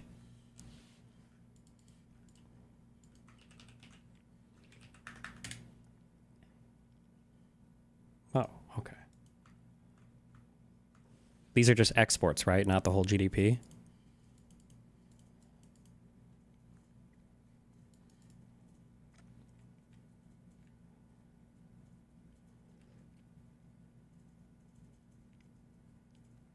USAID, Twitter, and the government website are shut down also. Oh boy.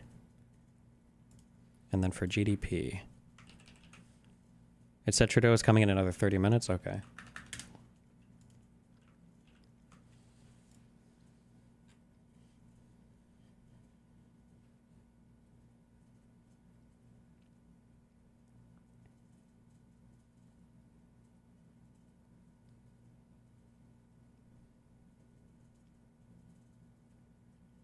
Damn, Texas really does make all this fucking money on gas.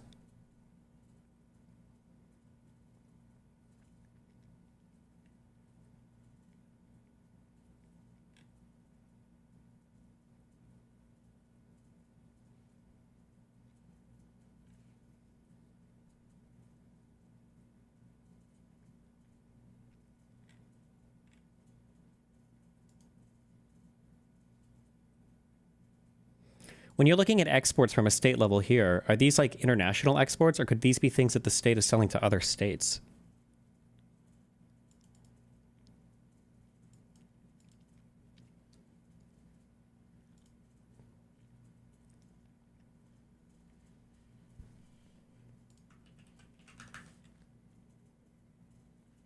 Once it leaves their border, I don't know. Okay, fuck you guys.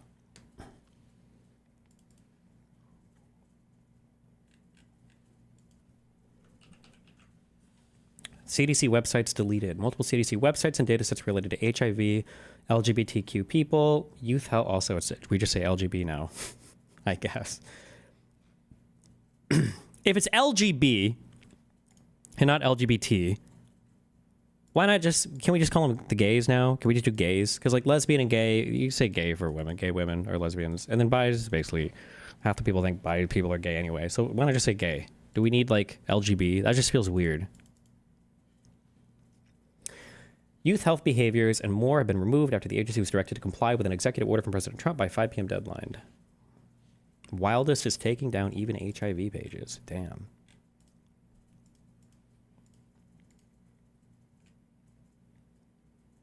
Just say queer? I don't know if queer has been reclaimed yet as a non-slur thing. I feel like people still look at queer kind of weird.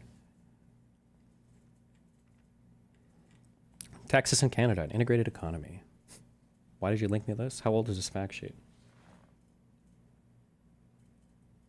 March of 2024.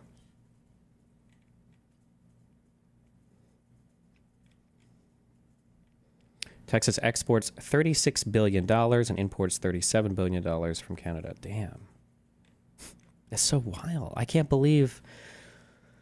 I just can't believe we're fighting with our friends, with our border partners. It's actually insane. It's unhinged, guys. It's not good. Oh. I wonder if it's just in here. Was this a 2025 thing that we're just supposed to fight with our partners?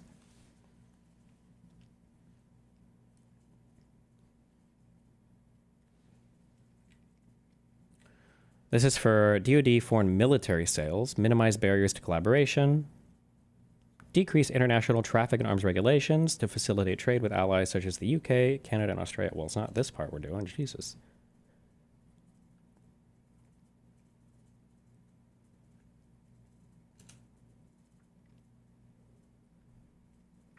The U.S. must work with Mexico, Canada, and other countries to develop a hemisphere-focused energy policy that will reduce reliance on distant and manipulable sources of fossil fuels. Okay, well, we're not doing this part. Bro, he's not even going with the Project 2025 shit. What the fuck? What's happening here?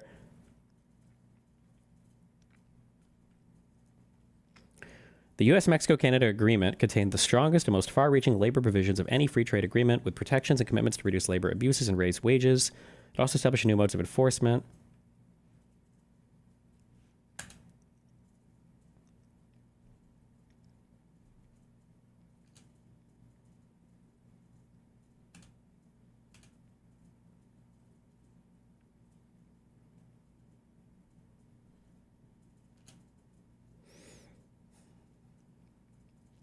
Ooh, America's trade deficit in goods and services.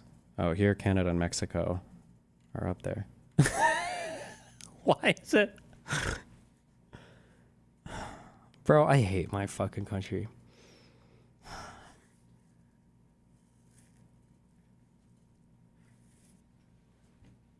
Okay.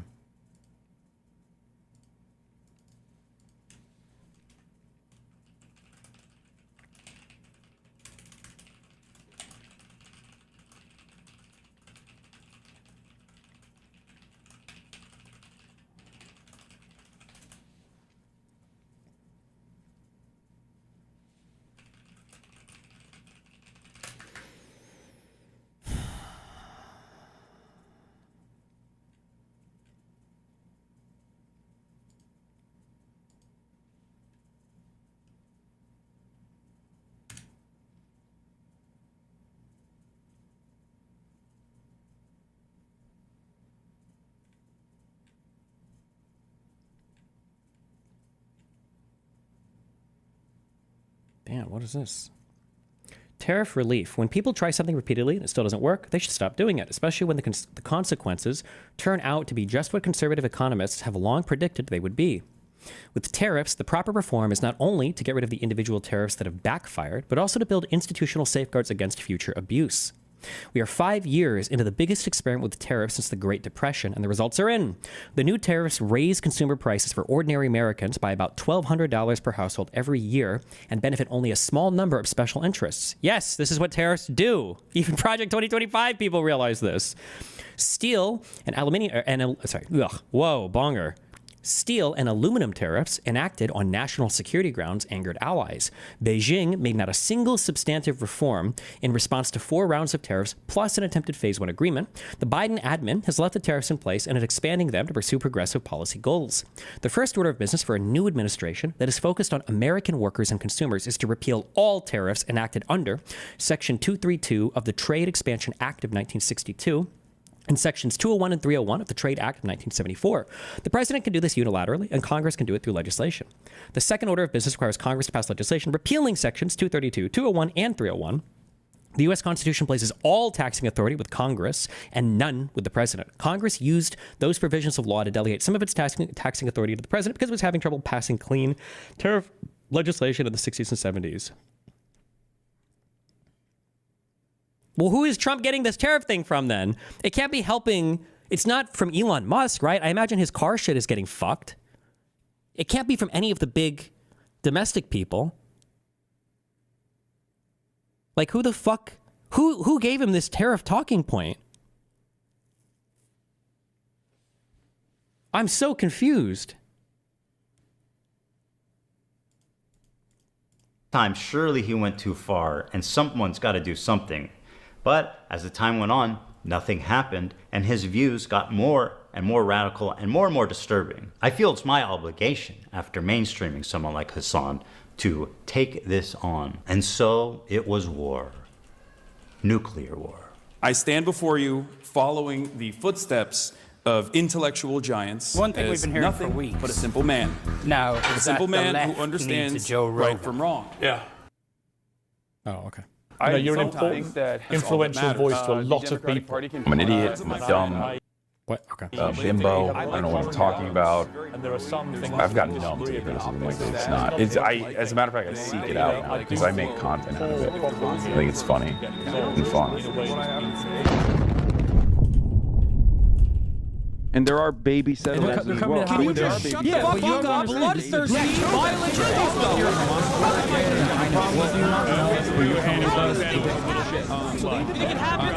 doesn't matter if fucking rapes happen.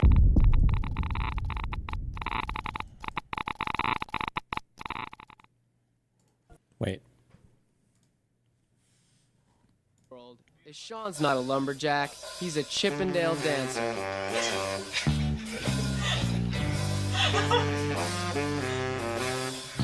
I need more light, Joe. Secretary of Transportation Sean Duffy dancing naked in front of a window, getting his hairy nipple licked on reality TV. This is who Trump put in charge of the country's flight safety. Okay, listen. Does this matter? I don't know if I give a fuck about this. What, is he unqualified or not? I don't know. I guess it's a good meme, but I don't care about shit like this. Thank you to ExpressVPN for sponsoring this video. ExpressVPN is an app that lets you change your location. Let's see what you can do with this power. Well, you can sign up for Netflix from a different country. We have a VPN ad in this. But why would you want to do that? It was $14. It's now $3.66. Okay, but it even gets better than that. Netflix and all the streaming apps have different catalogs for each region. So let's say, for example, I want to watch some Dragon Ball Z Broly, but it's not available in the US. Okay, I don't know, but I feel like, where are my tort people at? Where are my lawyers at? I feel like this would be torturous interference. I was always uncomfortable. I get approached, I think we did a couple, I've done VPN sponsors before, and one of the things they always highlight in their briefs is talk about that you can, how much you can watch content in other regions. And they're like, okay, and that's always the point they want you to emphasize. And it's like, I feel like this is like torturous interference. Like, you're literally creating a service to explicitly interfere with the business of other companies. I'm really surprised that no one has tried to sue any of these VPN companies for advertising this type of stuff. I don't know. Maybe it doesn't matter. But USA. Psych! All you need to do is switch locations to Canada, refresh, and boom! That easy and fast. Dragon Ball Z time. I use these websites to help find whatever shows I'm looking for. You can type in the show you want, and it will show you which region to connect to. The amount of content I have access to is insane. It's super easy to use. It's an app you connect to, and then you pick which country you want to connect to. It's that easy. So what are you waiting for? Go to expressvpn.com/H3HC for 4 free months, or scan the QR code, or go to the link in the description. Thank you so much to ExpressVPN. the platforms could easily block VPNs. They choose not to. You know what? Actually, the companies themselves probably don't give a fuck. They probably have this regional pricing because of all the licensing agreements and all that shit. I doubt they do care that much, actually. So they probably don't care. And now back to our program. Meanwhile, at Twitch HQ, the marketing team is strategizing on a new advertising vertical. My friends at Twitch headquarters, the executives, the influencers, Hasan, nice to see you, Frogan, front row. I am here to present to you an extraordinarily exciting opportunity. We have not tapped this market yet. Now, don't panic, okay? Because you're gonna wanna panic when I tell you, but listen and learn. Who's billions of dollars, eager to spend it? And what, people are too cowardly to reach out and take the money? Not us. Terrorism. Terrorism. Twitch is perfect. You could broadcast it straight into the veins of 18 to 35-year-old men. So here's what I'm suggesting. Hasan Piker. Yeah, we'll get drinks after the show. No, you. He's such a great guy. No, you. Give it up for Hasan Piker, everybody. Happy birthday, buddy. This dude can package anti-Semitism and anti-Americanism like nobody else. In fact, you guys got him on the front page. And he's doing terrorism for free. Basically, gentlemen and gentle ladies, Frogan, you look good today, girl. Oh, kill me. Kill me. How do you not think this is so cringe? They're cringe immune, bro. How are they immune? How are they? Wait, did Obama ever do this? Have there ever been any other US presidents that have done this? They're immune to this. I feel like Trump can do no wrong. Oh my, and he tried to fucking duplicate his fucking mugshot pic. Oh my God. Here's my red line, okay? Where I'll have to go and start gearing up. I swear to God, if this whitehouse.gov page ever links to fucking Trump's crypto, my God.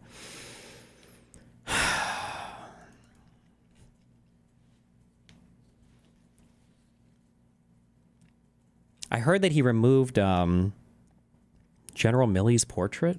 Is that normal? I don't know. The thing is, I don't know what's normal or not. So sometimes people report things. I was like, oh, they always do this. But like, is that true? Does anybody? I don't know, man. Fuck.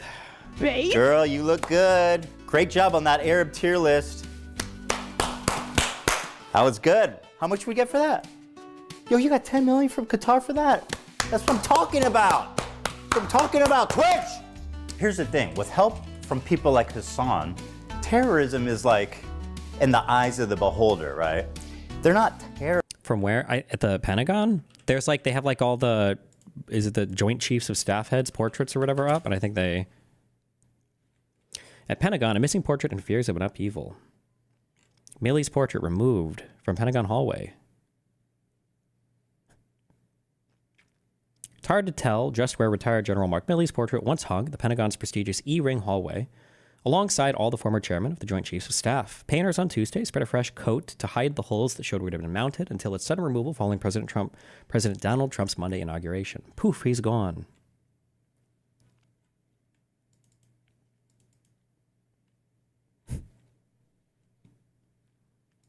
Terrorists there. Go ahead. Go ahead. He knows. Freedom fighters, guys. We are fighting for freedom. What about the rapes and the murders? Don't mention that. What's wrong with you? And another one. The resistance isn't not perfect. Right? You gotta crack some eggs, man. Hasan, you know Socialism didn't buy you that car. If I knew that this is what... Why would he make a video flexing the car? Like he must know. It's so weird. He wants to live in both worlds. Communism would be in 2024, I wouldn't have bothered with this shit. Really. A Porsche is the symbol of the capitalist excess. What the fuck is he thinking? You guys actually believe this idiot is a socialist? Forget a religion. Hasan is the opiate of the masses. Straight to the gulag for anyone subbed to this idiot. Or that designer dog. This breed's stunning. Oh, wait, hold on before we get to this. No, apparently Ken Martin won the DNC chair election. He was the favorite to win the whole time. I don't know if anybody thinks that's bad. I think everybody was like, he's supposed to be a good pick for it, but I don't know if there's a video of this. But meanwhile, at the DNC chair election, Native American land acknowledgement taking place during the vote. Quote, there has never been a Native American in leadership of the DNC. If not now, when? End quote. Quote, unlike the other party that is demonizing diversity, we understand that diversity is our greatest strength, end quote, says outgoing DNC chair Jamie Harrison before bringing the candidates out. Question, will you pledge to appoint more than one transgender person to an at-large seat and that the pick reflects the diversity of the trans community? Every candidate but Faiz Shakir raises hand. Shakir explains why he didn't raise hand. I am frustrated with the way we use identity to break ourselves apart. We find that these caucuses, councils focuses on what separates us out, not what brings us together. Text from a Dem campaign vet watching this. That forum, good Lord, we are cooked. Did you interview Ken Martin? Nope. I flew to New York City that day just to tell him that we're probably not going to do this today, and then I flew home on the same day. Good times.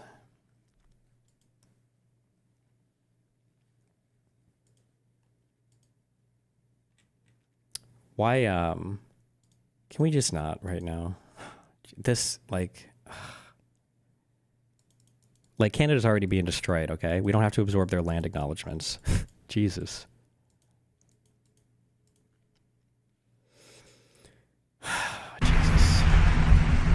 Or that designer dog? This breed's stunning fluffy coat comes with a price. Chow Chows shed all year. Very cute, by the way, but those are expensive. The point is, we have the biggest political streamer on our platform that is influencing media and influencing young kids everywhere. If we can normalize terrorism, if we could rebrand it, then fuck the US Navy. You know how much those guys don't pay shit. You see the Army ads on Twitch? The Army is fucking broke, dude. I'll tell you who loves America more than the Army. Qatar. Well, I don't know if love's the right word, though. They're paying more. Good CPMs coming out of Qatar. But you kids love anime, right? Can't get enough of it. Man, look at what we... Can we just take a moment? I just realized this. I'm sorry. Someone in YouTube chat said, anytime a fat guy loses weight, people are like, why he looks sick? That's mean. But more so than that, can we just take a moment to fucking keep in mind, remember all of those poor fat people that finally, after years of not having the discipline or being lazy or just it's just really hard to lose weight and implementing those lifestyle changes all those years, and finally they did it and they lost all that weight, and then Ozempic comes on the market like right after, and they're like, fuck me. Just pray for those people. Pray for those people. Oh my God, I'm so sorry. I'm so sorry. But you kids love anime, right? Can't get enough of it. Man, look at what we've already... Well, hold on, shit. Just to be clear, I'm not saying Ethan used Ozempic. I don't know if that's true or not. I have no idea. I know people like to accuse him of using Ozempic, which, by the way, if he did, it wouldn't matter. But people moralize weight gain and weight loss. So if you lose weight using a drug, they think it's immoral. Sorry. Kids love anime, right? Can't get enough of it. Man, look at what we've already done with Hasan. You're the fucking man, dude. Happy birthday again, man. No, we got a big party for you after. No, don't do it. Let's wait, because we got a big party and a cake and everything for you after in the back. The prostitutes, too. Don't tell anyone. That's part of the past. Look what we've done already. This Houthi pirate. I mean, who are you kidding? This guy's a fucking terrorist. He literally tweeting out he wants to kill Jews and put their heads on pikes. And somehow, not somehow, because of his genius, we have rebranded the Houthi fucking pirates, the Houthi terrorist organization. Yeah, the Islamic fundamentalists. Death to America, curse upon the Jews. That's right. That's the Jolly Roger of this man here. I'm sorry. It's just crazy to me that the same side who would say that like a microaggression or saying something slightly incorrect is the most racist and Western imperialist, thing ever. But like, well, hold on. Now, death to America, death to Israel, and like curse upon the Jews, it might look like anti-Semitism, but let me explain why it's not, okay? I will never get over this, bro. I will never get over this. Jews, that's right. That's the Jolly Roger of this man here. None other than Monkey D. Luffy. So let's get out there, guys, and let's make 2025 our biggest year, guys. Come on, guys. The resistance is imperfect. The resistance is imperfect. Yeah, let's get him! If you want to know where on the political spectrum Hasan sits, take a look at a recent media analysis by Ad Fonte. Okay, we disavow this because they put us bad on here, but we stand it if I'm not on here. But we disavow if I am on here, but we stand it if I'm not on here. Which rated Hasan as the most extreme left-wing, untrustworthy media source on the internet. Just as a quick serious thing, things like this are always annoying when they do this, like, how factual are you? And you always see this like, well, when they're centrist and not political, they're very factual. But as you become more, like, there's no way that propaganda would so cleanly and neatly fall in this way. Like, oh, when they're far left and far right, they're very unfactual. But then as you get towards the center, that's just ridiculous. Especially when you see like Vox way the fuck up here. Like, give me a break, okay? Look at Lex in the center. Is it this right here? Like, I don't know. Okay. Rated Hasan as the most extreme left-wing, untrustworthy media source on the internet. And to give you an idea, he is opposite of InfoWars. Now, I'm not going to sit here and tell you that Hasan loves all terrorists, but what I will say is that there isn't many he don't like. Let's start with our good friend Luffy here and his organization, the Houthis. And yes, this is what it looks like. They are hiling Hitler. The Houthis are an Islamic military group. They're known for their cruel measures, forcibly recruiting child soldiers, shelling civilian areas and blocking food from entering already famine-ruined parts of Yemen. They've also set up landmines in agricultural spots, making the fields virtually worthless. Women have virtually no rights, and homosexuality, of course, is punishable by death. That lines up with leftist values. Now, just how little rights do women in the Houthis' Yemen have? Well, according to this, there's been 1,181 violations committed by Houthi rebels against women, including torture, rape, and murder. So, not great. The Houthis have a very wholesome flag, as you can see here. It says, translated, Allah Akbar, death to America, death to Israel, and a curse upon the Jews. And that's all of them, not just the ones in Israel. And of course, victory to Islam. I get amused when these terrorists are like, we hate Jews. We want to kill Jews. And then people like Hasan are like, you're fucking racist for saying that they just want to kill Jews and that they're terrorists, man. What you meant to say is Hezbollah is Muslim. You're just... That has to be taken out of context. No, that has to be out of context. That's got to be an out of context clip, Ethan. There's no way, right? You're not thinking deep enough about this topic. My criticisms of the Houthis' slogan do not factor into what they are doing. Of course, it is anti-Semitic, but contextualizing it matters. Yeah, it's really interesting because, like, that is... Oh, I have heard this, and this is like the worst argument you can ever give in response to somebody being racist. They have really good reasons for being racist, bro. Of course, it is anti-Semitic, but contextualizing it matters. Yeah, it's really interesting because, like, that is such Western-focused propaganda. Like, for a Palestinian to arrive at anti-Semitic opinions, okay, they don't need to read Mein Kampf. Like, wait, hold on, wait. So are they anti-Zionist or anti-Semitic? Which is it? Because it seems like you guys play fast and loose with that one. Oh, I almost forgot the most fun one. They brought back slavery. We think the Houthis, Ansar Allah, is doing what Luffy would do. That lines up with leftist values. All right, so these guys are clearly the bad guys. So my question is, how does Hasan cover such a genocidal, violent, misogynistic, homophobic, terroristic organization? Oh, you want to see a Houthi musical? Sure. These were the people that the Saudis were killing, by the way. Just so you know, these fucking musically gifted individuals. Yeah. Okay, I'm sorry, I need the money, guys. I'm gonna grab my food.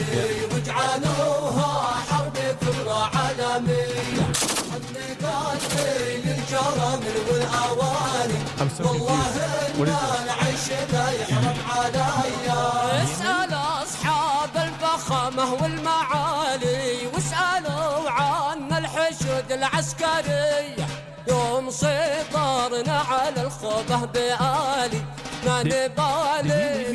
Poor Nick ended up in some fucking Israeli Channel 4 or whatever fucking documentary, like watching this, having no idea just because his son set him up so horribly.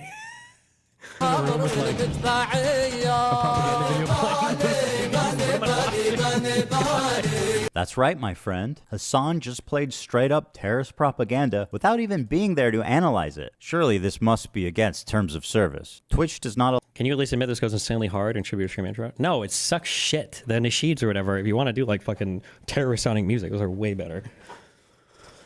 allow content that depicts, glorifies, encourages, or supports terrorism or violent extremist actors. For example, displaying or linking terrorist or extremist propaganda even for the purpose of denouncing such content. Denouncing? Okay, but what's the rule for endorsing it? Is that okay? The answer is yes, as Hasan was never punished for this blatant violation of Twitch community guidelines. Got it. So denouncing terrorism is bad. Don't do that. Endorsing terrorism is good. Okay, got it, Twitch. What is going on?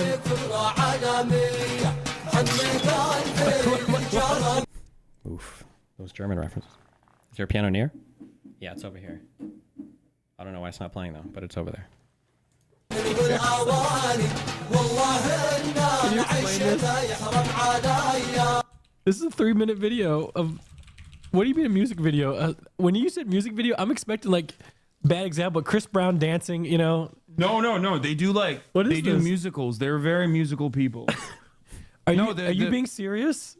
Dog, what do you look? You think I made this? This isn't music. I know they're singing, but I'm seeing just guns and shit. This isn't a music video, Hasan. No, it is. They do musicals about like their fucking like their their hatred of the actions all the Jews? time. Hold on, guys. Hold on. I've got this. Instead of terrorist propaganda, let's call it musicals. They do musicals. Instead of violent jihadists, let's call them musically talented people. They're very musical people.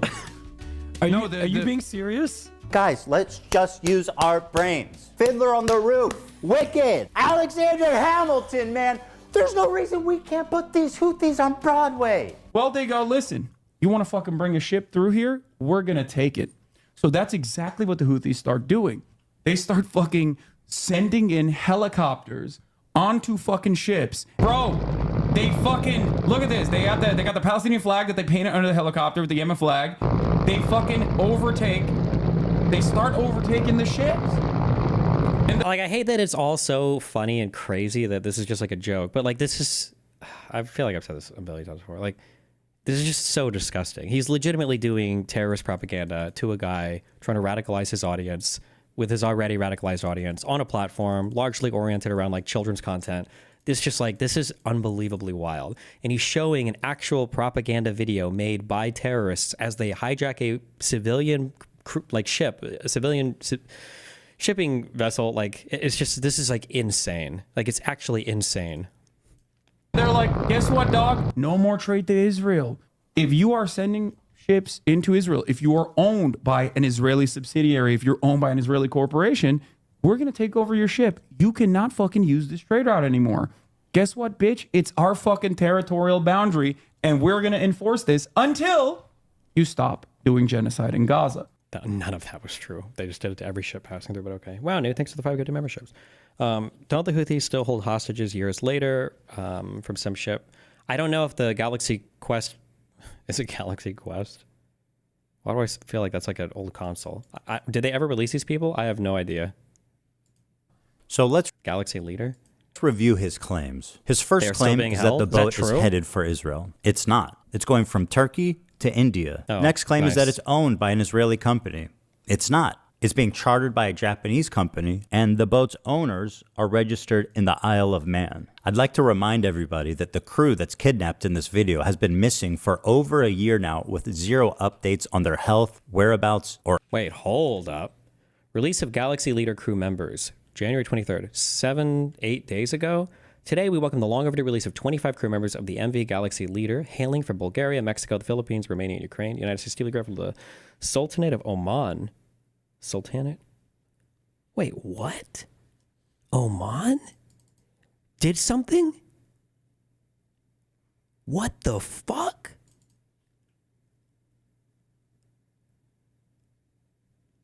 Ethan was wrong? Well, no, excuse me. Who said that? He released this video on January 31st. These people were released on January 23rd. He was definitely done with this video way before this. This is very recent. This is like a week ago. This is the first time I have ever seen Oman mentioned in any article or anything I've ever read literally in my entire life. Holy shit. Oman always does diplomacy shit? What do you mean? I've never seen it before. I usually see it's like Qatar or Saudi Arabia or the other big boys involved. But good job. But maybe I just don't read enough news in that region. I don't know. Oh, they still haven't released the MV Galaxy Leader itself. MV Galaxy Leader. Oh, is the name of the ship, so they didn't release the ship. With the attacks of endangered lives at sea. Okay. Damn. Well, good job. They finally got out.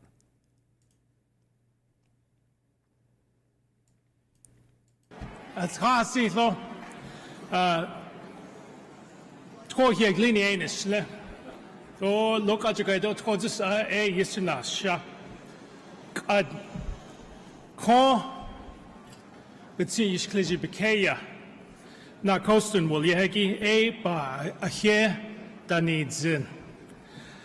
Welcome. The Democratic National Committee wishes to acknowledge that we gather together to state our values on lands that have been stewarded through many centuries by the ancestors and the descendants of tribal nations who have been here since time immemorial.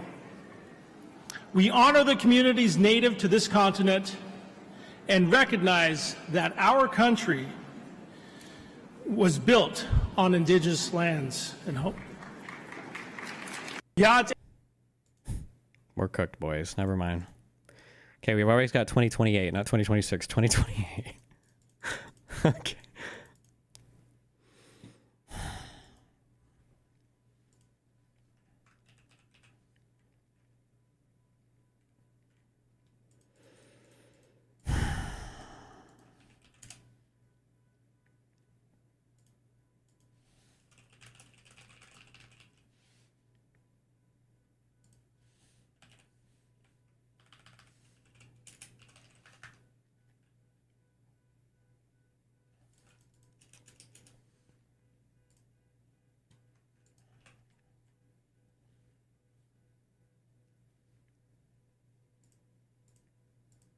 or anything. That lines up with leftist values. Hasan's third claim is that this attack happened in their territorial waters, which is also a lie. It happened in international waters. Hasan is lying for the Houthis like he's being paid. And honestly, at this point, is he? I'm a propagandist. Well, no. For the record. I'm not calling I'm a it that. I'm just propagandist. This is like a hostile. They're streaming this? Yeah. Yeah. They're flexing. There's no way they streamed it, right? They just posted on YouTube. Although maybe that's not the distinction he's making right here. What? And they're coming in hot with guns. Yeah, but you have to understand, this is a deterrence. Israeli society is going to start getting upset. They're going to be like, I can't get my treats. I can't get my Amazon Prime deliveries. What the fuck is going on? I hate this. Israel sucks. I'm leaving Israel. That's the goal. I find it disturbing that Hasan thinks that a slowdown of imports is going to cause Jews to flee Israel. 80% of Israelis were born there and do not have citizenship anywhere else. So where do you want them to go? Hasan of Israelis that Israel sucks. I'm leaving Israel. That is on Prime deliveries. What the fuck is going on? I hate this. Israel sucks. I'm leaving Israel. That's the goal. I find it as a quick thing. Fuck, Ethan might mention this, but just in case he doesn't. The big talking point, one of the big anti-Semitic talking points, or anti-Semitic talking points that Middle Easterners, especially Arabs, especially Palestinian Arabs, like to say is most of the Jews that live in Israel are from Brooklyn or from Europe. They're not real, like, Middle Eastern people.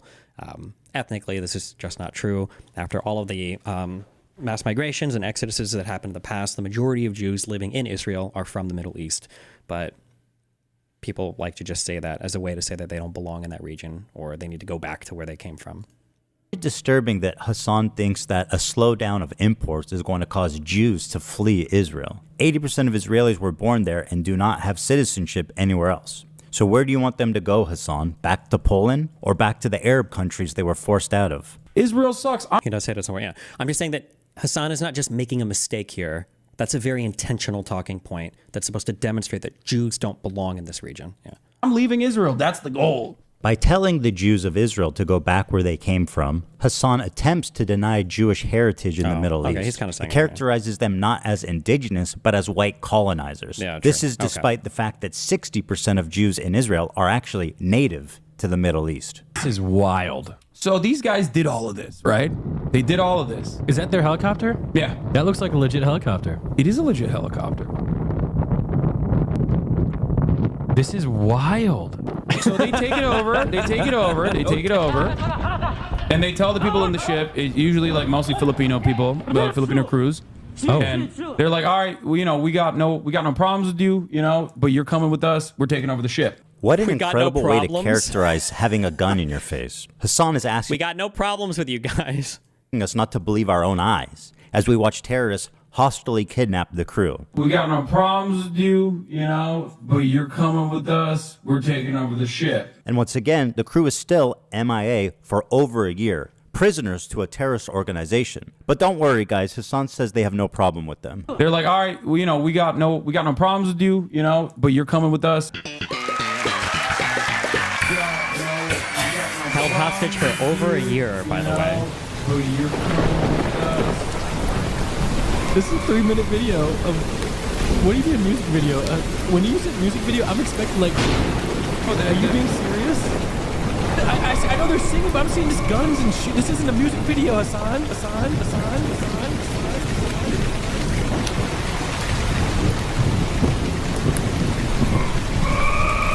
What do you think happens to like all of your shit if you're like a hostage? Like, do you think that like if these guys lived in a house, would like the bank just like take their shit? Because who's like writing them letters? I guess somebody has to. Oh shit! Hold up.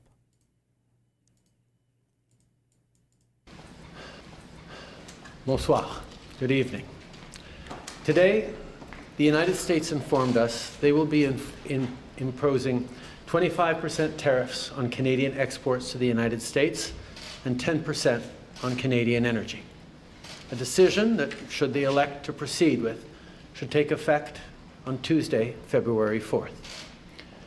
Cette décision met en péril une relation économique historique. Une relation qui a été la source de tellement de richesses, de prospérité et de possibilités des deux côtés de la frontière. Tonight, first, I want to speak directly to Americans, our closest friends and neighbors.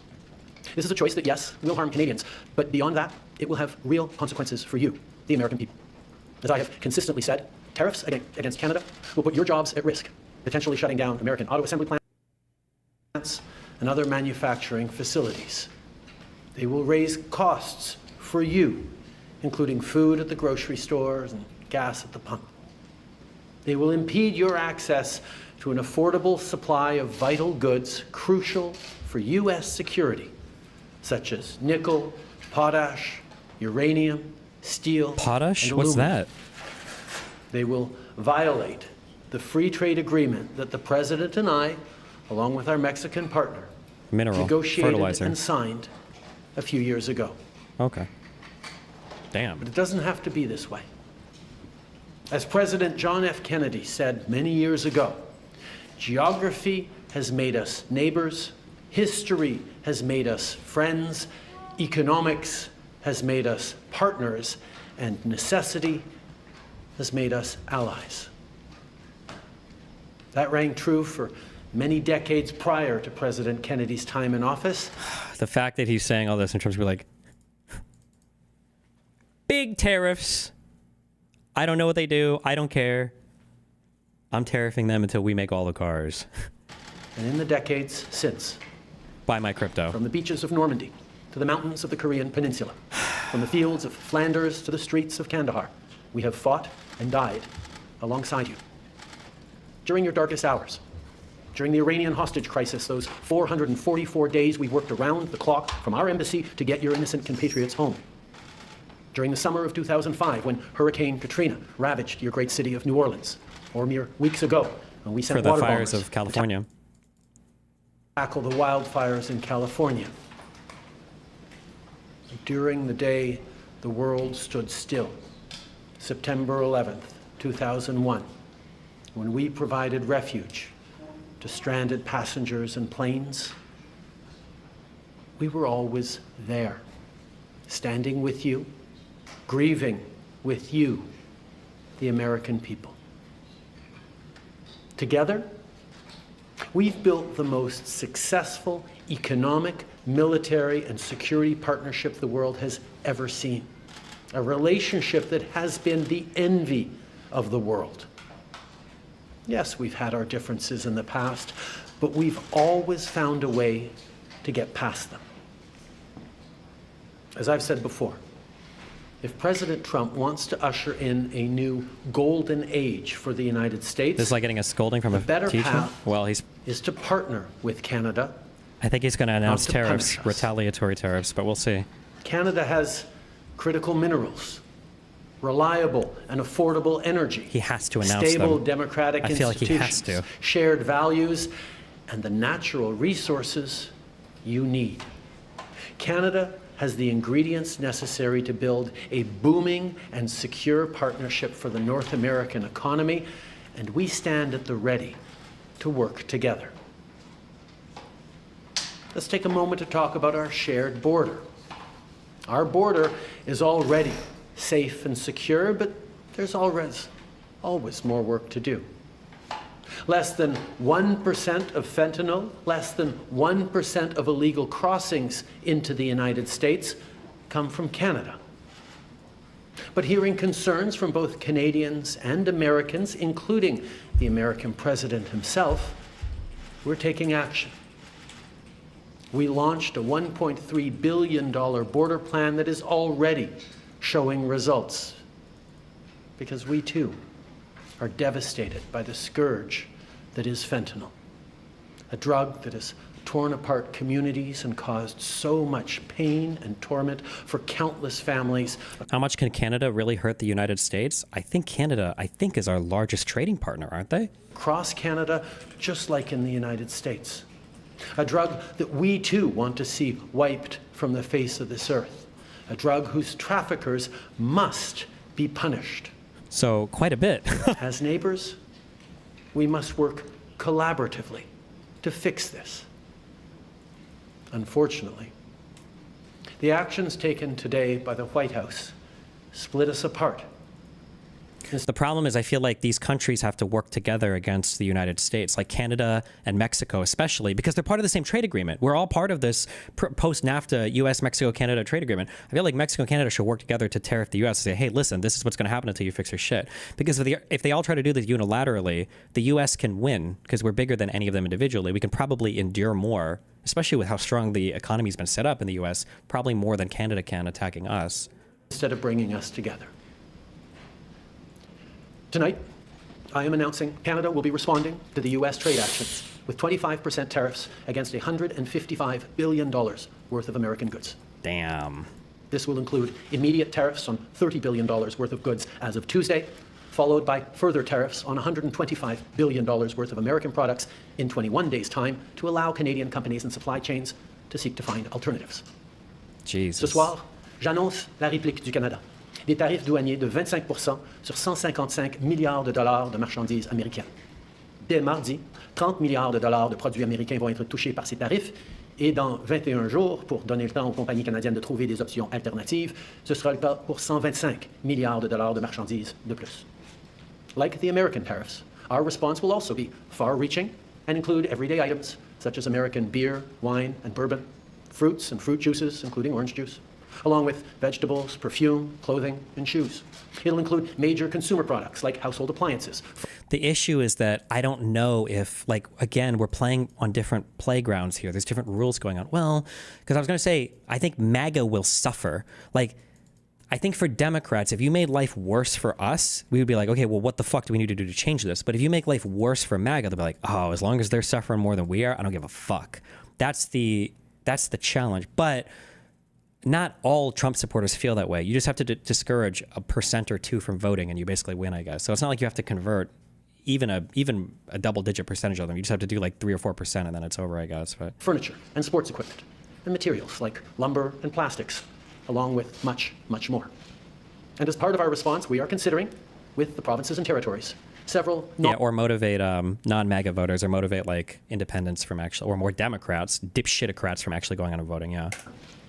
And as part of our response, we are considering, with the provinces and territories, several non-tariff measures, including some relating to critical minerals, energy, procurement, and other partnerships. Oof. We will stand strong for Canada. We will stand strong to ensure our countries continue to be the best neighbors in the world. Literally, no matter what, this is already a monumental fucking failure in terms of leadership. What the fuck? What the fuck, guys? Hello? These are our neighbors. These are our friends. These are these are our strongest neighbors. What the fuck? Why are we in a trade war with our strongest neighbors? We have the combined largest market in the world.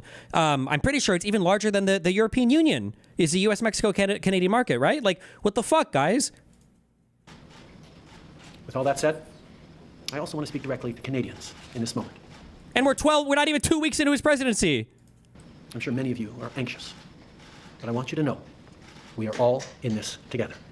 The Canadian government, Canadian businesses, Canadian organized labor, Canadian civil society, Canada's premiers, and tens of millions of Canadians from coast to coast to coast are aligned and united. This is Team Canada at its best.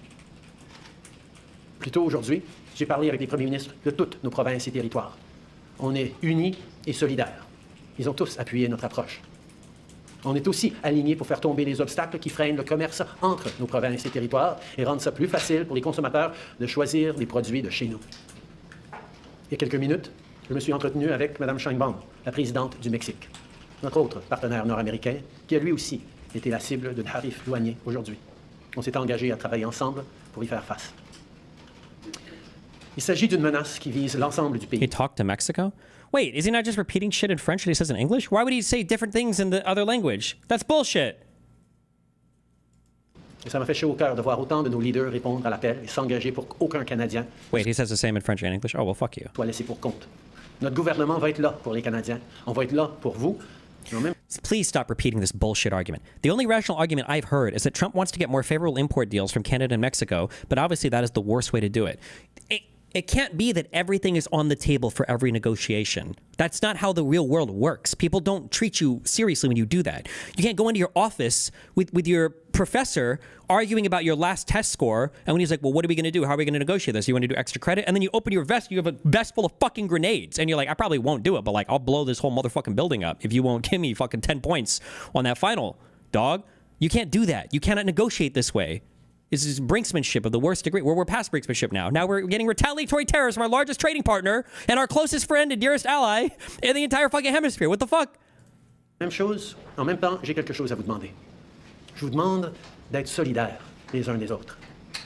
Beaucoup d'entre nous vont être affectés. Oh, he isn't repeating everything. He just said he had a call with Mexico's president today and they will work together for tariffs and the economy. Okay. Yeah, I would imagine. Et par tout ça, ils vont The vivre DuPont des moments method. difficiles. Je vous demande d'être là les uns pour les autres. D'être là pour vos amis, vos voisins et vos compatriotes. D'un océan à l'autre, les Canadiens sont... Bro, should I have sold all my shit? What are our markets going to look like? Oh my God. Très différents. On parle de différentes langues, on a de différentes croyances, on a de différentes opinions, de différentes idées. Mais quand on reste unis, on puise notre force dans cette différence. And now is also the time to choose Canada. There are many ways for you to do your part. It might mean checking the labels at the supermarket and picking Canadian-made products. It might mean opting for Canadian rye over Kentucky bourbon, or foregoing Florida orange juice altogether.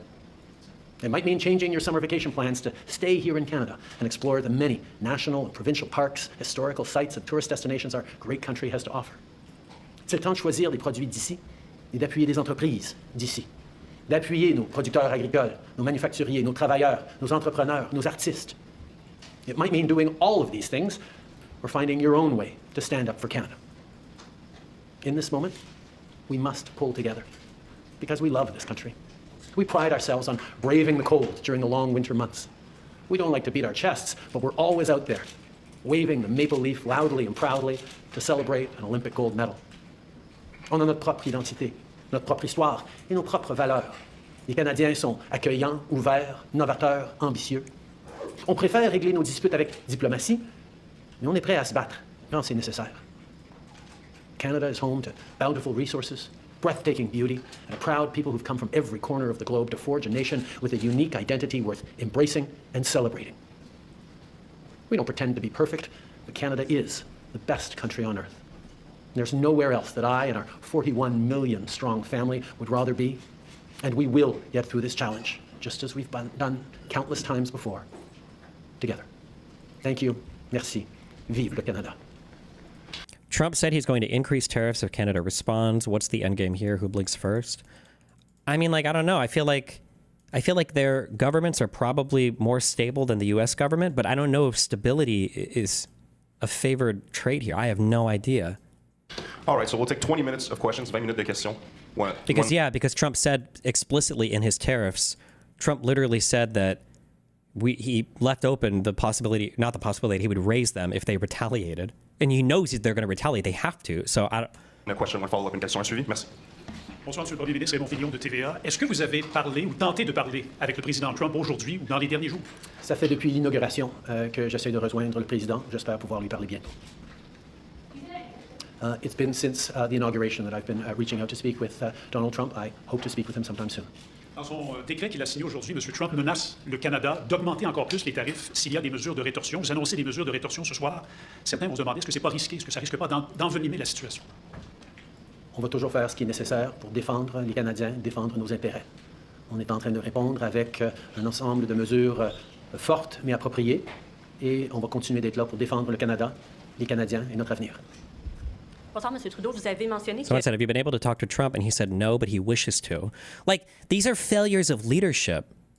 Like, I said this before with that crazy, when the Office of Management and Personnel, or was it the Office of Budget Management and the executive, tried to give guidance on how to implement these crazy Trump EOs on our federal administrations, and nobody knows what the fuck to do. That's a failure in leadership. Like, how are you not communicating any of this to anybody? No one has any idea what the fuck to do right now. Like, it's an actual clown, it's a clown show. Like even our economy, I'm so curious if our markets have priced this in. I really want to know what our stock markets are going to look like when they open on Monday. Like, have the markets priced this in yet? Did people really think this was going to happen? Que vous envisagiez d'autres mesures qui ne sont pas reliées aux tarifs, pouvez-vous élaborer? C'est sûr qu'on a il y a beaucoup d'initiatives en dehors des tarifs qu'on peut entreprendre en tant que pays. On est en train de parler avec les provinces et territoires sur certains éléments dans leur région, leur juridiction. On a aussi des mesures comme ce que les provinces sont en train d'annoncer, d'enlever l'alcool, les spiritueux, les vins américains de leur régie des alcools. Il y a des mesures au niveau de l'approvisionnement municipal, provincial et même fédéral où on peut moins acheter des Américains. Le choix des Canadiens d'acheter des produits. The reason why I feel like the Russian shit and the Elon Musk stuff on X is so evil is because people respond to like public pressure, or not public pressure. People respond based on how they think other people are responding. Like if you go into a subreddit and you see something is upvoted, 30 times and it's the top comment, then you're going to be more likely to agree. It's like, okay, well, that guy must be upvoted, right? This is why I'm saying that like on all social media platforms, at the very least, I think the nationality of every account should be revealed. It should be mandatory. The nationality of every account should be posted because there's going to be so many fucking accounts today that are posting like, thank God, like Trump is leading us into a brighter tomorrow. And this is what America First means. And these are like Russian and Chinese accounts. These are all Russian bots. But like actual conservatives in America are going to see this. Okay, well, fuck, I guess like if all the other conservatives are on board with it, fuck it. Then I guess, yeah, sure. I guess if this is what we have to do, sure. And it's like these people are, they think they're in like the presence and the company of fellow Americans, and they're not. It's just like foreign agitators. It's insane. Produits canadiens, de choisir des biens et des services du Canada et non américains, ça fait toute partie de notre réponse collective. Mais juste pour préciser, explication peut-être de couper. Easily defeated with a VPN, though. That's the argument against necessity. It's not an argument, though. Why do people say that it's easily defeated? First of all, anything that requires you to defeat it is automatically going to cut off some percentage of the bots, number one. Number two, you can ban VPN IPs and at least force them to use other things. Like, yeah, it's a back and forth, but you don't just give up. What the fuck? De l'approvisionnement en énergie. Mais la deuxième question, c'était davantage sur le décret des Américains. Il n'est pas question là-dedans, il est question de la frontière, mais pas de la relation commerciale. Est-ce que c'est parce qu'il faut s'attendre à une deuxième vague de tarifs? Tout d'abord, ce qui est important quand on va regarder différentes façons de répondre ou de mettre encore plus de pression sur les Américains pour reculer sur les mesures qui sont de l'avant, on va s'assurer qu'il n'y ait aucune région du pays, aucune industrie qui va... Trudeau said, if Trump is going to up tariffs as retaliation, Canada will stand its ground and will do what is in Canada's interest.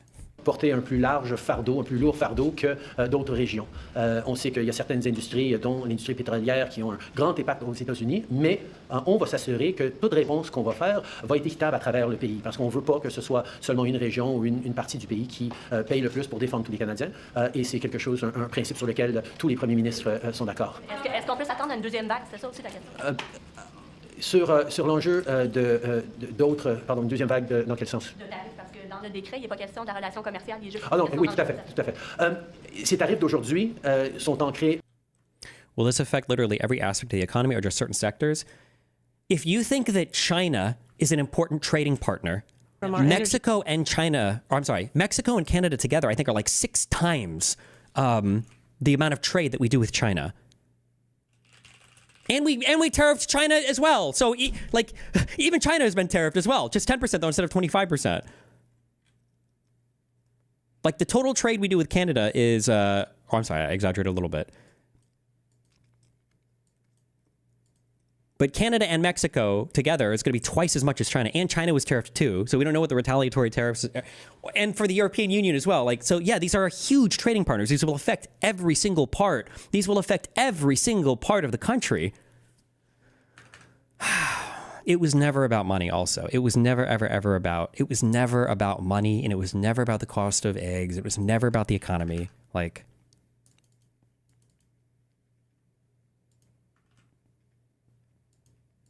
sector, where we're looking at other measures that are non-tariff measures. Could you explain further? Yes. There are many initiatives outside of tariffs. There are many things that we can do as a country. We have talks between provinces and territories with regards to different things in their respective jurisdictions. Provinces are also announcing measures such as removing American spirits, liquor, and alcohol from their stores. Some municipal. How will the right try to spin this in a positive way? The right doesn't exist in this fucking country. They don't have to spin it because they don't exist. It'll be Russian bots spinning it, and then it'll be Russian paid people like Charlie Kirk or Tim Pool or Tulsi Gabbard and RFKs and government or Jack Posobiec or like all of these people are going to be the ones leading that who are going to say it's based and awesome because Trump can do no wrong. And then audience captured losers like the Daily Wire. How fucking stupid are we? Also, keep in mind, the whole reason why any of the people who barely held on to any amount of intellectual honesty whatsoever, only reason why they supported Trump is because, well, he wouldn't actually do this. And now he has done it. So now what are they going to say? It's eventually going to go, okay, fuck me. Maybe the guardrails, maybe he actually came with a bulldozer this time. The guardrails aren't holding. Or maybe this is actually really fucking bad. Like, what the fuck? And throw in the Young Turks there as well, because fuck those guys. Provincial and federal initiatives with regards to public procurement. Choices can be made on procurement, and we can buy less American products. How do tariffs on both sides affect the average Joe? It just means the cost of everything goes up. You're not going to maybe notice it as much because companies are going to try to hedge against it as much as possible by firing people or cutting services or cutting the quality or whatever as much as they can. But prices on basically every single thing in this country will go up. Cars, like even Project 2025 already said that prices have probably gone up. This is even Project 2025, okay?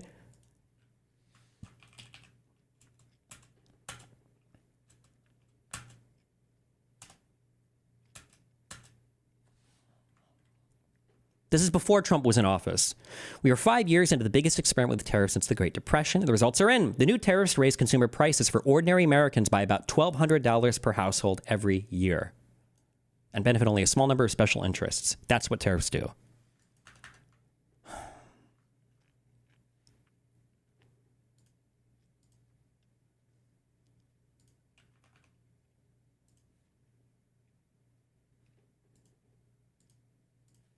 And choose Canadian products and services rather than American ones. All of this is part of our collective response. Yes, but are you going to cut? Does Canada putting tariffs on the U.S. affect the U.S.? Yes.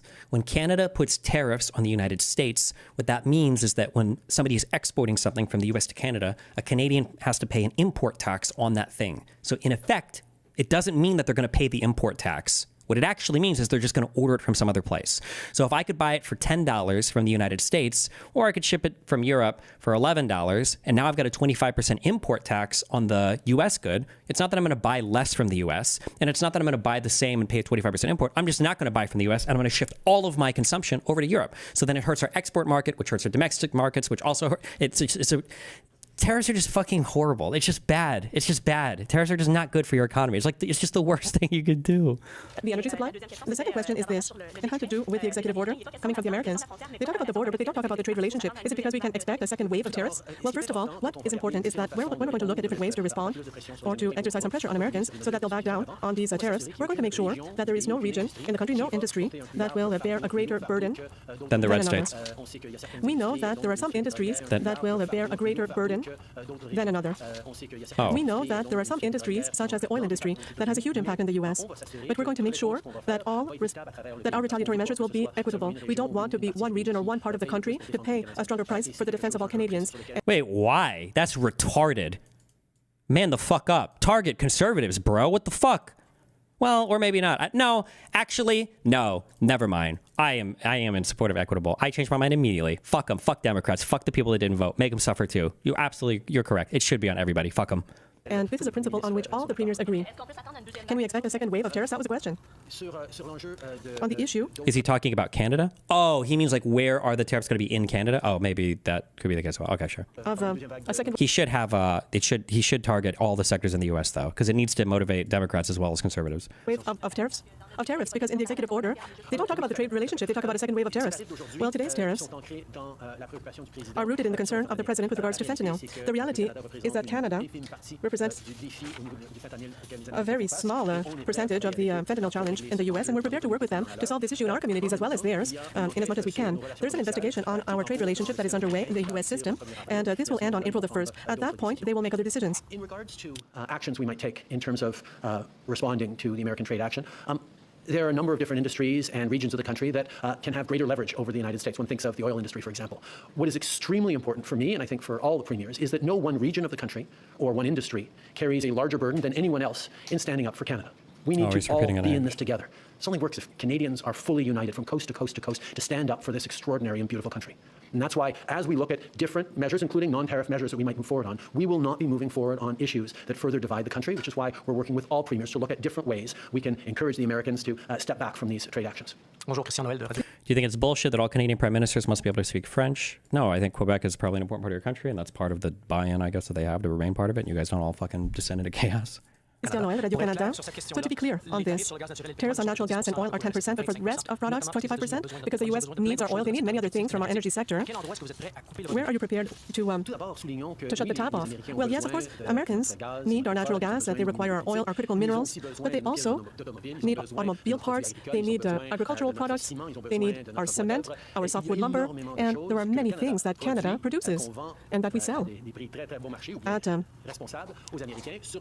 very good rate to Americans, and they depend on this for their economic well-being. Tariffs of 25% on everything that Canada produces is going to hurt Americans. It's going to hurt American consumers, American producers. We're expecting to have huge challenges in the automobile industry in the U.S., where parts and Canadian... Oh, Smith and Scott Moe do not speak French. That is not a demand. Oh, okay. I thought it was normal that your PMs and everybody in politics, like, don't you have 2 official languages in your country? Sick and labor are essential components of their work. So we're going to be there, and we're going to look at this. We're going to encourage Americans to back down on these tariffs. And we will use all this suite of tools at our disposal. To be clear, we don't want to be in this situation. This is the choice of the Americans to place us in this situation, but here we are, and so we will respond in a responsible and strong manner to defend Canada. This evening, some people booed the American anthem. Did Trump even talk about tariffing Canada and Mexico before the election? Yes, he talked about all this shit. He's just doing exactly what he said he would do, and it's catastrophic. The only defense for Trump was that he wouldn't actually do this. And also, even if we wanted to assume in the best, most steelman, not steelman, it's unobtainium man, okay? Because you're talking about vibranium, whatever Marvel material that doesn't even exist to create like the alloys needed to steelman these arguments, okay? It's not like he's using these to negotiate. He's just doing them. Like, go to the table and negotiate then, I guess. And if you want to threaten being an unhinged lunatic, then do it. But he's not threatening being an unhinged, he's just being an unhinged lunatic. What the fuck? At a hockey game here in Ottawa. Are you angry? Were they right to be angry? We have a very long history with Americans. We have an unparalleled partnership, but we've had our differences and we've had tensions between both of our countries. And these are deeply felt because we're so close. We are neighbors, friends, we are family, and it can be very painful when we go through difficult times. The reporters asked Trump what concessions he's looking for, and he said nothing. Yeah, I know. We listened to it earlier. I trust Canadians, and I also trust the American people. I believe that the American people understands that their greatest challenge in the world is not to pick a fight with Canada, and that by working together, we can go through these difficult times and to come out of this even stronger.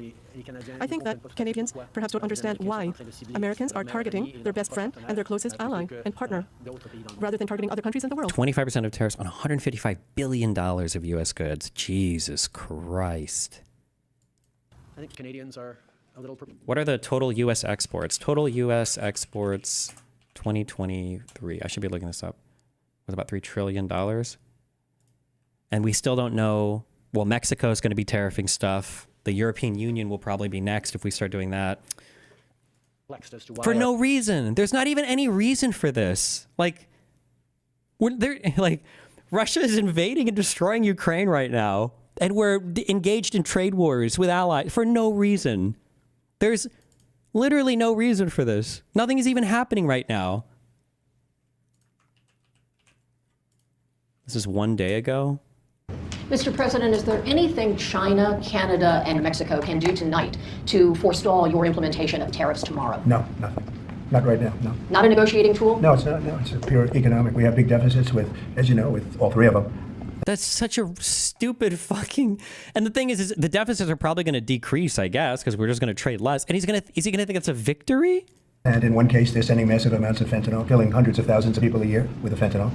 And in the other two cases, they're making it possible for this poison to get in, number one. And number two, we have big deficits, and it's something we're doing. And we'll possibly very substantially increase it. We're not. We'll see how it is. But it's a lot of money coming to the United States. As you know, we have about a $200 billion deficit with Canada, getting close to... Does he think the fiscal deficit and the trade deficit is the same thing? I think he does. I really do. $200 billion. They've treated us very unfairly. And I say, why should we be subsidizing Canada? It's wonderful. I have so many... The way, like what he just said there, we're subsidizing Canada. It makes it sound like That's what he thinks it is, yeah. Friends in Canada, it's a great place. Is there a concession But, you're looking for, sir? No, we're not looking for a concession, and we'll just see what happens. We'll see what happens. And with Mexico, it's the same thing. We have a $250 billion deficit, and we have a lot of people coming into the border, and now we've largely stopped that, but we've stopped that ourselves. I think they've done a fantastic job. You've seen the numbers, they've dropped to almost zero. But we've suffered under the past administration for years and years. We've suffered with millions of criminals coming into our country. Criminals, people from jails from all over the world that come through Mexico, and they come through Canada too. A lot of them come through Canada, and a lot of fentanyl comes through Canada. And China makes the fentanyl. You know, China makes the fentanyl, gives it to Mexico, puts it through Canada, puts it through different places, mostly Mexico, but also a lot through Canada. And so all three haven't treated us very well. Will tomorrow's tariffs include oil? What? Will tomorrow's tariffs be inclusive of Canadian crude? I'm probably going to reduce the tariff a little bit on that. We think we're going to bring it down to 10% on the oil. So it's 25% on the Canada side. Mr. President, are these tariffs stacking on top of already existing tariffs? Or Yes, on top of whatever may be existing. Who is telling him to do this, and what would be your best guess as to why they'd want to do this? I don't know. I still don't know. I'm sure somebody has written on it, or there must be something.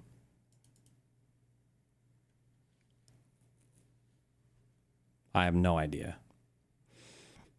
And partner, rather than targeting other countries in the world. I think Canadians are a little perplexed as to why our closest friends and neighbors are choosing to target us instead of so many other challenging parts of the world. I don't think there's a lot of Americans who wake up in the morning saying, oh, damn Canada. Oh, we should really go after Canada. We're there as friends, as partners. We always have been, we always will be. Sure, we're going through a difficult time right now, and yeah, emotions may run high here and there, particularly around hockey games. Like, what have we done anything to, like, the states that we were supposedly enemies with? We saved TikTok, so that's technically good for China. And then we've harmed Mexico, Canada. We've still threatened, like, military action against Greenland is on the table. Like, will the effects of these tariffs be immediate or realized over a year or two? My understanding is that these tariffs go into effect on Monday, on the 3rd, in 2 days, is my understanding. I don't even know if... I'm curious if we even have, like, the federal infrastructure to levy all of these. Like, is the infrastructure in place? Is that, like, an easy or trivial thing to do? Or is there, like, some whatever federal body, I don't know what is in charge of levying tariffs. I'm so curious if they even... Oh, sorry, Tuesday, not Monday. I thought somebody said the 3rd, not the 4th. Because we have the most successful partnership the world has ever seen, and it's a true value in this time of really challenging geopolitical instability. Jillian Piker with Global News. Prime Minister, will you recall Parliament to pass a bill to help Canadian workers and end prorogation? As you can see from our strong response package, as we spoke about with premiers this afternoon and have for many weeks, we have the tools to be able to support Canadians through this challenging time as it stands. This is a moment for Canadians to pull together, including Canadians of all different political parties. This is a moment where we need to set aside our differences and focus on delivering for Canadians, standing up for Canadians, and protecting the most successful political, military, economic, and security partnership the world has ever seen. And that's exactly what we're going to do. We have the tools to do it as a government right now, and we will keep doing it alongside our premiers and our partners.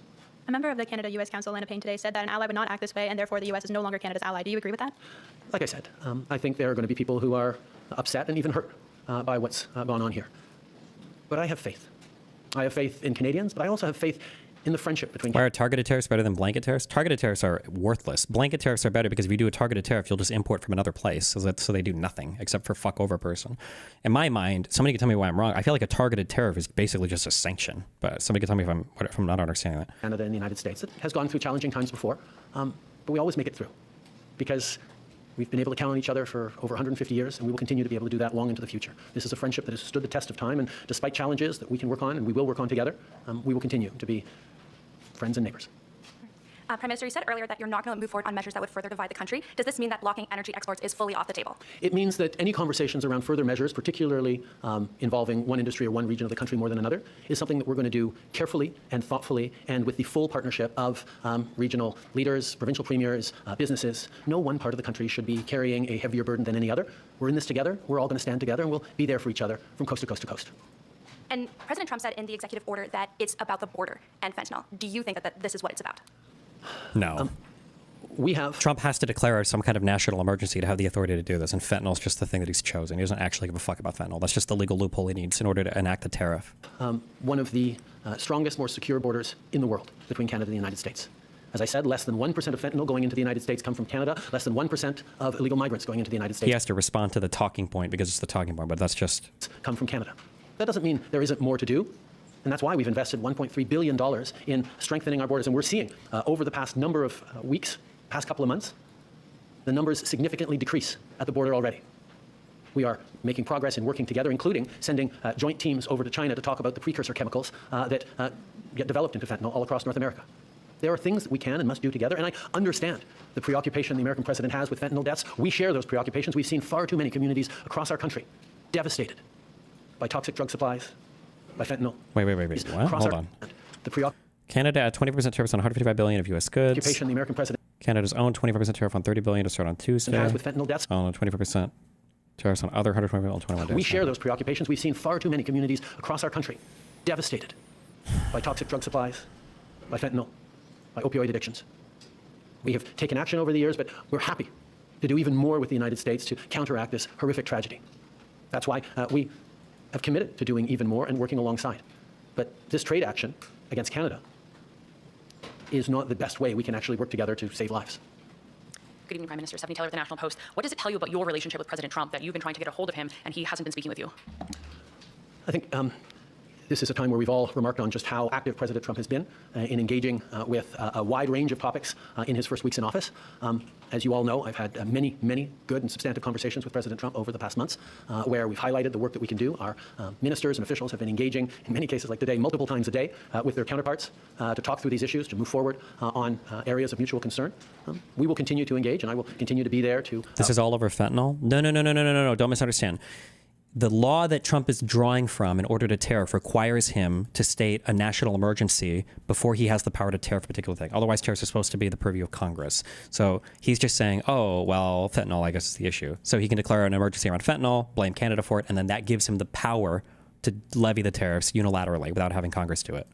Work with President Trump as we've worked together in the past. We've worked together to solve some pretty challenging issues over the years. I look forward to doing that again. Je pense qu'on peut souligner à quel point I think that we've seen how busy President Trump has been. I've had several conversations with him over the past few months on these issues that we're talking about today, and he's full aware of my position. At the same time, our ministers have been very active and have been working with their American counterparts. They've spoken with them several times and talked about the work that we can do together.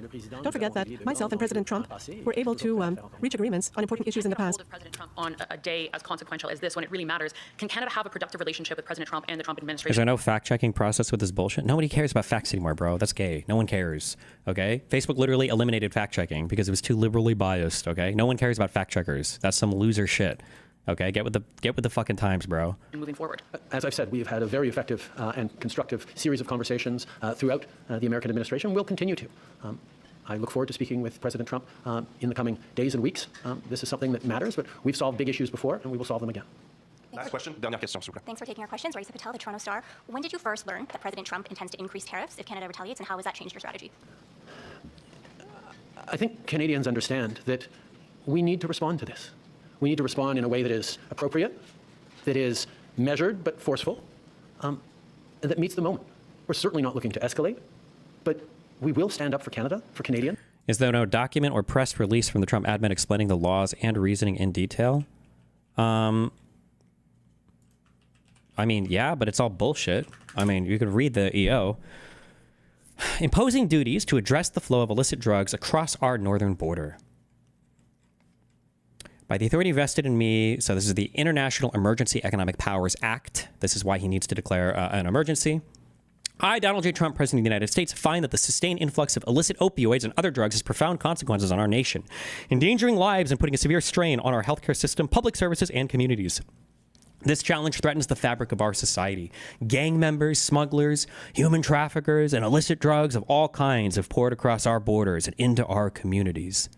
It's amazing. Unbelievable. Canada has played a central role in these challenges, including by failing to devote sufficient attention and resources or meaningfully coordinate with United States law enforcement partners to effectively stem the tide of illicit drugs. What an insane claim. What the fuck? What? What?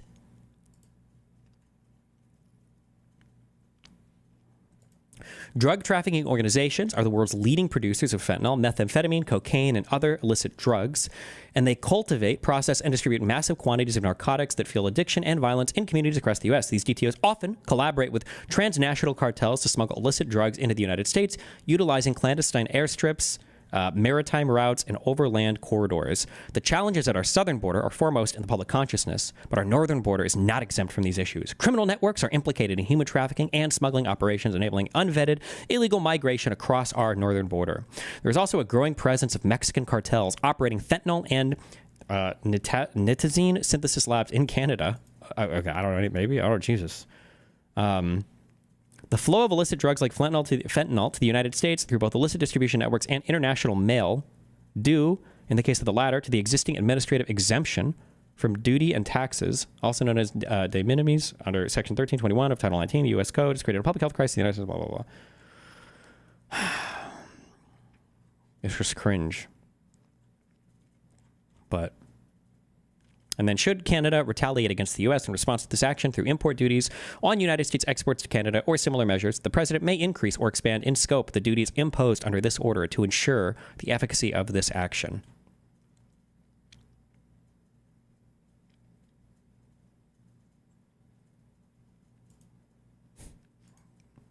Are we getting the bad ending right now, bros? For Canadian jobs.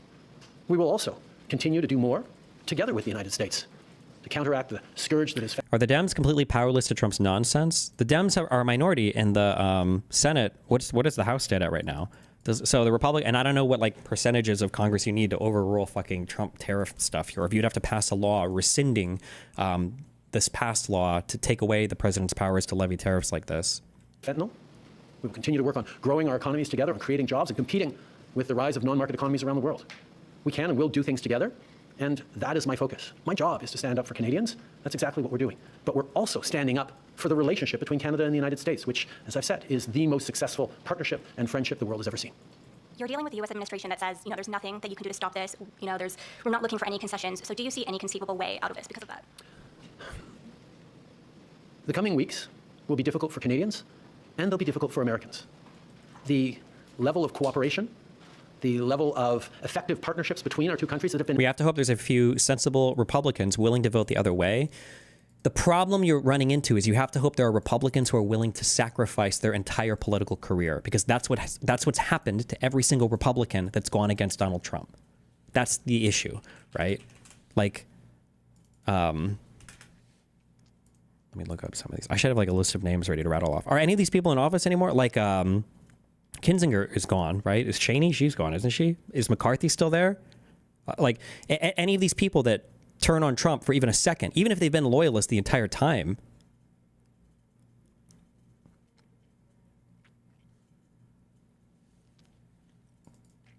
Oh, Romney? Yeah, like you're just gone.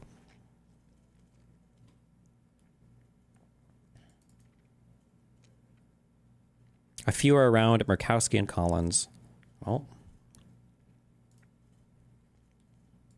and established over decades and generations means that this trade action by the Americans and our response is going to have real consequences for people, for workers on both sides of our border. We don't want to be here. We didn't ask for this.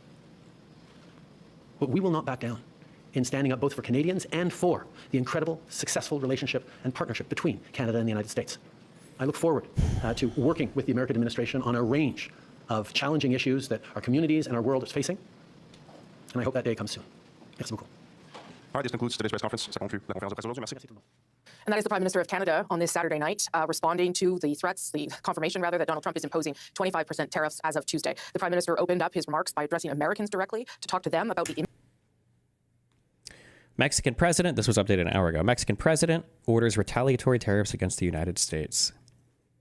When are we expecting China to respond? Probably in hours or tomorrow? I don't know what time it is over there.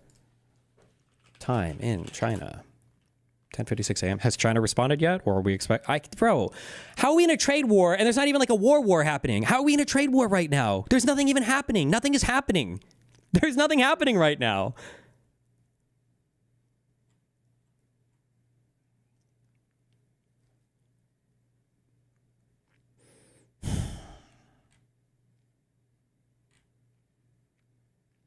Yeah, nothing happened too hard and it flipped over. What the fuck?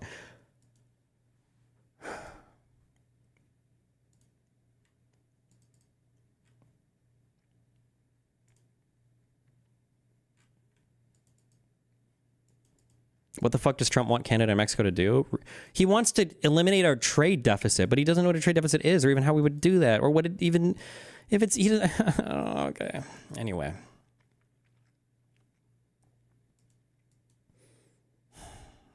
Back to Hasan.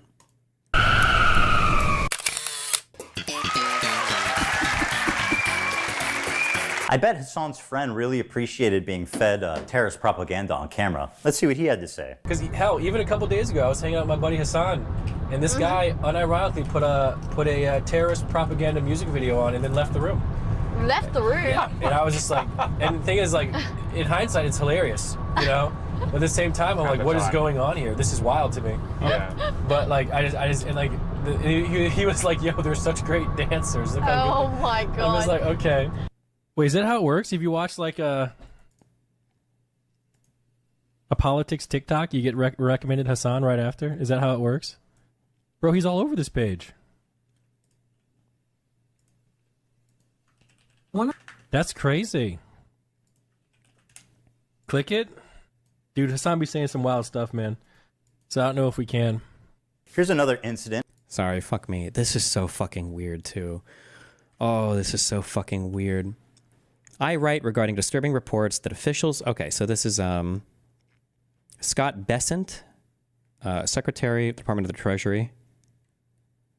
This was written yesterday. I don't know if this is just published today or why I'm just getting like this, but... wait. Dear Secretary Bessent, this is written by... Sorry, hold on. Ron Wyden, U.S. Senator, ranking member on the Committee of Finance. Dear Secretary Bessent, I write regarding disturbing reports that officials associated with Elon Musk and the so-called U.S. Department of Government Efficiency attempted to gain access to systems that control payments to millions of American citizens, including Social Security, Medicare, and tax refunds. A confrontation over access apparently resulted in the abrupt resignation of David Liebrick, a career nonpartisan Treasury official who recently had been named acting Secretary of the Treasury by President Trump.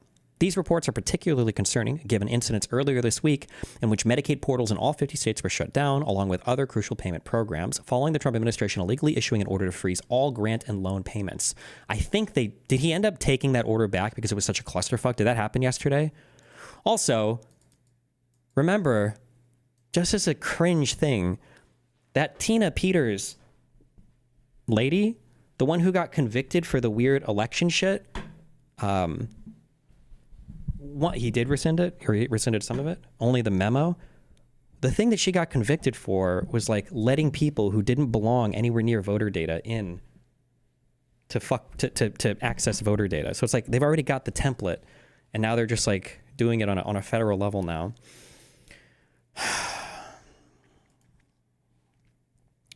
As you are aware, the Bureau of the Fiscal Services Payment Systems controls the flow of more than $6 trillion in annual payments to households, businesses, and other entities nationwide. These payment systems process more than 1 billion payments annually and are responsible for the distribution of Social Security and Medicare benefits, tax refunds, payments to federal employees and contractors, including competitors of Musk-owned companies, and thousands of other functions. To put it bluntly, these payment systems simply cannot fail, and any politically motivated meddling in them risks severe damage to our country and the economy. I am deeply concerned that following the federal grant and loan freeze earlier this week, these officials associated with Musk may have intended to access these payment systems to illegally withhold payments to any number of programs. I can think of no good reason why political operators who have demonstrated a blatant disregard for the law would need access to these sensitive mission-critical systems. Forget this latter part. They just have no business being in there. This Doge is not even a real fucking thing. It's not even a real government department. Why the fuck do they have anything to do with anything ever? Like, they have no business being in any of these areas. Whether intentional or unintentional, failure of these payment systems could stop Social Security checks from being sent to retirees who need to pay bills and buy food and drugs. It could stop paychecks from being sent to our troops and their families. As you well know, Americans are in the middle of tax filing season, with many counting on tax refunds that they are legally owed by the government. Most importantly, the federal government is in a financially precarious position, currently utilizing accounting maneuvers to continue paying its bills since it's reached the debt limit at the beginning of the year. Oh yeah, wait, we only have like a continuing resolution right now, right? I don't even think we ever figured that out, have we?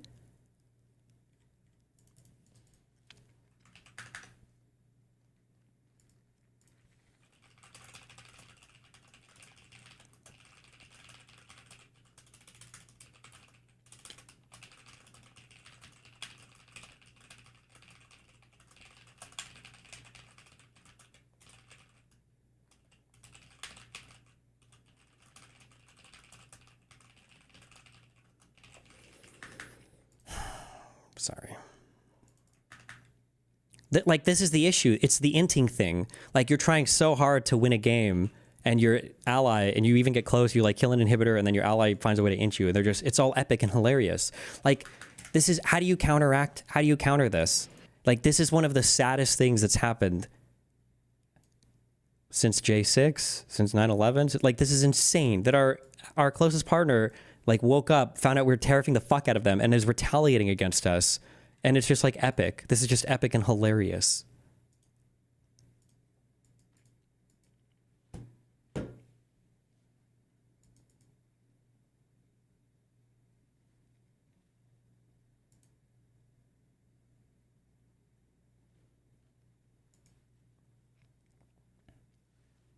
Cadre, right? This is a cadre. That's how you pronounce this? Cadre. Cadre.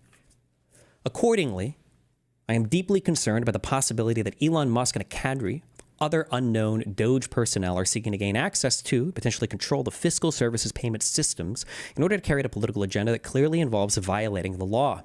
It appears that Musk's behavior is forcing out highly qualified and experienced career public servants in order to get his way and fulfill Trump's goal of eviscerating the federal budget, including potentially by cutting Social Security and Medicare benefits for millions of Americans who are already struggling to pay their bills or buy groceries.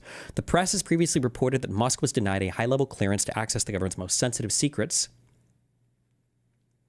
I am concerned Musk's enormous business operations in China, a country whose intelligence agencies have stolen vast amounts of sensitive data about Americans, including U.S. government employee data, by hacking the U.S. government systems, endangers U.S. cybersecurity and creates conflicts of interest that make his access to these systems a national security risk. As you are aware, the Treasury Department was recently breached by Chinese government hackers who compromised Treasury's systems and accessed thousands of sensitive documents, including Secretary Yellen's emails. Musk's Tesla, which accounts for half of his net worth, operates its largest factory in China, producing more than 1 million cars per year in the country. Tesla has also received several unusual concessions from the Chinese government, including Tesla, to operate without a joint venture with a Chinese company. Oh, I didn't even know that was possible. Something no other car company is permitted to do. One of the ways that they get you, I think, okay, oh my God, I'm so out of my depth here. I don't know if this is true or not. I've heard this said before, that one of the ways that they get you in China is China will never steal. They won't steal intellectual property from your business. They would never do that. That's super unethical. They would never, ever do something like that. But if you ever want to do business in China, you have to partner with another Chinese company and share all of your stuff with them. And what they get from that Chinese company, well, you have no say over. And that's like how they get you. That's how they get you. I was unaware that are there other businesses that are exempt from this besides Tesla? I didn't know that Tesla got away with not partnering with any Chinese company, but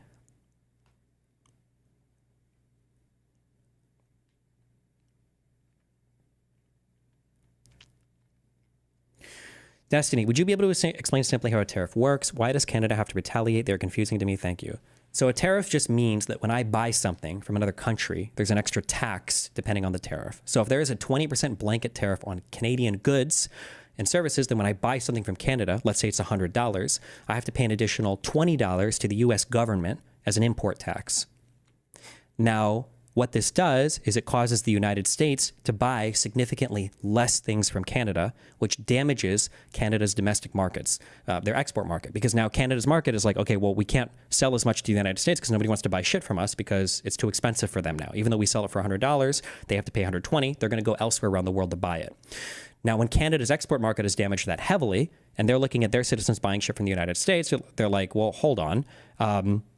We're going to put a tariff now so that the U.S. can't ship as much stuff to us. So now something that might sell from the U.S. to Canada for $100, now they have to pay a 20% tariff. So now people from Canada are going to buy from other markets, because if you're going to rape our markets, we're going to rape your markets back. And it's going to be a giant 69 rape fest where we're all raping each other until everybody's markets are so fucked that people decide to bring the tariffs down, basically.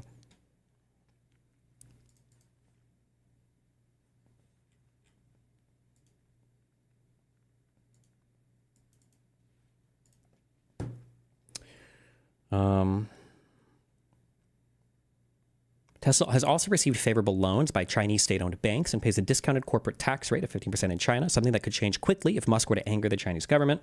In light of China's recent hack of the Treasury Department systems, it seems unusually granting access to sensitive systems to an individual with such significant business interests in China. In order to better understand the risks posed by Musk's and Doge's efforts to gain access to the fiscal services payment systems, please provide answers to the following questions no later than February 12th. Jesus. Is there like a 10-minute YouTube video you would recommend to normies about why tariffs are bad? I don't know. Just Google why tariff bad. This is like the ideal. This is what people fantasize about when it comes to tariffs. And this is why I think tariffs are bad. Okay. And most economists, I think, will say it. Okay. Okay. So you have an import-export market with another country. All right. You sell shit to them. You buy shit from them. Okay. Now, let's say that you are, let's say that you're buying 100 billion worth of stuff from them, and you're selling 50 billion worth of stuff to them. Now, some people will say this is bad, so you could refer to this as a trade deficit. Now, there are more sophisticated macroecon arguments for why, even though they're having a $50 billion surplus, that surplus is held in USD, and ultimately it's going to make its way back to the United States in the form of investment. Wait. I did this backwards. I'm sorry. Hold on. You import. No. I did this correctly. I should just put this. Yeah. No, I'm sorry. I did this correct, right? That this the $50 billion extra that they're not importing from us is going to come back in the form of FDI, foreign direct investment, into U.S. businesses and whatnot, because they have to spend that money back in the U.S. But we don't have to worry about that right now. But basically, what a tariff says is okay, we manufacture, or our businesses could manufacture a product for $15, all right? You guys are manufacturing this product for $10. Now, as a result of that, our domestic industries can't make this product. Now, there might be times where this hurts you. Like, let's say you have an unemployment rate of like 15% and you're like, your country's fucked, your workers can't do anything, you can't, and maybe like, okay, fuck, we have to protect our domestic manufacturing, we need to do something, this is not good, okay? This is not the issue right now in the United States though, right? But you might look at this industry, maybe they're voters you care about, and you might say, okay, I need this $10. You guys are selling $10. You know what? 100% tariff on you. Boom. What the 100% tariff means is that now if I want to buy this $10 thing in the US, well, now it's going to cost me $20. Okay. And now a fool will think, so now my $15 people can manufacture this domestically based. That's not what happens though.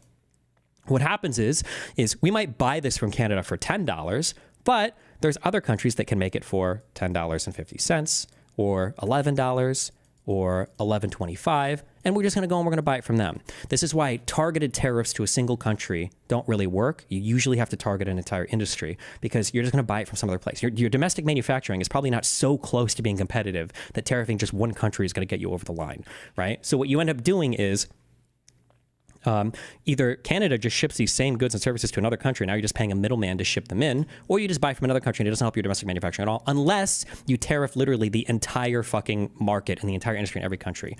And typically people don't like that, because if you tariff hugely like that, you're usually in violation of things from the WTO, is the World Trade Organization, which says, hey, everybody should have fair trade. It's not fair to tariff some countries or some industries because it makes it hard for everybody to trade with everybody and fuck some countries over unfairly. And when you start tariffing people, everybody looks at you like, bro, what the fuck? Why is the U.S. like fucking my shit up? I'm trying to sell some shit and they're charging me more money for it. Fuck this. I'm going to tariff them, and everything breaks down when people start tariffing everybody. So it's just not good generally to do this unless you're trying to like get into a trade war and you're trying to fuck people over. It doesn't in the long term usually help. I don't think any economist thinks it helps in the long term. Any domestic industry economically, you might be able to make arguments for it helping, like for security. So for instance, we might want to say we're going to tariff all steel imports because the U.S. manufacturing steel is good for national security, which is fine, but you're taking an economic hit for that national security purpose, which is okay. But economically, you're always in a bad world here when you're doing this.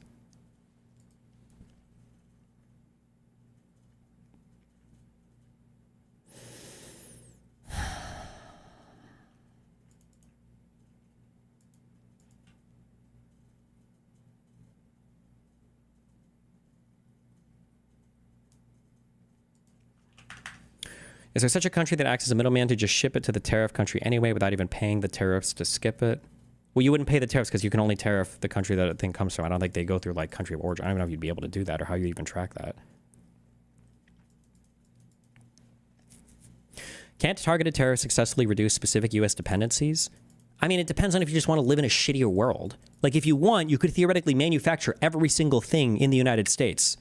Like, if you want, like, we could just have Nokia cell phones, and we could have, like, 386s, and we could just have, like, and, like, we could pay, you know, like, 3 times as much for our food, and, like, only have, like, 1 car per family, and live in smaller homes. Like, we could have a shittier standard of living. You can do that, but that's what broad tariffs do. If you want to make everything at home, then the cost of doing that is you're not making as many advanced goods and services anymore because you don't have enough people to make everything. Our economy is past full employment, so you can't produce every single thing from the base level all the way up. We have to export parts of our supply chain, right? Also, when you're tariffing these like fundamental things, right? Let's say that you are let's say that we put a tariff on iron, okay? We're going to make it so that iron, we're going to do it on the whole market. Okay, well, fine. So now in the U.S., maybe your iron manufacturers are now making more, but it's going to be more expensive because of the tariffs. And now the people that make swords have to spend more money. The people that make chainmail have to spend more money. The people that make armor for your horses have to spend more money. The people that make forges or anvils or whatever for your forge, like every single product down the supply chain is now also going to cost more money. So people are hurt. And it's just bad.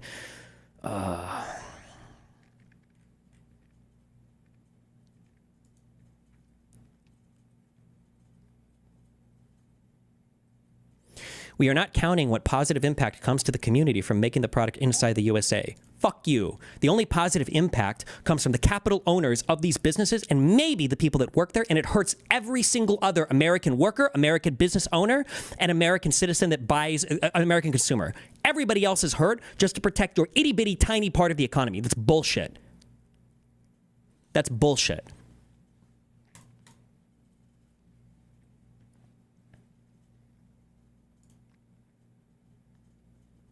Of Hasan and it's crazy. Click it. Dude, Hasan be saying some wild stuff, man. Oh, actually, you know what? Fuck it. Hold on. Maybe, fuck me. Don't listen to me. Maybe this guy will explain it perfectly. 1 second. There is no correlation between trade deficit with a particular country and that country doing better than we are. That's just not the way any of this worked. But the Trump administration is not doing this for economic reasons. They're doing it for cultural reasons. So here, let me explain why they're doing this for cultural reasons. Again, there's a picture. Okay, politics is about pictures. Politics is about stories. Politics is about narratives. When I say trade deficit doesn't matter, it's true, but Trump is telling a different story. And the story that President Trump is telling is a story that goes something like this. Once upon a time, there were booming industries in the United States, large-scale factories, these big buildings located in Detroit, where people worked on employment lines, where they worked on manufacturing lines, and they worked there for 50 years, and they got the gold watch, and then they went home. And they had enough money based on that one salary to support their families. Why can't we go back to something like that? And the answer is because you can never go back. America's economy is much more developed. You have better stuff now. You have cheaper stuff now. The businesses that we work in are better to work in than those businesses. If you had a choice between working in a Pittsburgh smelter and working in the Pittsburgh healthcare industry, you would choose to work in the Pittsburgh healthcare industry. Pittsburgh, by the way, is doing quite well, right? The Pittsburgh unemployment statistic. Right? I'm in Detroit. A tariff on Japan car imports in the 80s would have saved this city. Maybe it would have, but it probably wouldn't have because we would have just bought all of our cars from Europe. And if we would have tariffed Europe too, then maybe it would have saved Detroit, but it would have been at the cost of all of us having to drive dog shit American fucking cars. There's a reason why in 2007, 2008, all of the major car manufacturers in the US went fucking bankrupt and GM had to kill like 20 of their fucking brands. It's because American cars are fucking dog shit. And the idea that you deserve those protections and every American has to be subject to driving a fucking Chevy Silverado or a Ford F-150 kill in a video game, that fuck you. Right now, the Pittsburgh unemployment rate currently is 4.6% as of September 2017.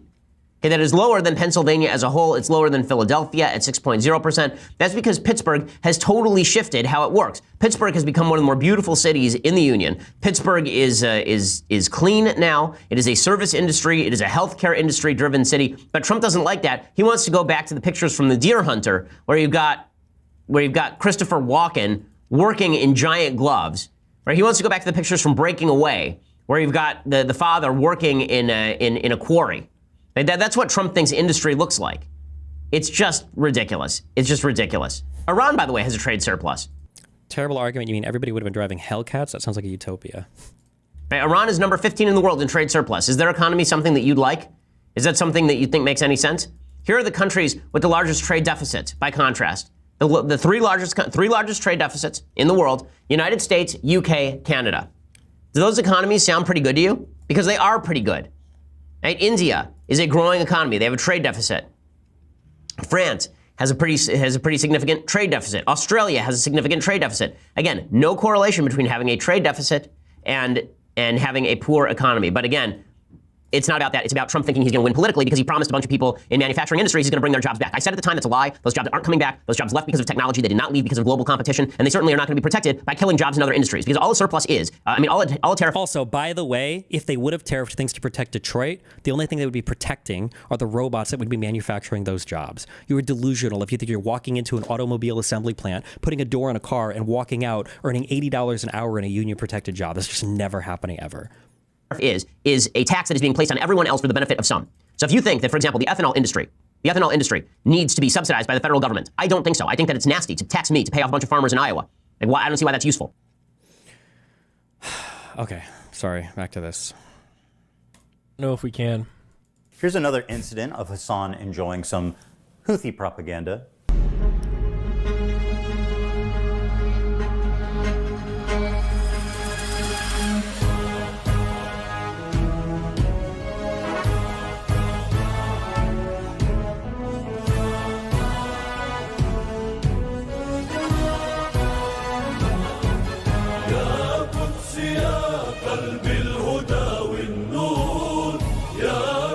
How can they not agree with the Houthis when this is the kind of music video that they're coming out with? They got a beautiful voice too. What is Trump's end goal here, and why is he allowed to make up corners, comiser bullshit to fit? I don't know what the fuck that word is even supposed to be. It's triggering me so hard I can't even read the rest here. No, I love you though. No one knows what Trump's goal is.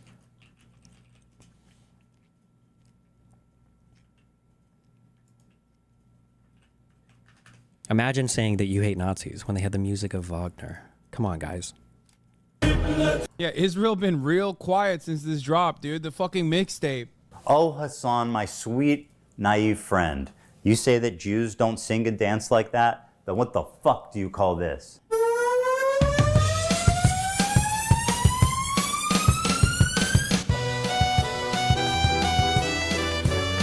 That's right, bitch.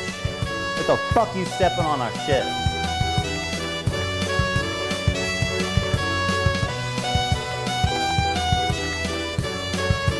Hold on. You guys are putting arguments in chat, and I don't know what, like, Destiny. I've heard people think that Trump is using Canada and Mexico as a C. I'll fucking do it as an example. I don't know what I'm supposed to say to that. You're saying, like, I've heard some people say, and then you're typing something that, like, it sounds like you're typing what you're saying some people are saying is a reasonable argument. That's just retarded. I don't know how I'm supposed to respond to that. That's a retarded thing. If people are saying that, they're retards. I don't know, like, Destiny, I've heard that some people are saying that Trump is doing this just because Canada, it starts with the letter C. I don't know what I'm supposed to say to that. It's fucking retarded. I don't know what... Yeah, Israel been real quiet since this drop, dude. The fucking mixtape.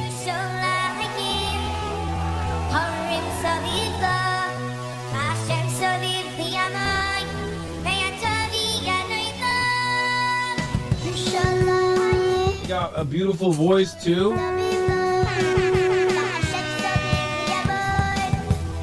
Israel been real quiet since this drop, dude.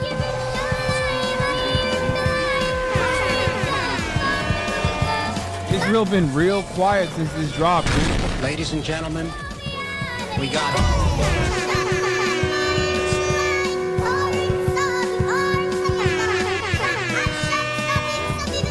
Houthis been real quiet since this drop, dude. Now we come to our sweet, beautiful, cute little TikTok twink. This hairless young man is the fantasy of every tween and twix and all the boys and girls on TikTok. He's cute. He's got a mustache. He's a freedom fighter. Beautiful eyes. They call him Timothée Chalamet because he's a Houthi. Bro, are we about to have a Houthi rebel on stream? Yes, brother. What do you mean? I'm glad that this is at least documented in one place. It's so gross how Hasan tries to pretend like, well, I didn't even know, bro. He's not even a Houthi. Excuse me. Of course I'm about to have a... I'm a journalist, okay? This is journalism. It's so weird. It's so weird. Motherfuckers want journalism, and when I'm trying to do journalism, they go, why are you doing that? Bro, you are going to get banned? I think it would be ridiculous to do that. Hasan now has the opportunity to express his journalistic chops, to get his boots on the ground and show us just how good of a reporter he can be. I'm doing journalism, chat. Does he know what One Piece is? He's been watching it since he was a kid. No way! Yeah. That's sick. Yes. Yes. We love you too, man. Big time. Yeah. I love you. I love you so much. We're big fans of the Yemeni music videos. You can tell them that. I want to ask him about the knife. The knives are sick. What's up with the knives? You know, the curved knives. If one of those knives comes out in front of you, it's not going back until it has blood on it. Oh, okay. My bad. Well, I mean, I think it's cool, though. That's so crazy. So they're just chilling with the captains? Like, I don't understand. The crews on these ships, and they like win them over with their charm. And there's a good argument for why we need journalism majors, bro. I listened to when I was putting the carpet down in here at the Cyberwing, the Steven Crowder deposition, and they were like, do you know what a primary and secondary source is? And Steven Crowder's like, well, the primary source is like the news article, and the secondary source would be like me reading it. I'm like, bro. They make them hate America and the U.S. government. That's so funny. I'm a journalist, okay? This is journalism. It's so weird. It's so weird. Motherfuckers want journalism, and when I'm trying to do journalism, they go, "Why are you doing that?" What do you mean? I'm just chilling. We're just having we're just vibing. Yeah, we're just vibing. We're vibing big time. Hasan uncritically. Hold on. Some people think I'm making that up. They should do their best to be accurate. Mm-hmm. Do you know the difference between a primary and a secondary source? Yes. Okay. Can you help us understand that first by telling us what is a primary source? Objection point. Well, it would depend on the context when you're discussing journalism, or if you're discussing, like I said, commenting on someone else's journalism. Primary source would be the primary reference point, person who's the originator of it, and a secondary source would be a corroborating resource, confirming or also covering it. Okay. I'm going to interviewed this kid for about an hour. It was the most brazen display of disgusting terrorist propaganda that I have maybe ever seen in Western media. What has happened to, does he know what has happened to any of the crews? Like, I heard they... Hasan almost asked. I remember when Alex claimed that CNN is a primary source in that Israel versus Palestine debate. Yeah, but Alex is like a, I'm not trying to demean him, but like he does like dating content, everything on YouTube. I wouldn't expect him to like, what is the difference between primary source? But Crowder should know better, but or maybe not. Who the fuck knows? Who cares? Just a good terrorist propaganda that I have. Wait, that's what I was told a primary source was when I was younger. What is it? Primary source is like a person who's like witnessing events or like involved in events that are going on. That's a primary source. So somebody who was like there or saw it. It's a primary source. Secondary source would be somebody reporting on what a primary source said, basically. Maybe ever first-hand account, sure. Seen in Western media. What has happened to, does he know what has happened to any of the crews? Like, I heard they... Hasan almost asked a good question, but it's actually leading to the most obscene part of this interview. He's saying he hasn't spent much time with Chinese people, but one of the captain was Chinese, and he did qat with them, and he danced some music with them, and he was vibing, so he... If you were writing a paper on, say, World War I and used newspapers from the time, would that not be a primary source? I mean, theoretically, it could be if you were reporting about a thing the newspaper itself was saying, but no, newspapers will always be secondary sources. They're going to be quoting. Like, I feel like let's say somebody was like escaped the, like a concentration camp, and they wrote an article into a newspaper. Like, that would be a primary source. But if you were citing the newspaper, having an article about that, maybe you could still say, I don't know if you would count that as a primary source or secondary source, but the, yeah. He likes him, yeah. So, I mean, what? That's so crazy. So they're just chilling with the captains? Like, I don't understand. Ask yourself, why is he able to hang out with the captain and the crew of this pirated ship? Why would he even have access to that? Hasan knows why. Of course, he is a Houthi terrorist. Instead of challenging him and demanding more details about these kidnapped and missing people, he just runs defense for this guy, acting like he doesn't know why that would even happen. He's saying that they win over the crews on these ships, and they like win them over with their charm, and they make them hate America. That's and the so US cringe. government. That's so funny. It is super funny, the idea of kidnapped crew members who are being forced, probably at gunpoint, to do some death to Americas and maybe some curse upon the Jews. And frankly, the callous disregard for the well-being of the literal hostages is shocking, even for somebody that loves terrorists. That's so funny. Is there a KFC there? They're everywhere. I don't think there's a KFC in Yemen, dog. He says they have two. Oh, they do have KFC in Yemen? That's crazy. Okay, that's sick. Is there a KFC in Yemen? No way, dude! Holy fuck! There's a KFC in Yemen! He's just like us! Does he know what One Piece is? What if he's been watching it since he was a kid.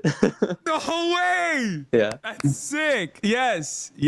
That's fire. That's so fire. Oh my God. We think the Houthis, Ansar Allah, is doing what Luffy would do. You should tell him that. You guys all remember Luffy's flag, right? Now, I'm only halfway through that show, so maybe I just haven't come to it yet. But I do not remember Luffy's flag looking like this.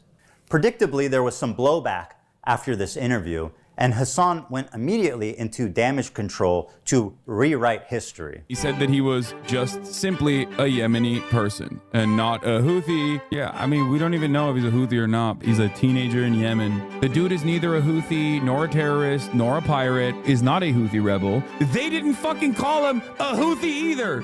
You want to know why? Because he's not one. He's not a Houthi himself. He's not a pirate, but you know, I don't think he's not a pirate. He has reiterated the position that he is not a Houthi. Trust me, bro, I'm not Houthi. Be for real. You sucked him off the entire stream. Not even a Houthi militant or anything like that. When I interviewed the dude who they still to this day call a Houthi terrorist, Tim Houthi's not even a fucking Houthi. I thought he wasn't a Houthi because he's not. So cringe. No, he was just some fucking Yemeni TikToker. Random fucking Yemeni teenager. Didn't you brand it as him being a Houthi interview though? Bro, are we about to have a Houthi rebel on stream? Yes, brother. What do you mean? All right, let's just take Hasan's word for it and assume, okay, this kid is not a Houthi rebel. He's just some ordinary Yemen teenager. Let's go ahead and take a look at his social media and see if that lines up. All right, let's see here. Tel Aviv will burn in the coming hours. Ready for sacrifice and eager for martyrdom. Tel Aviv will burn. Wait, what is this AI picture? Most of what's being blown up here is the Palestinian territory. Wait, what the fuck? Hello? In the coming hours. Ready for sacrifice and... Wait, is he aware that these nukes are in the West Bank? All right, let's see here. Like, Tel Aviv will burn. I don't even know if Tel Aviv would be what? Like, over here, right? It feels like Tel Aviv is the only thing that's not fucking nuked in this picture. Kill me. Tel Aviv will burn in the coming hours. Ready for sacrifice and eager for martyrdom. Maybe he's talking about football? Here he is singing a song with the words, "Do you threaten us with what we are waiting for, son of a Jew?" Meaning of Houthi is a title, and it's not something to fear, but for the Jews. They are very afraid of this title. True. The execution we will carry out on all Zionists, with the lovely depiction of a man impaled through his asshole and out of his mouth with a pike, or how Hasan likes to say it, a pike for a cut. Okay, why would he retweet this article called "Houthis Use Social Media to Boost Global Prominence"? Who did I read on Twitter that said this? How many good guys are doing the pike thing? I feel like probably no matter what, I'm overgeneralizing a bit, maybe, but I feel like if you're on the side that's like piking people to death through their asshole, it's almost always the bad guys, I would imagine, right? Probably. Okay, why would he retweet this article called "Houthis Use Social Media to Boost Global Prominence and Support"? Israel falls. Wait for the new operation in Tel Aviv. The Jaffa drone, which no Israeli defense can stop. The ships we bombed and sank. I know the red arrow is supposed to be a cool military Hamas thing. This is a butt plug. Just saying. To every Zionist, I will put this into your stomach. And let me state the obvious. Jew and Zionist is clearly interchangeable to this guy. Okay, but hating Jews doesn't make you a Houthi. Are you a soldier? Yes. That seems pretty... Okay, but maybe that's a mistranslation. Definitive. You know what makes you a Houthi? Being a Houthi. At least one of the two of them is being honest about it. No way! Yeah. That's sick. Yes, that's fire. And that's so fire. Oh my God. We think the Houthis is doing what Luffy would do. They're tweeting an image of a Jewish person on a pike. I don't understand why this problem can't be approached with nuance. Because he is a teenager in Yemen, dude. Talk about the bigotry of low expectations. He's a kid in Yemen, dude. What do you expect? Of course he's going to want to put a pike through a Jew's asshole and through his mouth. That's just what kids in Yemen are like, man. And also, what do you mean? It's just a person on a pike. There's no Jewish person on a pike on that. Why would you? Photo, unless I saw something. It's just a guy on a pike, guys. Come on. Different. Hasan claims this isn't even a Jewish person on the pike. How exactly is a naked, piked person supposed to look like a Jew for you, Hasan? You know what? You're right. Let me make it a little clearer for you. First, he needs a bigger nose, right, Hasan? Of course, he needs a yarmulke, the curly things. True. Oh, look, Hasan. He dropped his dreidel. Oh. He must be Jewish for sure. Or, you know, you could just read what he wrote, you dumbass, liar, terrorist-loving, propagandist piece of shit. This is why this entire conversation is fucking idiotic. It's not a Jewish person. He said, this is, I think if we're, why am I held accountable for some random fucking 19-year-old in Yemen's tweets? What is happening?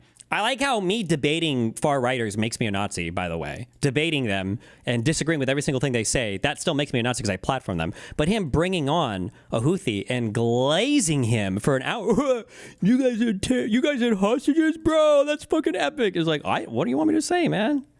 He was a kid. How many steps removed are we from this situation? 0? I mean, you platformed him. Do you not remember? Did the check not clear or something? When faced with fair criticism for his coverage of the Houthi Luffy, he has a total meltdown. I fucking despise all of you, dude.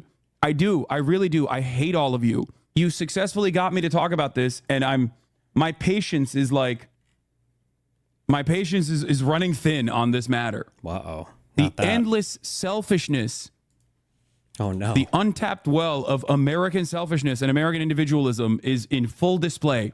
How is this the conversation that you want to have right now? One of the most cynical methods Hasan deploys to sidestep any criticism is to deflect to the ongoing genocide in Gaza. I've seen him do this so many times. He frames it like you are selfish for trying to criticize him, no matter what the reason is, because there's a genocide happening, man. How can you criticize me at a time like this? Claiming that I am, too pro-Houthi.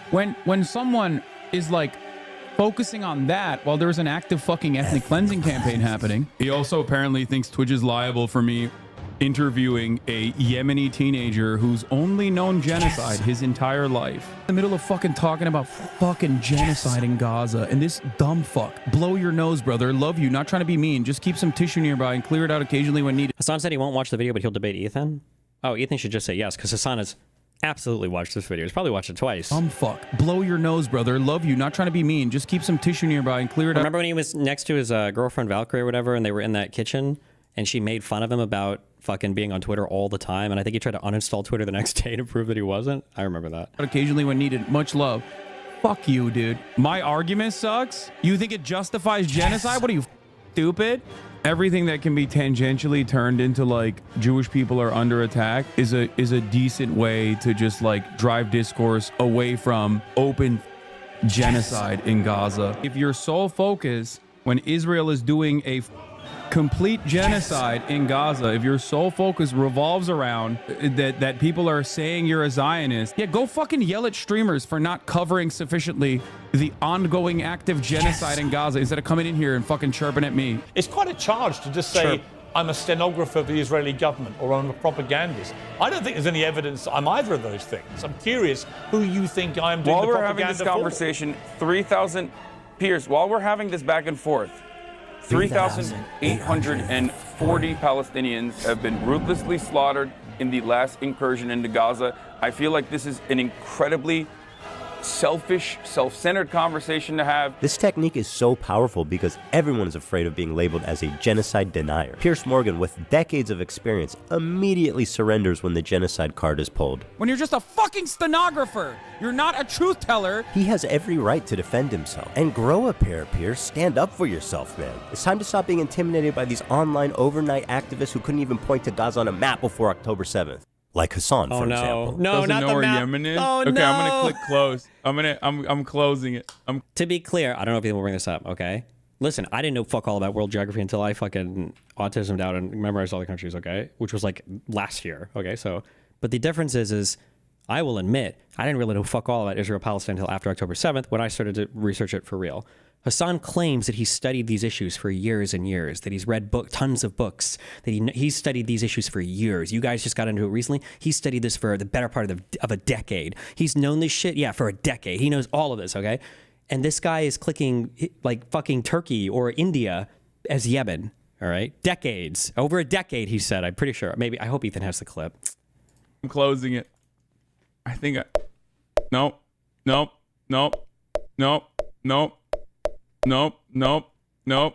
Got it.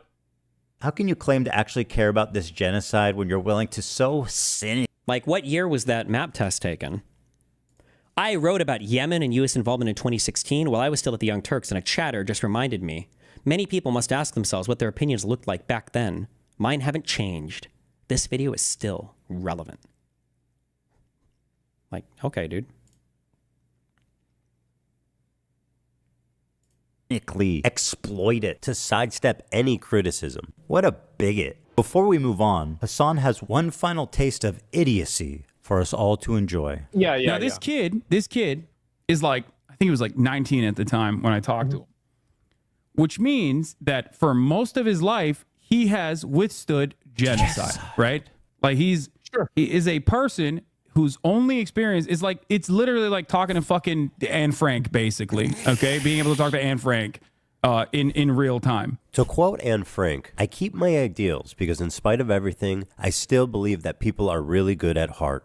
Anne Frank continues to inspire generations of people because in the face of a genocide that eventually took her and her entire family's life, except for her dad, she refused to give in to hate, malice, and violence. And then there's this guy who would have killed Anne Frank if he ever met her. And blown up the whole West Bank. What is this tweet? Honey, don't you dare go back there. I will fuck you up. This is just so funny to me. There's this guy who would have killed Anne Frank if he ever met her. You might think this is a sweet, innocent girl. Well, I'm happy to tell you guys we are working on a new edition just for you, Hasan. You should hear about the time she went roaming the streets of Berlin at night with a knife, slitting the throats of families, including children, babies, and the elderly. She's killed children, you guys. She even... Wait, hold on. What's the joke here? Why does he have the dog's face blurred out? Is there... to not hate on the dog, or...? Rapes people. She's just like Luffy. There is no other way to describe this than terrorist propaganda. Not only is he platforming terrorist propaganda, it is a right, cutout. uncritically, he's You put your face in. Oh, okay. Propaganda. Not only is he platforming terrorist propaganda, right, uncritically, he's participating in it. He's enhancing it. He is not just a conduit. He is an active participant who's disseminating it to more and more people in a way more consumable form. This is extremely fucked up. But why should he care? Their flag doesn't say death to fucking Turks. It says curse upon the Jews. Hasan likes to obfuscate on this and says nobody cares when Sean Penn interviewed El Chapo. Sean Penn literally interviewed El Chapo. Yeah, I hate when he brings... His audience must see through it. They must like hear this like, oh, Hasan's doing his thing. But that's okay. We still love him, right?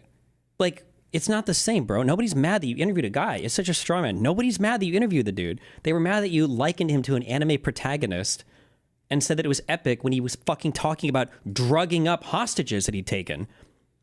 Exactly, dude. Nobody is saying you can't have difficult conversations with controversial people. You just have to ask them hard questions, guys. Yeah. We know this. Now let's move on to everybody's favorite terrorist organization, our friends in the north. It's Hezbollah. Where do I even begin? Thousands of civilians have been killed globally from their terrorist acts, car bombs, and suicide attacks. They even assassinated the Lebanese prime minister. They've hijacked civilian airplanes. They've shot 15,000 rockets into civilian centers. And if you can imagine, that's not even the worst things they've done. They participated in the slaughter of over 500,000 Syrian civilians to help a dictator, Bashar Assad, stay in power. They indiscriminately bombed over civilian centers, and they killed hundreds of thousands of civilians in what can only be described as a genocide. They are a designated terrorist group by the US, by the EU, and, oh yeah, the entire Arab League, which gave them that status after their participation in the Syrian genocide. In short, Nobody likes them. Well, there is one person. Hezbollah is a paramilitary organization. Do we like them or no? They are a terrorist organization. Like they're designated. They are designated by the American state as a terrorist organization. I do not like them then. Well, like I like what you like. I don't have an issue with them. Let's just say. This is Hezbollah's leader, Hasan Nasrallah. Now remember, that shouldn't surprise you. I don't know if Ethan will hit on this, but Hasan likes Hezbollah because he doesn't care about Arabs. It's because he hates the U.S. None of this is motivated by a concern for Arab people. It's all motivated by hatred of the United States. That's it, okay? Always remember that. Use the restroom 1 second.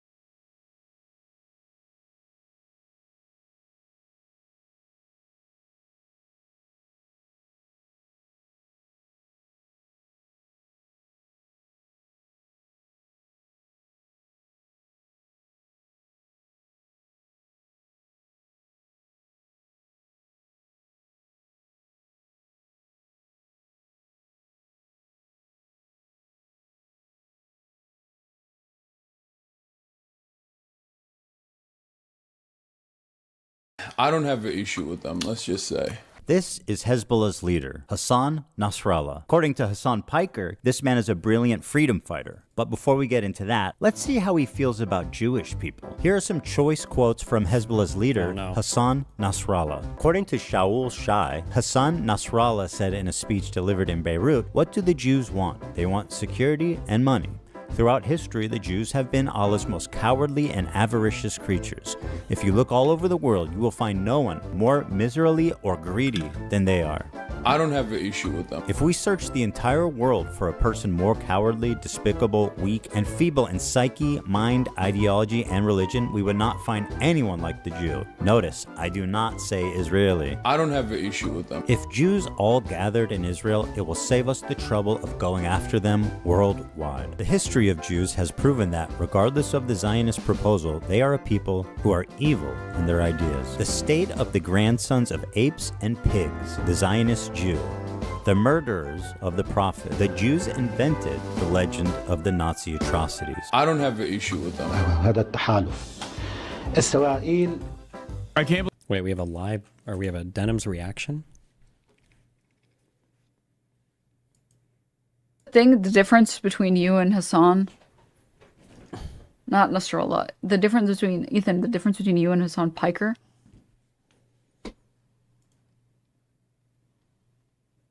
He never said Hasan Nasrallah was a good guy. Wait, why would she even say that? You know that Hasan fucking dick sucks all these dudes, right? Why would she even say this? Does she not watch any of his content at all? She's also a dipshit, so I mean, she might just have no idea, I guess. Actually, I don't even know if she knows who Nasrallah is. She probably doesn't, actually. You explicitly said Gallant was a good guy. He said that Gallant was fired for trying to be a good guy. That's such a horrible misquote. God, she's so fucking disgusting, but every Hasan orbiter is. Oh my God, it's like a trash planet orbited by fucking trash cans of disgusting content. I think that the story that was reported at the time was that Gallant was kicked out of being the Israeli defense minister because he wanted to because he was opposed to, I think, a siege in the east of the Gaza Strip.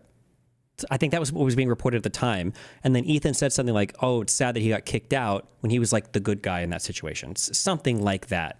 That was the gist of what he said in relation to that. Not that like, oh, Yoav Gallant is a really good guy. It's such a bullshit. That's such a bullshit misquote. But you explicitly said Gallant was a good guy.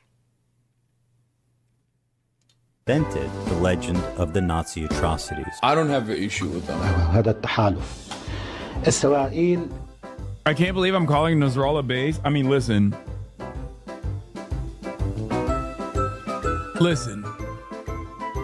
You have to remember. How does she not get the talking points either? God, the right is so much better at this. These guys have their talking points like all copy pasted and then disseminated to everybody. How is she so? You have to remember something, okay? A lot of these dudes. Okay. You know the. I believe I'm calling Nasrallah base. I mean, listen.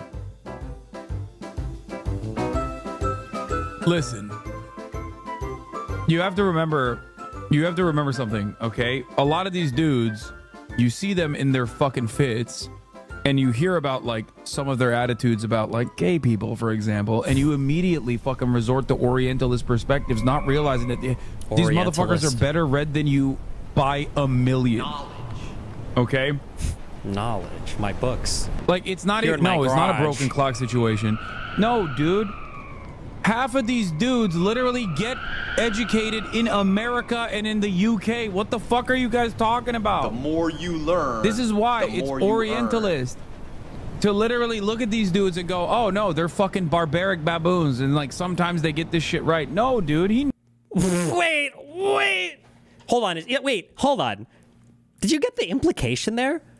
Hold on. You think these guys are barbarians and baboons? Excuse me, what? You think he was educated in a fucking brown country? These guys went to the UK. They went to real schools with white people like me, like us. These guys aren't baboons. These guys are smart. They went to our white schools.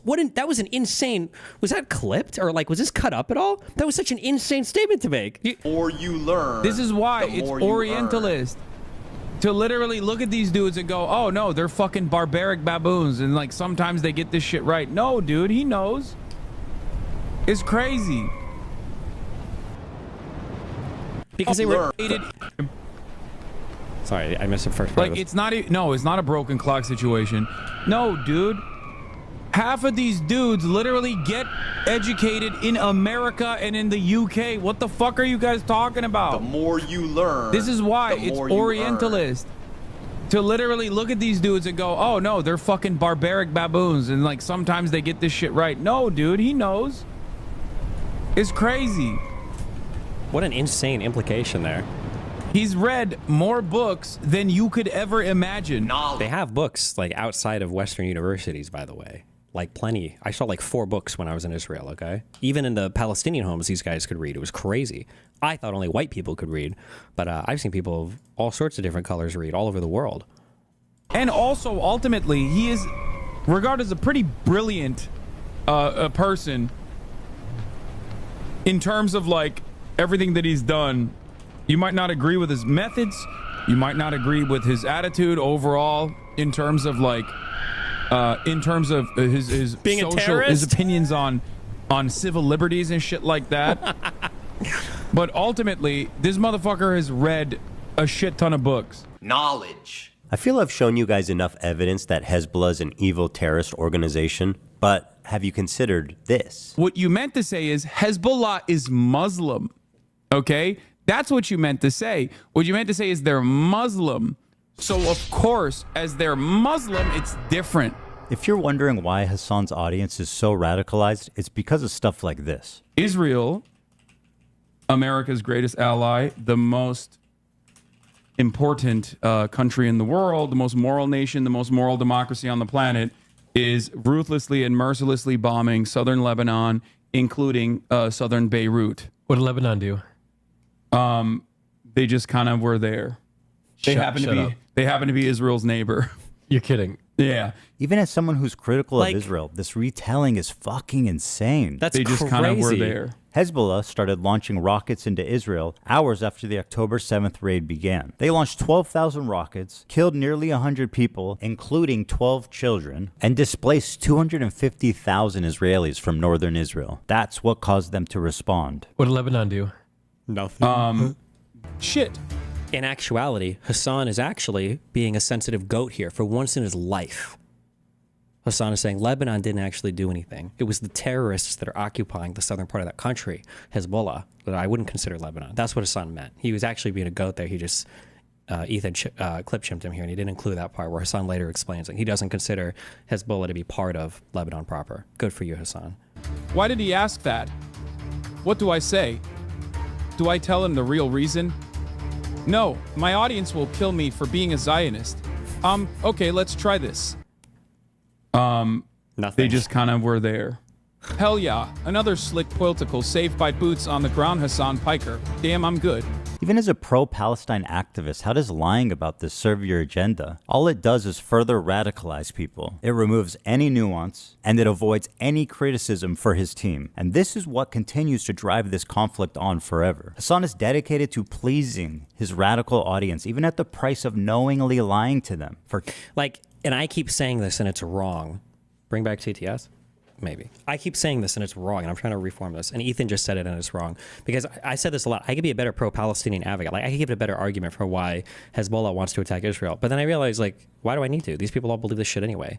Like, if I were to give a better argument, it would probably just be more convoluted. Just like lie. Because the people want to hear the story and the narrative. So why even go through the effort of making a stronger argument? They don't care. They don't need one. TikTok and Twitter likes. I'm a propagandist. Or he's being paid, which, you know, we can't rule out. What a pathetic propagandist piece of shit liar he is. And now, let's move to Hamas, the catalyst for this entire thing.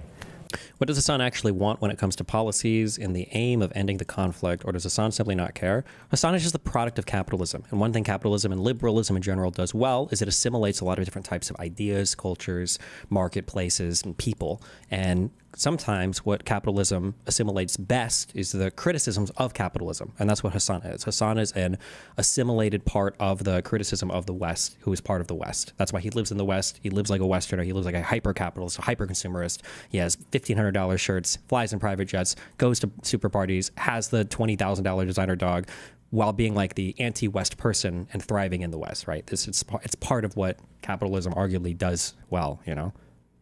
They're the ones that committed this horrible act of terrorism, one of the worst the world has ever seen, on October 7th. They are without a doubt the most extreme of all of these terrorist organizations. They are Islamic jihadists that want to convert all of Israel into an Islamic state under Sharia law. That's their stated goal. Hamas has been on the designated terrorist group pretty much as long as there's been a group. These guys have been suicide bombing civilians before ISIS leaders were even born. They fired 50,000 rockets into civilian populations and performed over 100 suicide bombings, killing thousands of civilians. Women are restricted from participating in the workplace and public life.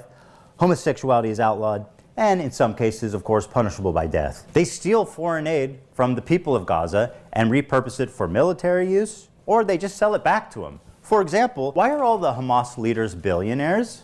And let's be real, these guys clearly are not skipping any meals. While the people of Gaza languish in poverty, these fine gentlemen are living in multi-million-dollar penthouses in Qatar. Not anymore. That lines up with leftist values, or, well, they were billionaires. True. Because they're all dead. They're all dead. Hamas is a bunch of psychopathic terrorists of the worst order. And nobody would be crazy enough to defend them. No, is this Islam again? Hasan defended Hamas? Seriously? Okay.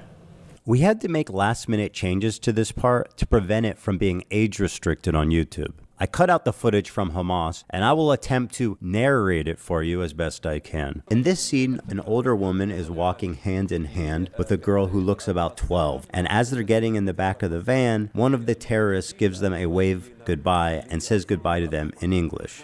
Goodbye. And the two of them smiling wave back. That's crazy, dog. Dude. Okay, that's crazy. That's crazy. That actually, okay, that's too much. Wait, I don't know if I've watched this before. Is Hasan about to say they were being so nice and kind to them that they would even let them say goodbye and like wave, and they know they're coming back and they're going to take care of them? And that's too much. That's more than I expect. Bro, every time they release more than I expect as they invade, kill over 1,000 people and start taking hostage. That's too much. That's more than I expect. Bro, every time they're releasing hostages, the next wave they're gonna be like, actually I'm good. Like I'm staying. These hostages are being released at gunpoint by the people who likely murdered their family in front of them before kidnapping them. Hasan peddling this narrative that they're sad to leave their captors is beyond disgusting. The next wave they're gonna be like, actually I'm good. It's plainly obvious these are traumatized victims who are scared for their life and doing what the terrorists are telling them to do in order to avoid any conflict on the way out. Oh, look at the sweet masked terrorist with his AK-47. He's so nice. Did you guys see how he waves goodbye? Okay, I'm gonna be honest. This is some crazy PR. They look traumatized as fuck. Wait, what? Bro, they look like they're chilling. This girl who had her foot blasted off on October 7th and then operated on without anesthesia or painkillers is so sorry to say goodbye to her captors. She's gonna miss their hospitality. Like being raped and being watched showering and changing. The next wave they're gonna be like, actually I'm good. Like I'm staying. It's so obvious the terrorists are telling them what to do. Ethan, how can you say that? They look so happy. Keep waving. These morons forgot to cut out this part. Yes, that's a terrorist giving them an order to keep waving. And she does. See how fast she reacts? Totally not a fearful victim of terroristic kidnapping. Anyone peddling this nonsense should be embarrassed and ashamed. How pathetic can you get? The next wave they're gonna be like, actually I'm good. Bro, they look like they're chilling. All right, the Houthis is one thing, but he's not going to turn on Hamas propaganda videos and watch it on stream. There's no way.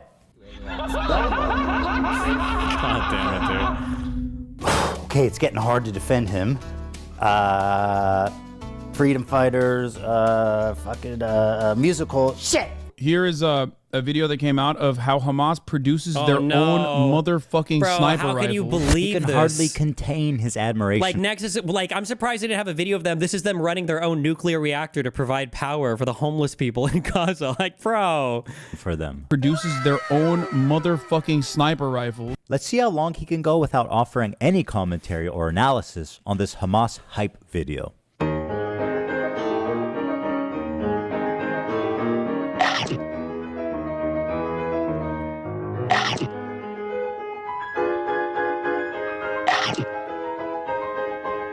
Is that COD? Oh, I wonder if Ethan knows why he said that. Because Hasan was commenting on something once. Oh, and it was fucking, it was Arma 3 footage, wasn't it? I wonder if Hasan jokes about that now. That's why he says that. Wait, hold on. We got a XQC intermission. People said react this, react that. We don't hate react, it's lazy. I actually invented watching it. I invented watching it. People think reacting on stream? No, watching it. I'm not reacting to this. I'm watching this. What about it? He's taking his time to analyze and think. I expect nothing less from a journalist such as Hasan. Quiet, everybody. He's about to speak. He's going to talk. That's crazy. That's crazy. It's the vision! It's my blueprint!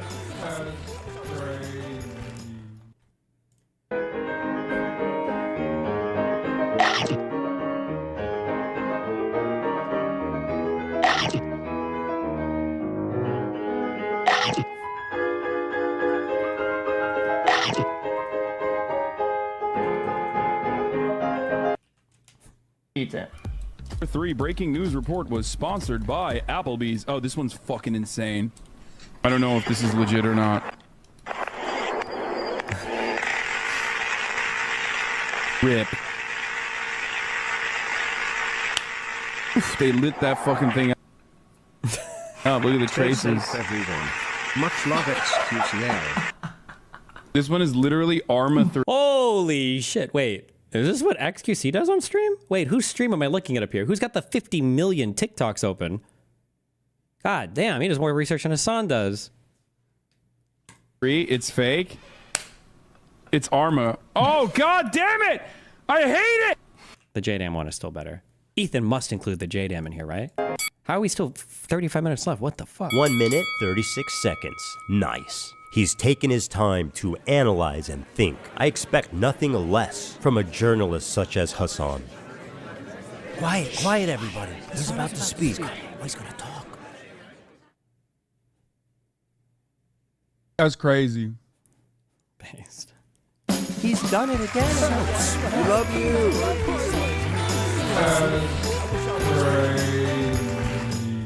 We will continue killing your soldiers by our locally manufactured snipers. Wow, there's a little message for the Americans out there as well.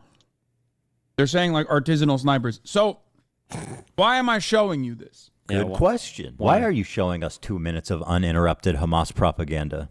I'm sure he has a good answer. The reason why I'm showing you this is because one thing that the Israeli maintenance of the apartheid has shown us is that there are no half measures on genocide. You either got to hit the full gen, okay? You can't do half genocide, a little bit of displacement, and then continue maintaining an apartheid state and maintaining an occupation. Okay? Think Hasan will be forced to moderate? Nope. I don't think this will affect him much at all. Well, it'll make him mold because he's very much like an in the moment kind of guy. So he's probably there's shit we'll watch because he's molding like crazy over this. But he's like super embedded in Twitch. Asmongold and him basically have like this red brown what was it, Molotov Ribbentrop? Like where they won't kind of like tread on each other's territory. Actually, I'm so curious. Did Asmongold react to this?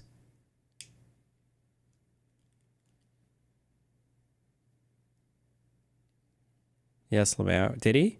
Okay. That's good at least. Did he say much or?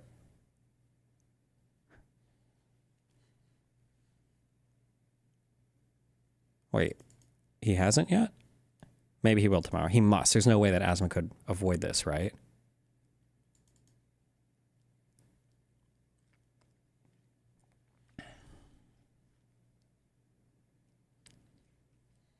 But no, I mean, Hasan is like a sign off from Twitch to do basically whatever terrorist propaganda he wants, as long as it's for the right team, so. Which is basically what America did back in the day when, you know, we were building America, Manifest Destiny, right? Hold on. You showed this to us because of Manifest Destiny? What the fuck are you talking about? This is just word salad. I mean, he's really saying nothing here. So he has no good reason. Got it. Okay, fine. He likes Hamas.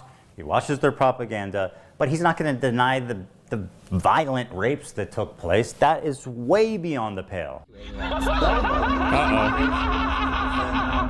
There is one instance in captivity that we have actually gotten verifiable evidence on. Is Asmongold going to say the terrorists are good or bad?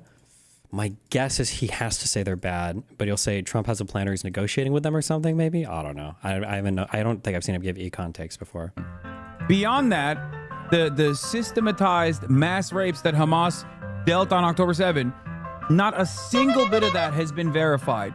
And people still run with it over and over and over again. Many young people who are simply attending a music festival. Women were horribly raped. As I said then, I say today, Israel has a right to defend itself. What rapes did Hezbollah do? Bro, what rapes did Hamas do? What are you talking about? The Stop Anti-Semitism account that considered me to be anti-Semite of the week is... Only of the week?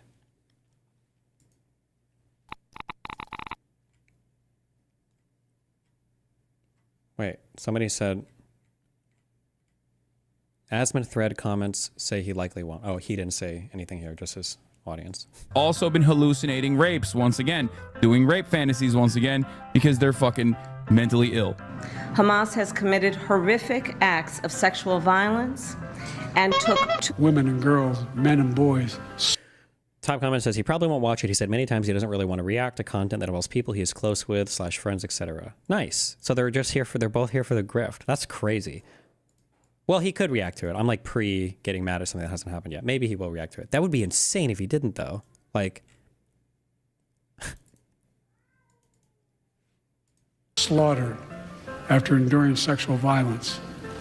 The deadliest day for the Jewish people. Doesn't matter if fucking rapes happen on October 7. Like, that doesn't change the dynamic for me even this much. So that's the other part of this problem that many people that can't contend with. Like, I can't believe how quickly leftists go from believe all women to pics or it didn't happen. The vast majority of people, if not all, who were raped were murdered on the spot. Obvious. Wait, we got another Denim's live reaction at this moment. Hold on. We are believing the women who come forward and talk about their sexual abuse or experiences. I'm not going to believe fucking Biden when he tells me that everybody's getting raped. Wait, hold on. Just as a quick fucking thing, because I see a lot of fucking retards saying this. Destiny, he said he didn't want to cover your drama as well, to be honest. Whatever drama that exists around me has nothing to do with our political views or the political stuff that we cover or the content we're doing on our stream. To say that, like, oh, this is drama about Hasan, the same way that there might be drama about Destiny, and not covering both is the same. This is absolutely not the same thing. If this was a video just attacking Hasan over, like, stuff in his personal life or whatever, that would be a totally different thing. These are not remotely comparable. But okay. We are believing the women who come forward and talk about their sexual abuse or experiences. I'm not going to believe fucking Biden when he tells me that everybody's getting raped. That's insane. You realize that that's insane, right? Obviously. Dam Goldstein Almog was kidnapped from her home on October 7th by Hamas terrorists and was held captive for 51 days. Though only 17 years old, she witnessed the murder of her father and sister on that day. Oh, no. And is now speaking out about what she witnessed in Gaza as well in a new documentary by Sheryl Sandberg, Screams Before Silence. In new footage, Agam reveals that sexual assault and rape was a regular component of the life as a hostage in Gaza. Doesn't matter if fucking rapes happened on October 7th. Hasan, maybe you would like to call her a liar. Please, go right ahead. Doesn't matter if fucking rapes happened on October. Rapes happen on October 7th. Hasan, maybe you would like to call her a liar. Please, go right ahead. Doesn't matter if fucking rapes happen on October 7th. There are dozens of testimonies from witnesses, most of who were in hiding and heard or saw it happen. And each week there's more stories coming out. There's a UN report that concludes it happened. Doesn't matter. But Hasan needs a rape kit from a mutilated... Wait, wasn't this disproven? Was this clip from her disproven? Is he going to play the clip of her saying anything? Okay. Jesus. I will say, though, at the very least, I am proud utilizing his platform as the largest streamer, or I'm sorry, second largest political streamer on Twitch. Asmongold is the largest now, which Hasan won't touch. But apparently Hasan is actually reacting to his content Nuke. Finally. To give some takes on politically relevant stuff. Yourself. We've allowed ourselves. Oh shit! Wait, never mind. He's watching YouTube videos about me and my personal life. Crazy, huh? That's so weird. An hour and 30-minute video, huh? I'm sure that he will. I'm sure he'll watch Ethan's afterwards, though. Damn. Gam Goldstein Almog was kidnapped from her home on October 7th by Hamas terrorists and was held captive for 51 days. Though only 17 years old, she witnessed the murder of her father and sister on that day and is now speaking out about what she witnessed in Gaza as well. Yeah, I know. He's watching the Ryan Beard video of me. In a new documentary by Sheryl Sandberg, Screams Before Silence.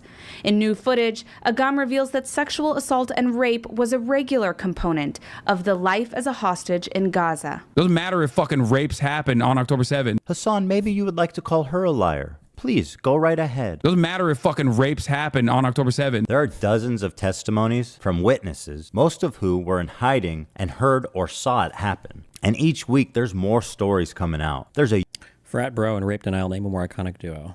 Wow, good guy, Graber. Thanks for the 20 gifted tier 1 subs. UN report that concludes it happened. Doesn't matter. But Hasan needs a rape kit from a mutilated body. It's so vile to deny the suffering and trauma of the victims just because you need your heroes at Hamas to be perfect. This conflict will never end until people realize that Palestinian liberation... How do we go from Finkelstein and Shapiro to this in a year? Did none of it matter? What do you mean? It's literally all the same. All of this shit is the same. Finkelstein is a joke. Finkelstein is supposedly, in the West, is treated as an authoritative historian on the Middle East or Israel when he can't speak any of the languages. That's not a real historian. That's a pop historian at best. And really, he's just a garbage historian. He's a David Irving. He actually likes David Irving, which is even more of a condemnation of his academic character. And then Shapiro was literally just a fucking... Like, all of these political commentators are now just copy-pasted Twitter people. Like, they're just making the same arguments. Remember that video that we watched earlier from Shapiro, like 6 years ago, talking about terrorists? And talking about how bad they were and how stupid they were?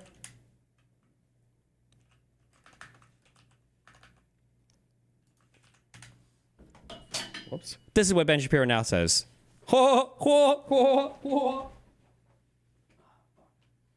Everything is just an epic joke. That's what it all is. Everything is just an epic meme and a tweet to everybody now for everything. and Israeli security are not mutually exclusive. You need both, and it can be done, but not while people like Hasan lie, propagandize, and incite hate. It's people like him, ironically, that prolong the conflict indefinitely. There's no space for conversation. There's no space for rational thought. There's no space for nuance. My position on Palestine is like 5 degrees off from where Hasan is. And to him and his community, I'm the devil. I'm a Nazi. It's delusional thinking, and it's destructive to their own cause. Doesn't matter if fucking rapes happen on October 7th. Like, that doesn't change the dynamic for me even this much. Jesus Christ. God forbid you throw up the fucking green Hamas banner. What is this? And now, let's move on to our next terrorist organization, Twitch TV. Oh, shit. Sinwar, Nasrallah, Dan Clancy. Of course, I'm being a little silly when I call Twitch a terrorist organization. It's only a megaphone for terrorist propaganda. Dan Clancy has been the CEO for a few years, and under his leadership, there's been a few notable instances, one being reducing the premium subscription split from 70-30 to 50-50, which he reversed after backlash. He also attempted to ban the size of sponsored logos on stream to 3% of the size of the screen, was also reversed after backlash. So he's essentially achieved nothing. Oh, well, there is one thing. He actually laid off 900 employees. Based. That one he did not take back. But here's where the trouble begins.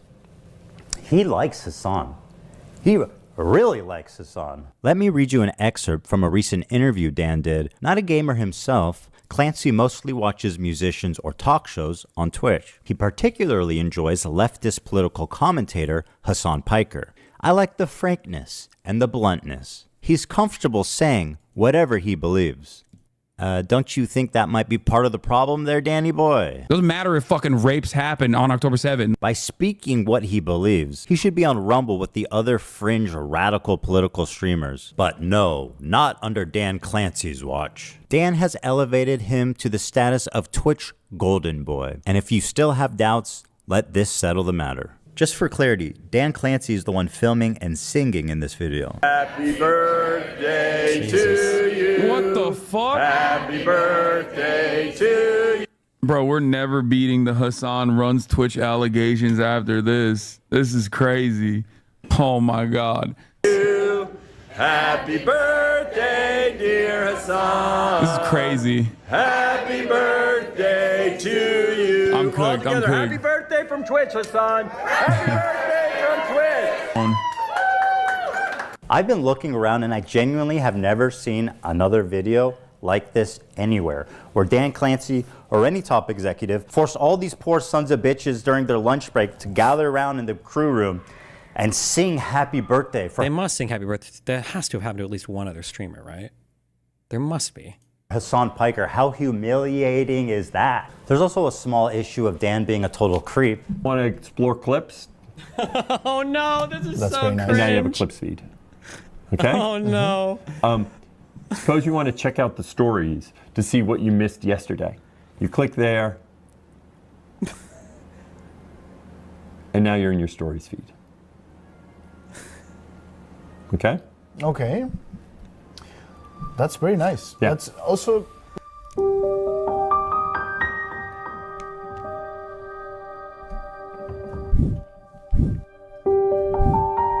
Okay? Okay. Suppose you want to check out the stories to see what you missed yesterday. You click there.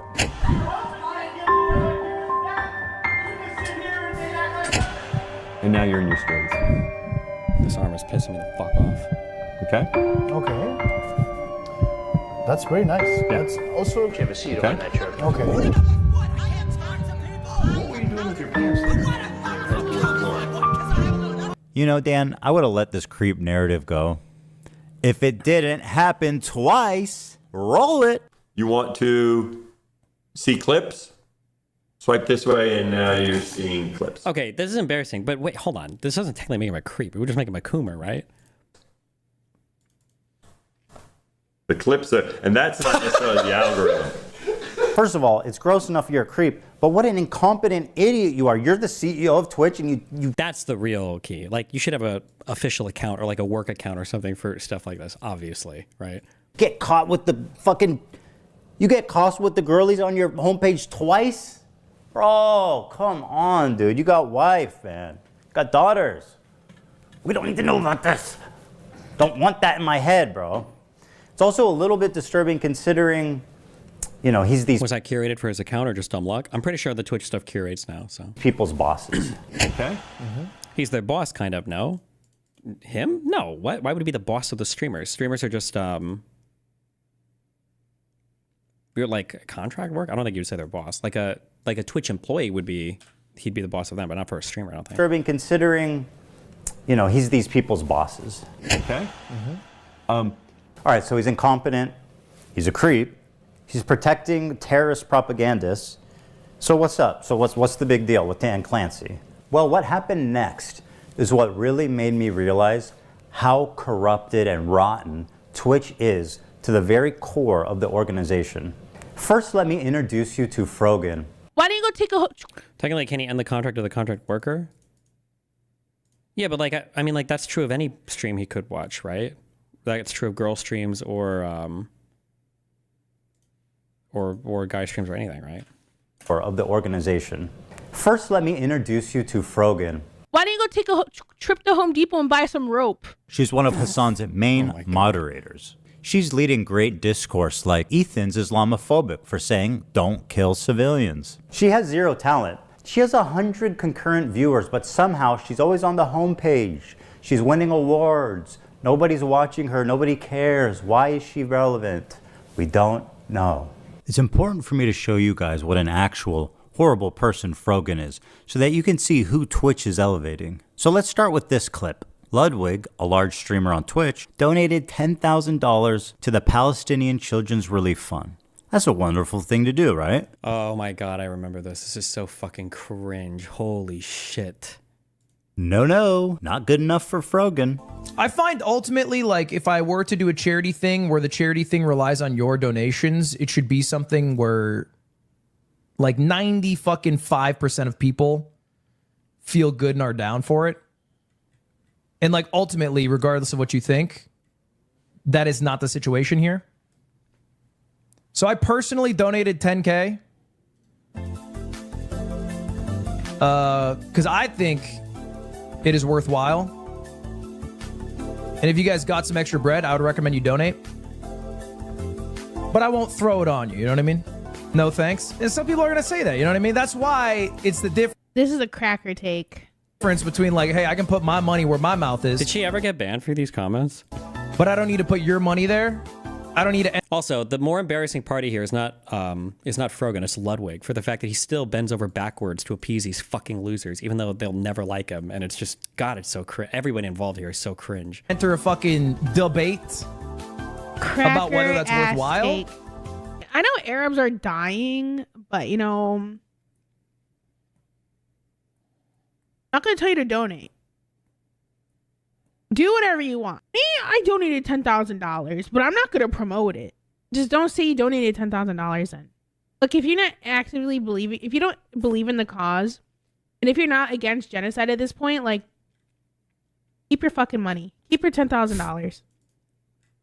Keep your little chump change. Like, what do you want to do? You want me to say, like, congratulations? Change. Imagine being Frogan, a leftist living in LA in comfort, begging for her rent money on stream, and telling displaced and famished Palestinian children, no kids, you need to give that $10,000 back. Ludwig didn't pass my purity test. Keep your fucking money. But wait, there's more. I have no pity at all for any fucking soldiers.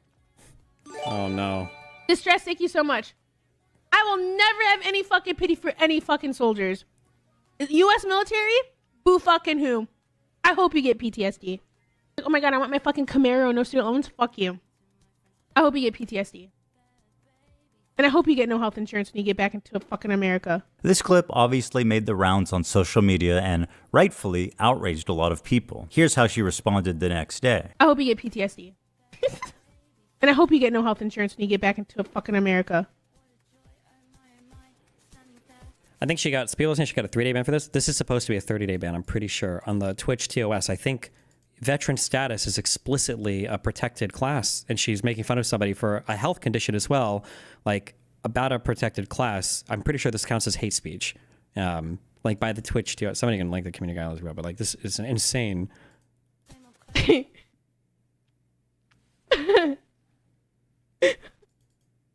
Oh, she might not even gotten banned for this. It was just for the panel. True, yeah. Based?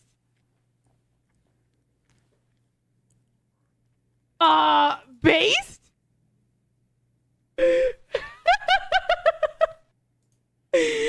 am I supposed to be like, I'm not walking back on it. I still fucking agree with it. Base? The smug defiance Frogan is showing is only because she knows that Twitch will do nothing to moderate her, despite veterans being classified as a protected group in Twitch's own community guidelines. But wait, there's more. Okay, 6250, 9/11 baking stream with Raph and Capri. If we get to this goal by 9/11, Capri, Raph, and I will make the Twin Towers out of a stacked cake, and we'll make an airplane, and we'll recreate 9/11.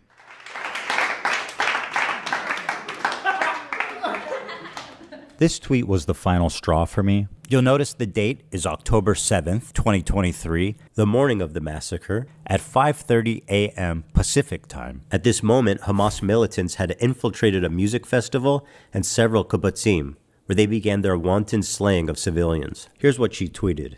Leftists preach and foam at the mouth at the thought of a revolution happening in America. But as soon as it happens in the Middle East, what they're doing is wrong. It's not what she said. It's when she said it. While she's on Twitter celebrating, I was listening to the local news in Israel. Families were calling into news stations begging for help. Let me show you what I mean.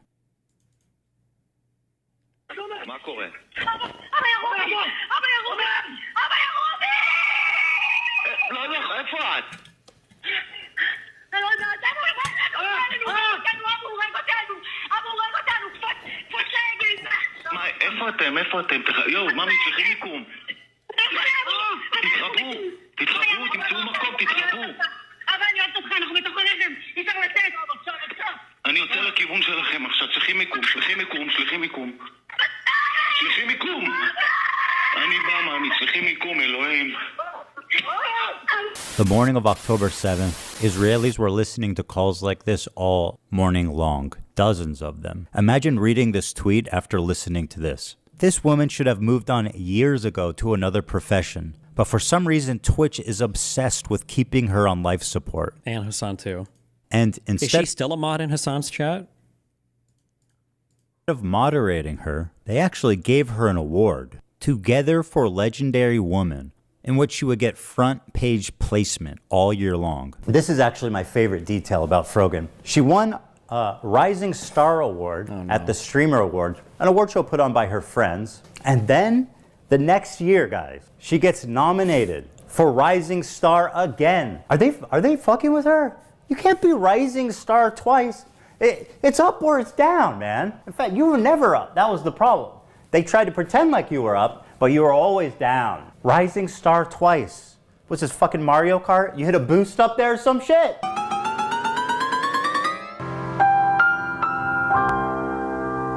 Jesus. Because Frogan is the two-time Rising Star champ, and because of her massive viewership of 100 concurrent viewers, it only makes sense that Twitch would give her one of the main stages at TwitchCon to do a 45-minute long segment. Her idea that was Twitch approved, an Arab to Jew racial tier list. So the premise. This is such an unhinged. Bro, you have to be. This is like when you're hanging out with. It's got to be like black dude has like white friends and you go hang out with them in their house and they're playing Call of Duty and they're just like dropping N-bombs like casually. You're like, wait, what the fuck, bro? And the guy's like, yeah, I mean, like, we just play FPS, dude. That's just what we say. But it's not like that's just what we do. It's like, bro, how comfortable are you guys? Or like you hear somebody who's streaming for like PewDiePie. No offense, rip, I love PewDiePie. Don't even know if he's racist. But I just thought it was funny that he was streaming for a few weeks and then out of nowhere, just an N-bomb comes out. I'm like, holy shit, bro. What are you saying normally? The fact that you're so comfortable doing this. Oh my God. Is who can say Habibi, an Arabic word of affection like baby or sweetheart. And this tier list determines who can say it. Top and most desirable tier is Arab. And at the bottom, the worst one is, quote, loves Sabra. Now, why does Love Sabra equate to Jews? Sabra is a well-known Israeli company that makes hummus. They've been on the divestment list for many, many years, so the activists are well aware of their status. Oh yeah, and Sabra literally means a Jew that was born in Israel. It also plays up an anti-Semitic trope that denies Jewish identity in the Middle East. There's this idea that Israelis are all white colonizers who are stealing the culture and identity of Arabs to make it seem like they belong there. Watch Frogan and her co-hosts accuse Israelis of culturally appropriating Arab culture. The one thing that's like funny is that there's two types of like genocide, right? There's like genocide. Oh no, is this the one where she doesn't know what a Druze is? Of real people. And then there's like cultural genocide, right? Like this is fucking funny. But it's like those motherfuckers trying to take hummus and say it's Israeli is the most insane thing to me. Dude, the fact that they have the audacity to create Sabra.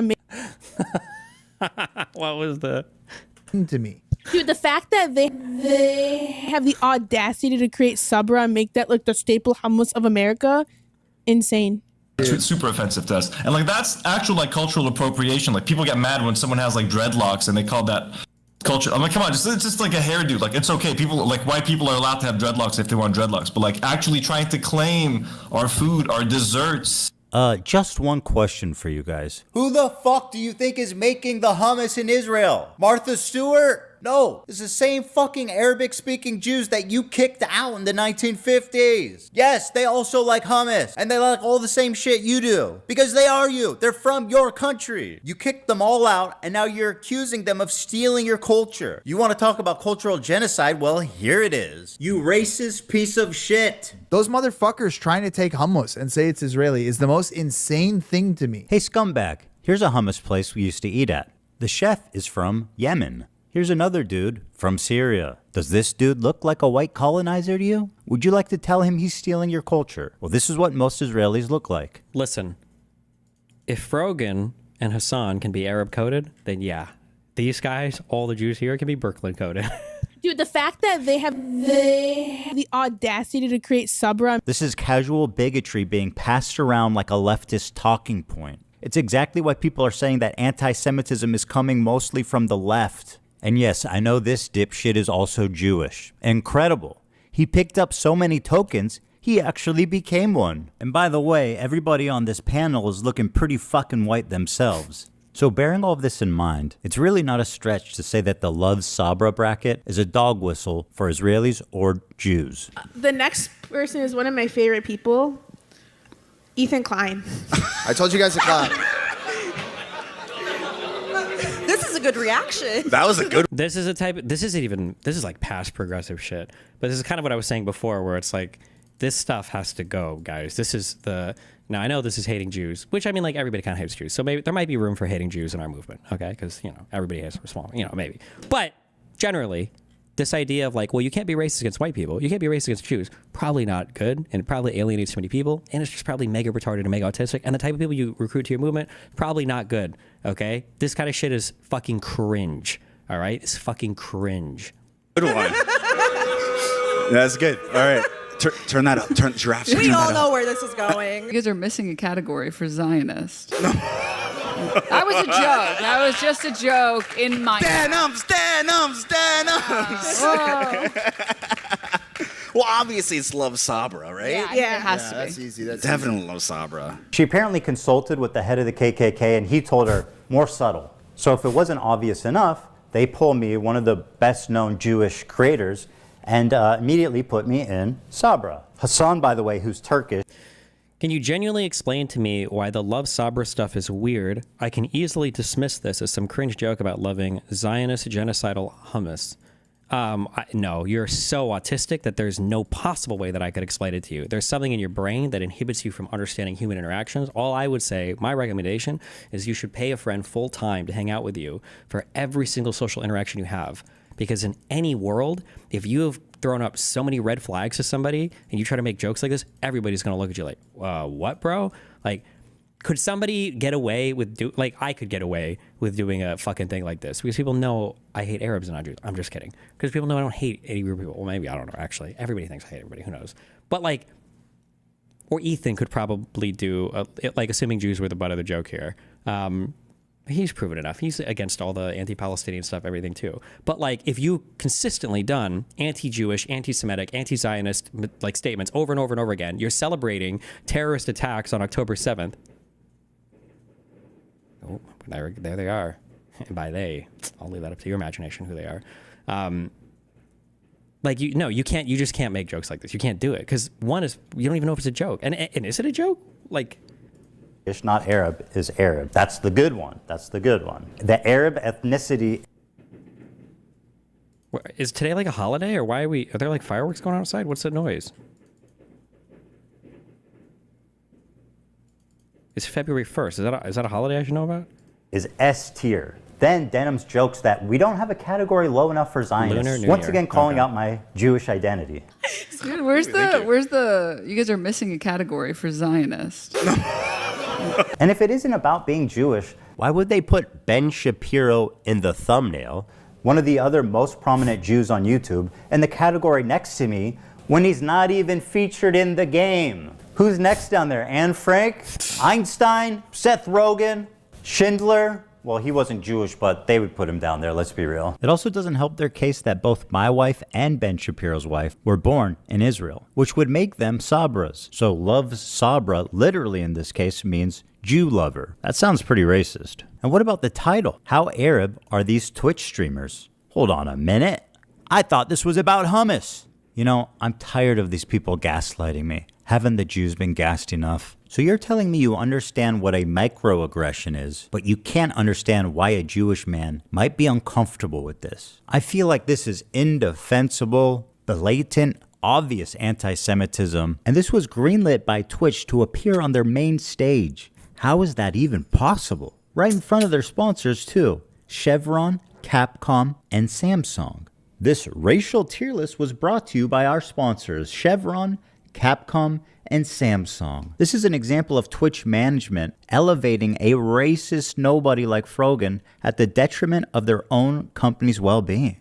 Why? After the predictable controversy this caused, Dan Clancy, the CEO, went live for the first time after 2 weeks and did an FAQ. It's exciting to be here. Oh, God, I remember Mary, this. thanks for having me. It's always a joy to do this with you. And we have a lot to talk about. And, looking forward to questions. Let's take a look at some of the questions they got. This person asked, do you plan on addressing the anti-Semitism problem? Dan's response, permanent ban. Why do you not ban streamers that show terrorist propaganda on your website? Good question. Permanent ban. Do you care to comment about the ADL and anti-Semitism on Twitch? Ban. Why the fuck is the CEO banning people for asking reasonable questions about a relevant controversy they've been in? What the fuck is this? These are not even written in a mean way. You are banned, just like the entire country of Israel. It had just been discovered around the same time as this Arab tier list that Twitch had secretly, without announcing it anywhere, banned the entire country of Israel from creating new accounts. This was enacted right after October 7th, and it continued on for a year. And if you're wondering how you didn't hear about it before, it's not because... Why is Aiden... I don't even...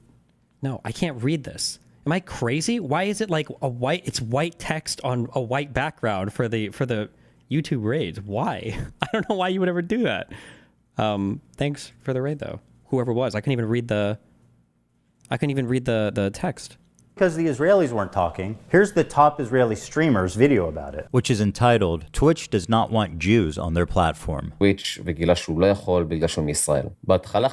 explains that they slowly started to realize no Thank you for the Moon Ruin subtitles. Accounts could be made, and him and his fellow Israeli streamers were causing a lot of noise to get noticed. But Twitch completely ignored them for 5 months. When he created a support ticket with Twitch, it was straight up deleted with zero explanation. Around the end of the year, when people started talking about anti-Semitism on Twitch, Dan Saltman discovered the Israel ban when he was sent the code proving the block happened, presumably from someone who works at Twitch, and it could no longer be ignored. Israeli and American media started to pick up the story, which finally forced Twitch to respond. He also explains the block started on October 13th, which happens... You know Hasan's audience asked why he's black. What do you mean? Wait, this guy's black? There's tons of black people in Brooklyn, no? To respond. He also explains the block started on October 13th, which happens to be Global Jihad Day, when Islamic terrorists call on others globally to act, which he thinks is an odd coincidence. They were never notified in any way, and it greatly affected their business. He says he doesn't feel safe with Dan Clancy in power, as he feels he can no longer trust him. When Israelis try to sign up, it gives you a generic error message. It doesn't say anything that suggests that you're ineligible because you're in Israel. So, when one of these guys wrote to Twitch customer service... Jesus fucking Christ. Can this guy stay on his medication for more than a couple years at a time? What the fuck? Are you okay? I used to want to fuck Kamala until she lost. I don't fuck losers anymore. And he spells losers like loose. Who does this? Kanye. Put down the Twitter account. Jesus Christ. This is what they said. I am really sorry that you are having issues creating an account. We have reviewed your case thoroughly and can confirm that, unfortunately, you are not eligible to create a Twitch account. As a result, we will be closing your case at this time. Under the new increased scrutiny, Dan Clancy panicked and posted 2 terrible explanations on Twitter that were immediately community noted. How can Twitch say on one hand that they've reviewed the case thoroughly, and then on the other hand say it was an accident and they didn't know? This is all very fishy. A big media company like Twitch doesn't realize that their new account signups from Israel has completely flatlined? You're telling me that you guys didn't notice that? That's impossible. Then, at the same time, it was announced that Sneeko, Fresh and Fit, and the little Houthi twink... Bro, what was happening here? What was going on here? This must be like a timeline fracture. Terrorists were all unbanned and they could stream again on Twitch. This is like the holy trinity of anti-Semitism. So guys, yeah, we're back on Twitch. Welcome. I know we had gotten banned or whatever, or we got suspended, but I went ahead and appealed it, and we're back in the house, man. So for all the haters out there that were like, you know, oh yeah, they got banned on Twitch. Hey, be mad. Be mad, guys, because we are back in the house. They can't stop us. They did stop them an hour later. All 3 of the accounts were eventually rebanned. But the decision to unban those 3 creators at that exact time, and being 3 of the best known anti-Semites on the internet, seems to clearly be trying to send a message. And then it was discovered that Twitch's head of policy and community guidelines was previously fired from her job publicly by the British government. Why? She does not like the Jews. That's right. Their head of trust and safety was previously suspended from her job at Ofcom for being too anti-Zionist. And guess where her very next job was at? That's right, Twitch TV. Apparently she was posting pro-Hamas tweets only mere days after October 7th happened. That's so interesting. It sounds just like someone else we know. It's almost like supporting terrorists is institutional. Hell, it might even be a prerequisite. Take a look at this tweet from Twitch's senior manager of inclusive marketing, Bridget Chermating, on October. Why does Hasan over and over again say that Ethan is your friend? Because remember, you never, ever can respond to any criticism of substance. The goal is always to just character attack, character assassinate, or if you can't character assassinate people around the character, and like that's always the Hasan strategy 101. He'll just do that until this goes away, and then in a week or 2, he'll be back to his ordinarily scheduled content. 12. People are posting screenshots of them donating to Israel relief funds. Shake my head, y'all are truly rooting for the oppressor. Read a damn book. This tweet was made only 5 days after the October 7th massacre. The donations she's criticizing would go to families like this, if they were still alive. This entire family was murdered in cold blood by Hamas terrorists on October 7th. Bridget, who did these little girls oppress? How can you act so high and mighty for your cause and be so callous and inhuman for the innocents on the other side? This statement was made by the senior manager for inclusive marketing. Is that some kind of joke? Is this what inclusion looks like at Twitch? Is it really crazy at this point, after all this, to say that Twitch has an anti-Semitism problem? I think How did Ethan get permission to film this in the Twitch offices? I'm really curious about that. it would be harder at this point to argue the opposite. Oh, Bridget, one more thing. Sorry, I forgot. Can you tell me the answer to this riddle? What's the difference between a Boy Scout and a Jewish kid? I'm standing by. Let us know. And yes, it's true. I should point out this tweet is from 2011. This one, however, is from 22. Sarah Silverman tweeted out, Kanye threatened the Jews yesterday on Twitter and it's not even trending. Why do mostly only Jews speak up against Jewish hate? The silence is so loud. Bridget said, this was the energy I was around when I worked with 2 Jewish women in social impact who were both senior to me. Can I just say I do respect it. The hustle from some like academic black people who just can be the most racist fucking pieces of shit ever, but because they're black, that like shields them from all accusations of racism, because the only people who actually care about racism are like other progressives who are too scared to ever criticize a minority for literally anything ever. So props to you for using that shield effectively. She's trying to make Sarah Silverman seem like some kind of Jewish Karen for caring about anti-Semitism. Like imagine if you were like replace Jewish with any minority here. You could probably get away with Asian now, maybe shit on Asian people, but like Jesus Christ.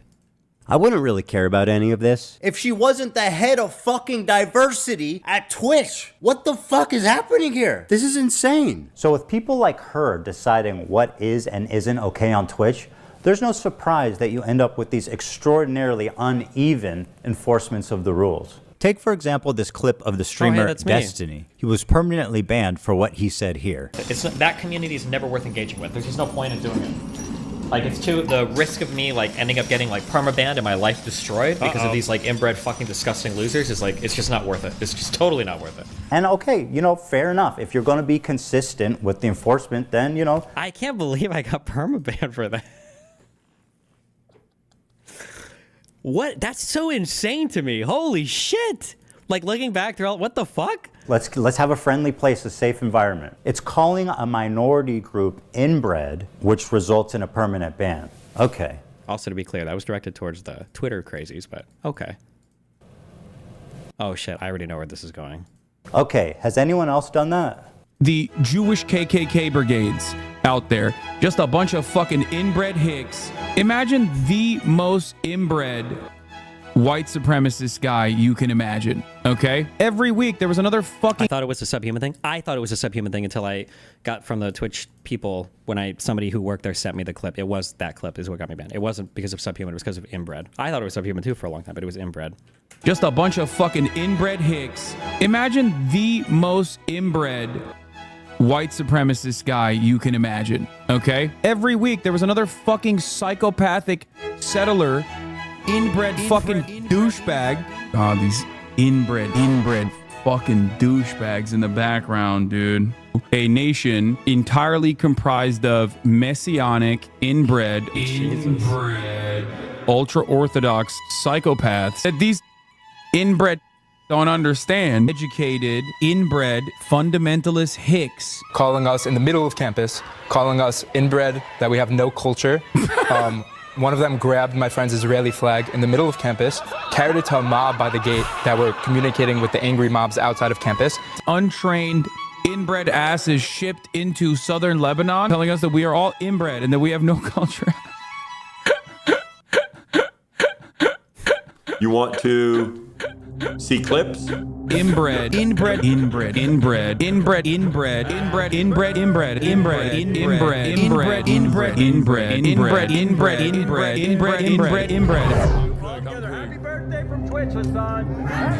clips are... Didn't they do 2 happy birthday songs for him? I thought there was a second one.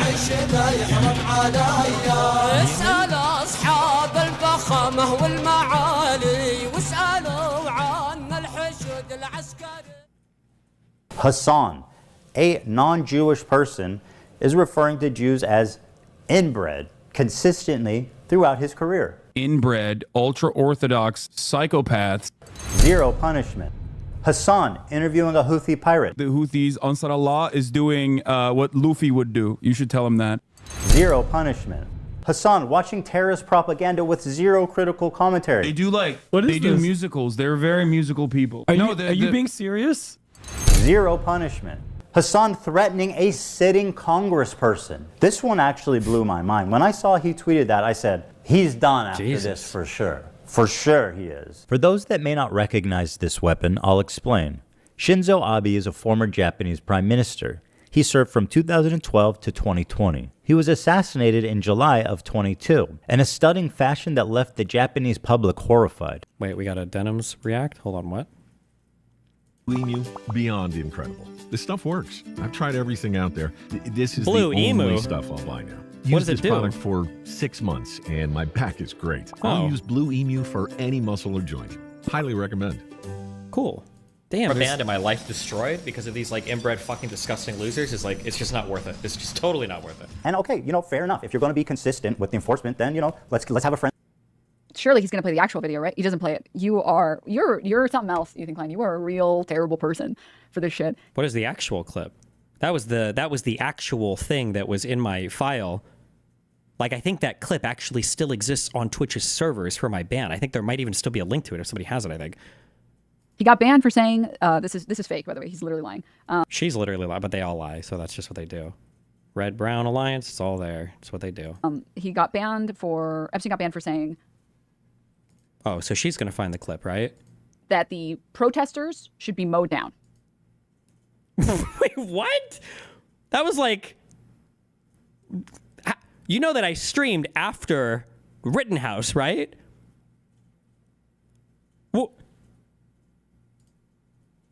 What is she? What next? Is she going to say when I said mowed down, I meant ran over? Or sorry, the rioters. The rioters. I think it specifically was rioters. It was it was protesters who want to burn down buildings, but during the Rittenhouse debacle. I don't even know what to call it. And he said that rioters should be mowed the fuck down or something like that. Dipshit protesters.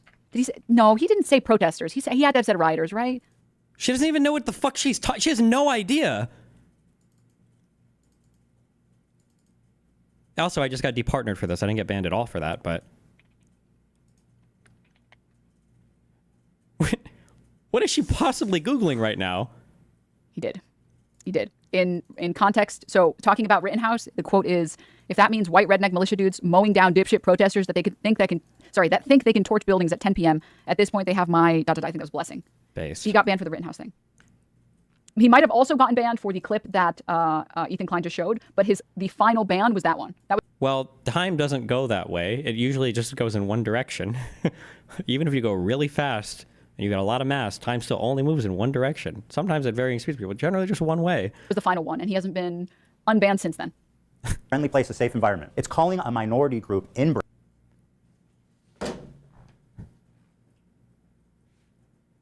Rittenhouse shooting. 2020. Elden Ring. Release date. 2022. It's okay. Well, it's kind of interesting. Bread, which results in a permanent ban. Okay. Has anyone else done that? The Jewish KKK brigades out there, just a bunch of fucking inbred hicks. Imagine the most...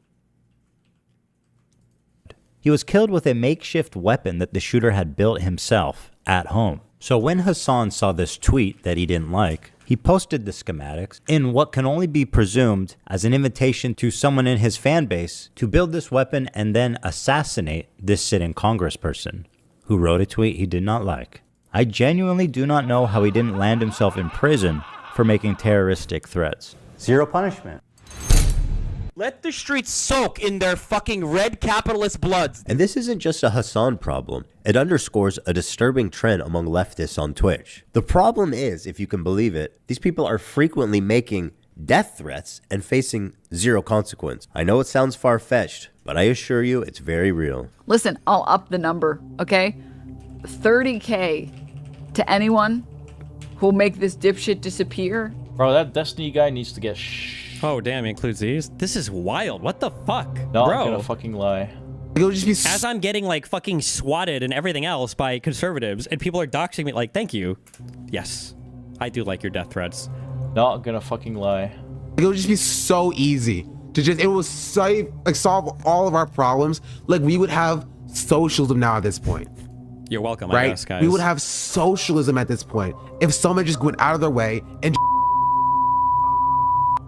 it would be so easy. Thing that happens, I mean, like, holy shit, guys. If you live in Florida, I have an opportunity for you. If you want to earn $100,000, let me know. Actually, Mike from PA, the dude that's stuck in the before image of a transformation story.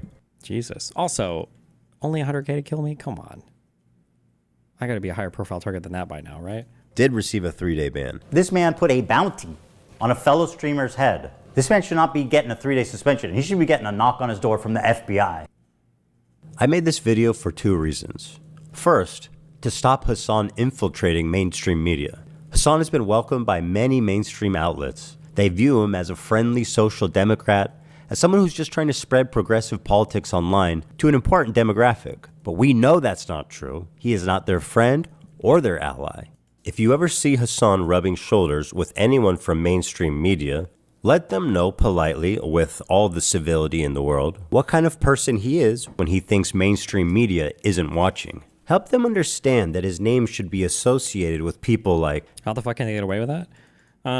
Police report. This is a lot of work to do shit, okay? And also, Twitch doesn't give a fuck about anything. You can say whatever the fuck you want about me. If you're on some crazy shit, like you accidentally let like if you were PewDiePie, like on the bridge, and you were like fucking, and then you say, but if you were like Destiny, if you would have just thrown that at the end, on Twitch, adding Destiny to the end of whatever you say is the equivalent of adding in Minecraft. It makes all of it okay. So there's a future recommendation. If you're on Twitch, you're worried you're gonna get banned for saying some unhinged shit, just say it was about me, and you'll be fine. I got you. I got your back, buddy. Okay. Nick Fuentes and Alex Jones, other fringe radical political commentators.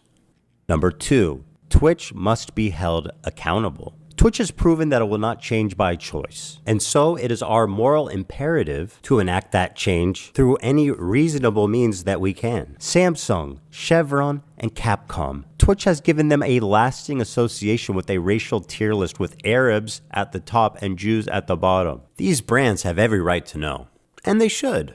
We all recall YouTube's adpocalypse. It happened when ads were running over ISIS recruitment videos, and it caused a brand exodus. The same thing is happening now on Twitch, but instead of ISIS, it's the Houthis, Hamas, and Hezbollah. Dan Clancy's refusal to moderate extremists is the only reason for any of this. He is the sole person to blame.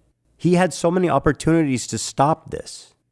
Ultimately, after dedicating months of my life to creating this video, I am left with one overwhelming conclusion. Fuck this dude. Damn. What a banger. Hold on, let me grab a quick thing to eat. And then we got some molding to go over. Fuck, we'll end up watching these tomorrow. Will we watch these tonight? I don't know, we'll see. Hold on.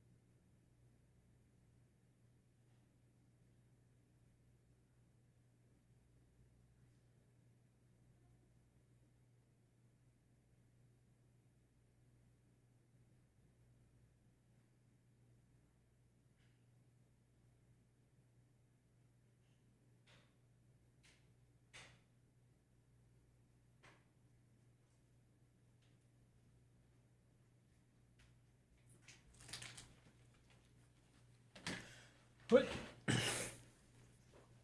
Okay.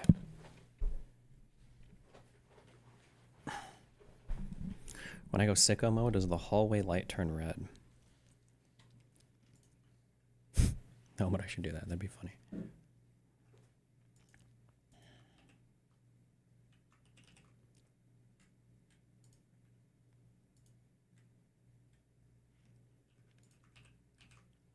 Okay. I just have a bunch of random links open. We'll go through them.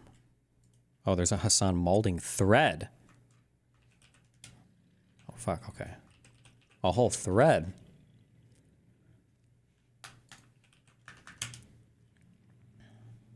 Into the podcast, I was so fucking gracious to him. Far more gracious than he goddamn deserves. Like, gracious? Literally ends the podcast because he can't fucking cut it. Like, he's like, I don't want to talk about politics anymore because people are hurting my feelings when I talk about Israel, because it kind of comes across like I'm defending Israel. What? Okay. And then everybody goes, oh, you're defending Israel. It's like his whole shtick for the past year has been saying liberal Zionist talking points and then getting mad at everyone when they go, are you a Zionist? And he's like, whoa, this is anti-Semitism. It's like, shut the fuck up, dude. What kind of fucking moronic attitude is this? Just don't talk about politics. Just go back to fucking talking about like gooning or Justin Baldoni or whatever fucking new thing is happening online. Bro, you're clearly not intellectually equipped enough, and you got fucking deluded by a sex cult. Oh, true. He dropped the Vosh one. I've intellectually outpaced you. Okay? Like, Destiny was able to fucking brainwash you over the course of a year. How? I'm sorry. You were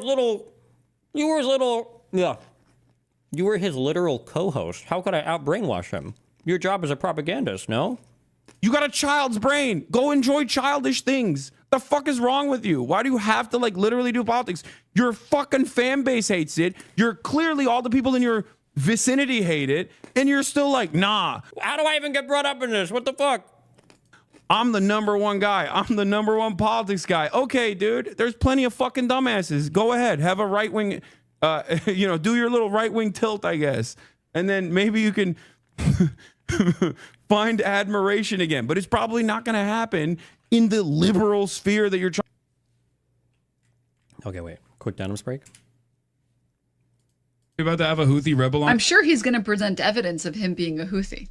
A few moments later. Why would he retweet this article called Houthis Use Social How Media could she to Boost do Global this? Prominence and Support? Israel was falls. she Wait for the thinking? new operation in Tel Aviv, the Jaffa drone, which no Israeli defense can stop. The ships we bombed and sank. I know the red arrow is supposed to be a cool military Hamas thing. This is a butt plug. Just saying. To every Zionist, I will put this into your stomach.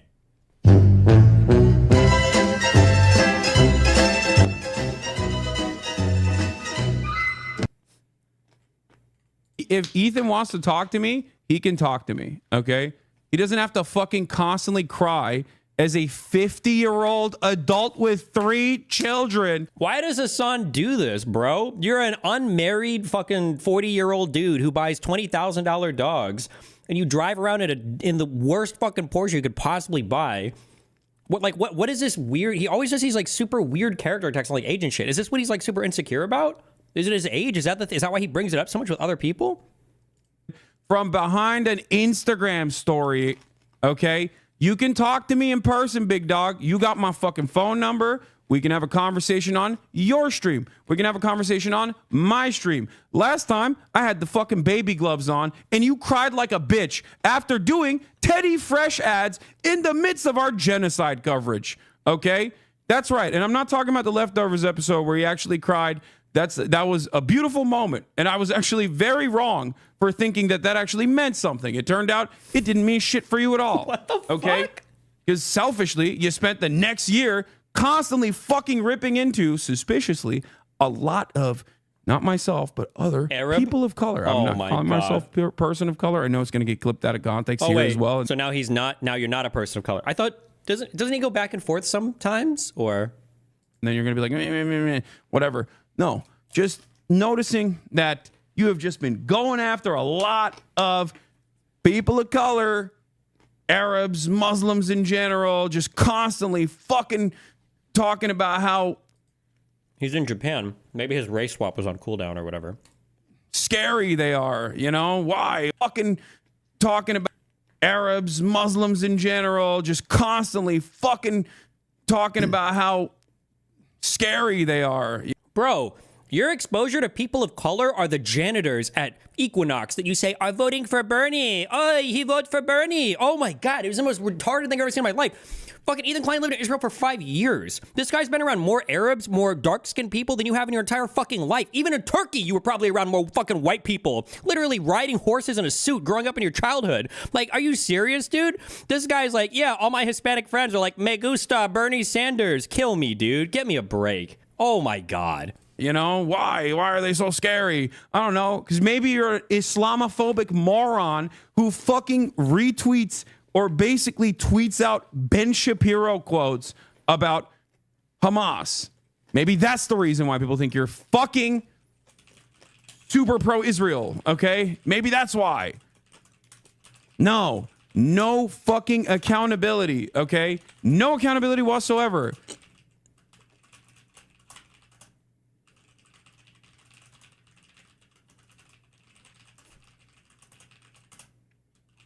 Jesus.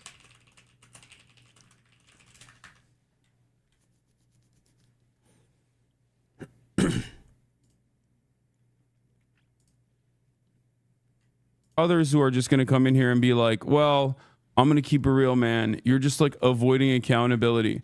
Yeah, dude, I am pro-Palestine. That's it. I'm pro-Palestine. Okay. If that's fucking news to you, you are the dumbest baby on the planet. All right. I am pro-Palestine. I am anti-genocide. I am someone who is a leftist. Okay. I'm a leftist. Oh, is he going to do the, I just want free healthcare and free student loans or whatever. I just want free healthcare and cheap cost of education. Are we doing that now? Do not think capitalism is the final evolution of mankind. I think we can evolve beyond it. Okay? Okay. There are literally Guantanamo Bay facilities being set up right now. And if your number one thing is your favorite fucking 50-year-old content creator with 3 children and his endeavors for the past 6 months, you are a deeply unserious person. There are others. Destiny goes full racist when triggered? No, I'm referring to a Hasan clip where Hasan talks about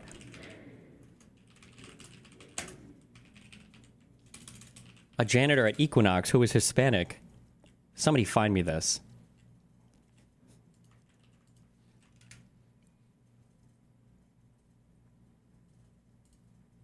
I live in a district that's most likely going to either vote for Biden or vote for Elizabeth Warren, okay? A lot of rich white gays here. A lot of rich white cis gays here.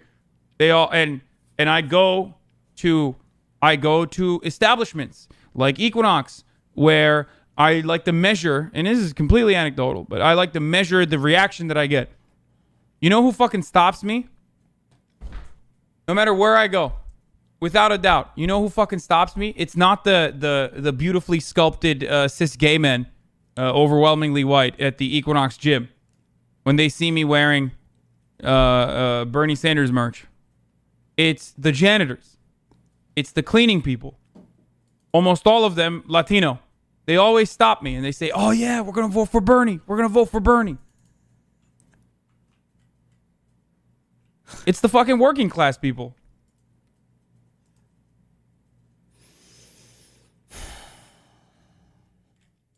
Yeah. Don't try to fucking pull a Sam Cedar on me. Guess you can't really do that with Destiny now, can you? Since I'm a rapist. He was outed as a fucking sex pest. True. Lord Jesus, let this lawsuit finish. And then I hold my tongue no more. Please, Lord God. Sting a little bit. That your number one guy... How am I even his number one guy? Why is this on talking about me right now? Are you okay, little bro? Why is he even mentioning me? Your number one guy. Oh, no. That's my guy. That's my little guy. He's my favorite guy. How many closets does this guy think I'm hiding behind? He like goes into every room, checks his corners for me. Little bro's obsessed. Fuck him at this point. Debating him won't change his mind. I don't give a fuck about changing his mind.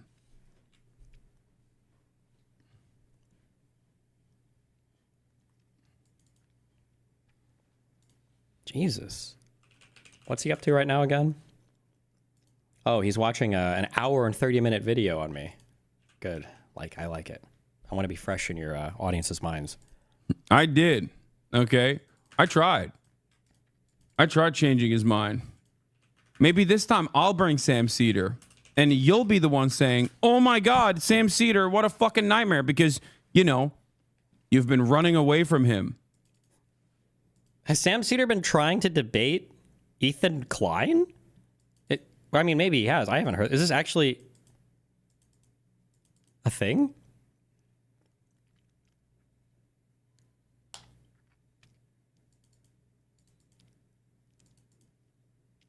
You're watching each other's hit pieces? The difference is that Hasan's hit piece is based on his political views as a political pundit who is operating on a platform with impunity while promoting terrorism. I don't think it's the same. Yeah, I wonder why Ethan Klein won't fucking talk to Sam Cedar. I think he's referencing when he told Ethan he could talk to Sam Cedar. It's because Hasan told Ethan to talk to another Jewish man, remember? Yeah, but that was like I don't think that was like a serious thing where Sam was trying to debate him. That was where like Hasan was like, I think you need another Jewish voice to tell you how wrong you are. Holy fuck, hold on. How do I ban all Kanye West tweets? This is going to be, I can already tell it's going to be fucking retarded. I don't know if I ad ban just the name of that.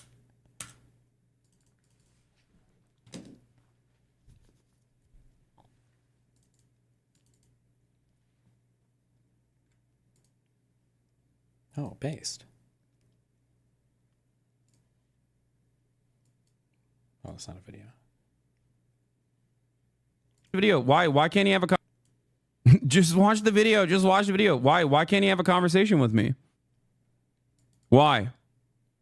Is it perhaps easier to clip things that I'm saying out of context? He always says this. No, I'll be honest. Maybe he'll finally, we're about to get the explanation. Because Hasan does this a lot where he goes, they always clip me out of context. What is the context? What is the context? He's going to say it right here, though. This is how I was clipped out of context. They imply that I believe one thing, when in reality, I believe this thing. We're finally about to hear it. Finally, we're about to hear it.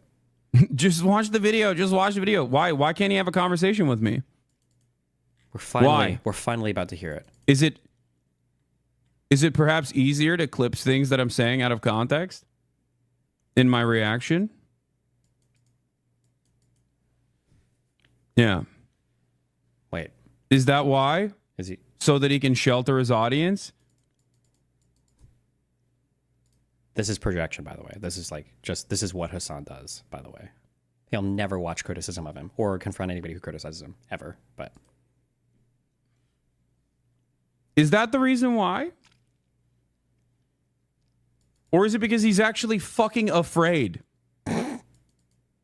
Because I think it's the second thing. Just like he was too scared to talk to Sam Cedar in private. That wasn't a real conversation, you fucking retard. That was a racist fucking tokenization to try to get him to talk to somebody else. When the main complaint that he had in that conversation was the fact that you kept... Your entire fan base was basically calling him a fucking... a Nazi. How does no one in Ethan's fan base ask these questions? It's such a joke, dude. It's crazy. It's so shameless. He's like Trump 2.0. Just an hour plus of you talking out of context and purposely misconstruing you to give him some moral high ground. Like, was that Hasan's mom that just typed that into chat? Do you think Hasan's family members typed that?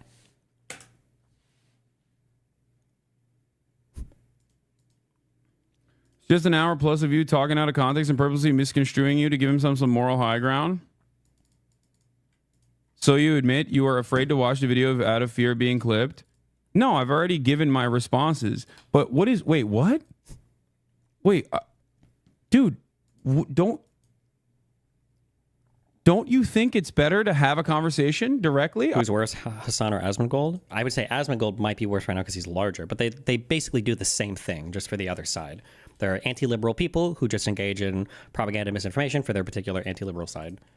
But they're two sides of the same coin. That's a reason why they're also largely like, I don't know if they're ever going to talk that much about each other. They kind of like stay out of each other's line. You'd expect these guys to be like feuding constantly or dueling constantly with the totally opposite political takes, but it seems like they largely stay away from each other. I don't know how true this was. Hold on. Yeah, I don't know. But yeah, I know a lot of you guys want me to a lot of you guys want me to watch the Hasan video, but we're gonna wait a little bit longer until we do that, just so I can see kind of what's really in it. Like, what does that even mean? Because, like, and this is another component too, is that it's kind of like one of these like realistic things, is that like we're getting into the territory where, like, I mean, these are people that have like careers that are like multi-million-dollar careers. And like, this is like, it's kind of like streaming is a much bigger deal than it was, like, I don't know, 8 years ago or something like that. Right. And so the scale of it is a lot bigger. And so, like, avoiding who cares? Well, like, I don't want to like cross into the realm of like defamation or something like that either. Watching somebody else's video about them is going to make you be sued for defamation. Meanwhile, I think Chud Logic people posted videos with a thumbnail calls me a rapist. Must be nice. Jesus. If I'm like watching something that's inaccurate or unfair or damaging. And so, like, yeah, it could destroy someone's livelihood. Yeah, and so, like... Yeah, you reacting to that Hasan video is going to destroy his livelihood? Okay. I'm just trying to be reasonable and measured and smart about what I do. Don't become Holly weird either. So he's not going to watch it. How convenient. Nice. Okay. I thought you guys loved debate. What's happening? Are you admitting to fucking clipping shit out of context? What's the out of context? What to context? Smear? What?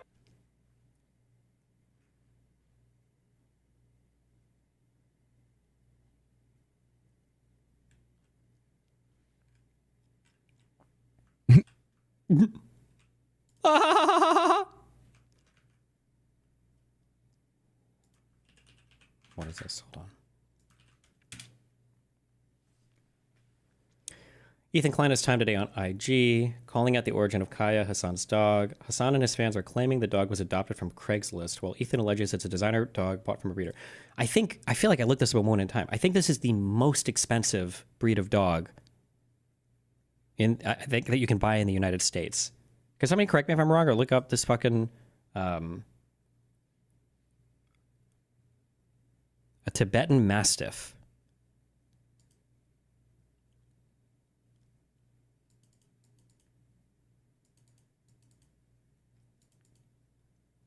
And he says he got it on Craigslist. The reason why he says that is because buying from breeders is considered like bad. So he wants to have like the credit from his audience, but either Asman is trying to maintain his other streamer connections while still doing the Trump shit, or he is trying to not get permit, is my guess. Nope. It is the liberal establishment that is the enemy. Asman Gold plays populism for the right. Hasan plays populism for the left. They do basically the same type of content. They're just like opposite sides of the same coin. That's why they don't want to cover each other. There's literally nothing to gain from them tearing each other down. All they want to do is attack the establishment. That's it.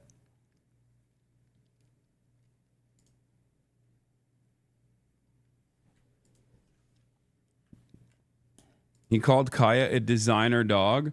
Yeah, maybe because I actually train my dog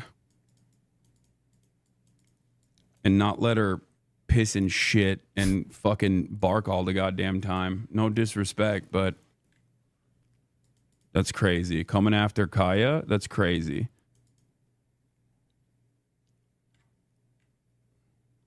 Where'd you get bigger clothes? She's just well trained, you know? He called Kaya a... Did Hasan also get his Porsche from a shelter? Based.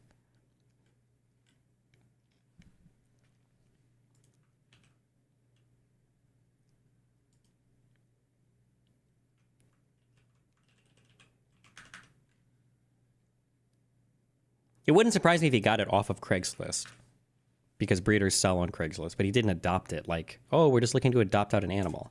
1,000%. Twitch never banned Israel. 95,000 new accounts were created. Bloomberg News exposed Dan plus Destiny for lying. Okay. The issue was that I I think you could still create accounts, but I think you would use a cell phone. But if you had an Israeli email address by IP, I think, or maybe it was by, I think it was by IP, you couldn't do it. Like they literally, I mean, we saw the Jira ticket, or not the Jira ticket, but like a reference to one, and then Twitch reversed it. Like like this happened. Like we already saw this. Like this isn't even denied by Twitch. Even Twitch doesn't deny this. What the fuck?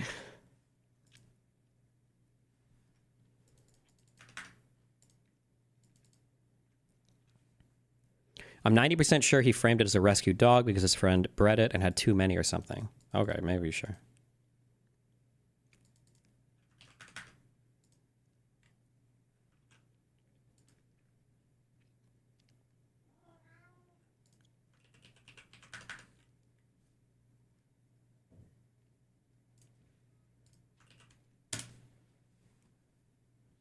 There is not a single dissent.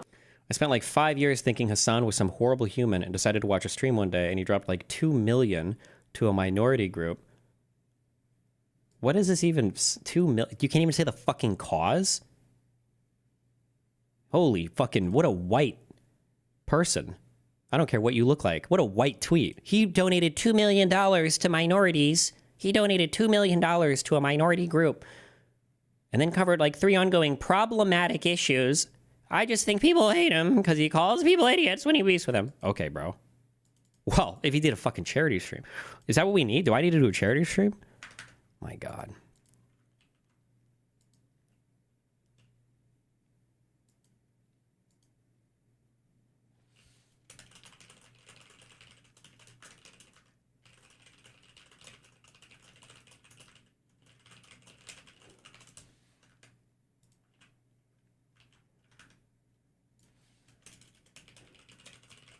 I also like how the ableism and the medication jokes are always like acceptable on their side, even though they'll fucking browbeat like crazy when you do it.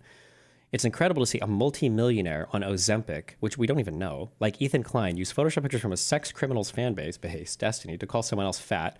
Dude, you were a chunky boy yourself before you bought yourself some temporary weight loss. Holy shit, this is funny. Jesus Christ.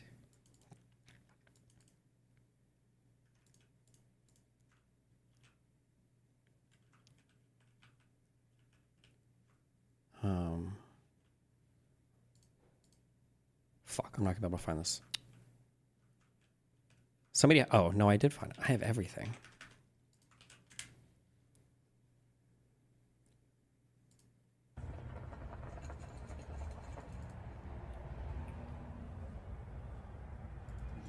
So I guess we'll be getting, I guess we'll... Maybe the video is photoshopped?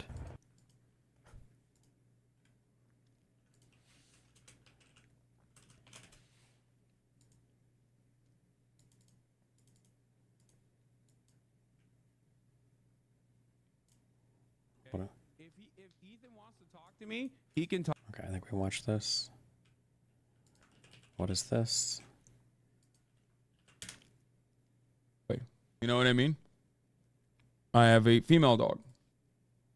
He's talking about his dog? Oh, 1 year ago. And she's the best. Is car rescue or bought from breeder? Yeah, she's a rescue. No, not bought from a breeder, Chad. A rescue of that dog? As a puppy? Of that breed?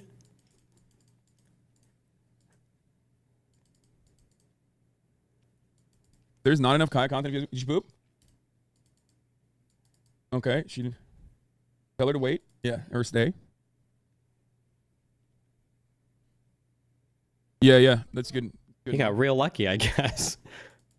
How do you keep up with this fast ass chat? I'm freaking cracked. How I keep up with it. Okay, let's blast off. Anyway, those are all the updates. Those are all the updates that are happening in my life, you know? Is the Rolex stolen valor? Yes, I'm stealing Rolex valor. Oh, the Teddy Fresh mat on the floor. Rip. Anyway, where is it? On our king? What's going on? LeBron James arrives in Saudi Arabia.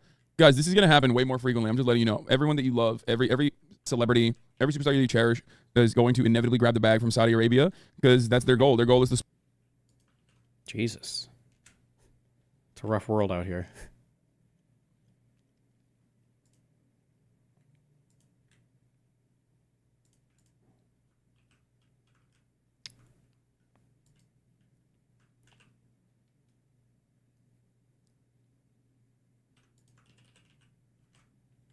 Okay, let's get through my final few links. Hold on, what else do we have here? Land reform in China? No, every day. I'll take it one step further. I understand Stalinist purges, okay? Jesus. Do you understand me? Like, fuck land reform. When I see reactionaries like this, I'm like, oh, I get why. I get why people can become incredibly paranoid and so angry and so resentful, especially if you have like a little bit of that authoritarian dog in you, dude. Oh my God. Holy moly. Like, I just... Like, imagine coming out of World War II, trying to consistently concede to the demands being made by the West while being very skeptical of their intentions, being very worried about it, trying to maintain a reconstruction period for your country that was eviscerated, 20 million dead, okay, mostly, predominantly young men too. And then you got a Robbie Starbuck type being like, hey, Stalin, I don't like any of the implementation of I don't like the all of the purges of all the intelligentsia, of all the unloyal people, of the taking over and the fucking over all of the governments of the new Soviet states. All of that was just in response to frustrations from people who were shitting on an already battered Soviet Union. How noble. way that you're redistributing and reallocating grain supplies, I would be like, all right, you're dead. Like, I'm literally killing you now. That's what, like, and it's not the right thing to do. I understand that. But also simultaneously, I understand how someone could be pushed to that moment of weakness, okay? Like, Jesus. It's not appropriate. Make no mistake. I don't think it's the right thing to do. But given the human condition... It's always crazy, too. Like, note he would never say anything about Israel like this, right? Like, listen, I get why they're so paranoid about Arabs, but it's not the right thing to do, right? It's always just like, this is inexplicable. One of the craziest things, probably one of the most ignorant statements I've ever heard in my life, like if I had to rank the top 5, 3 are all made by Finkelstein, but one of Finkelstein's statements, I think I've heard him say this, I think on a podcast, and I think he said it in the debate with Rabbani and Morris, is when he said, I think he told Benny Morris, he couldn't even put himself in the mind of an Israeli. He couldn't even imagine what an Israeli could possibly think to justify the way that they act. And I'm like, really, bro? There's like some unimaginable situations in history. Is this really one of them? You can't imagine? Really? At all? Like,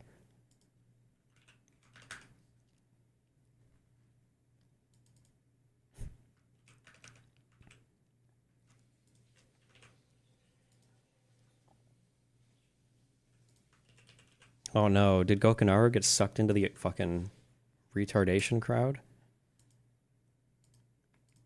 They were forced to leave their homes, their lives, their property, and migrate to the only place in the world that would accept them, which was... That is literally so far from reality. What are you talking about? The only place in the world that would accept them. You talking about America, bro? You talking about Canada? What are you talking about? Bro, no. Literally, America turned ships back. Oh, fuck. Why do people feel so confident talking...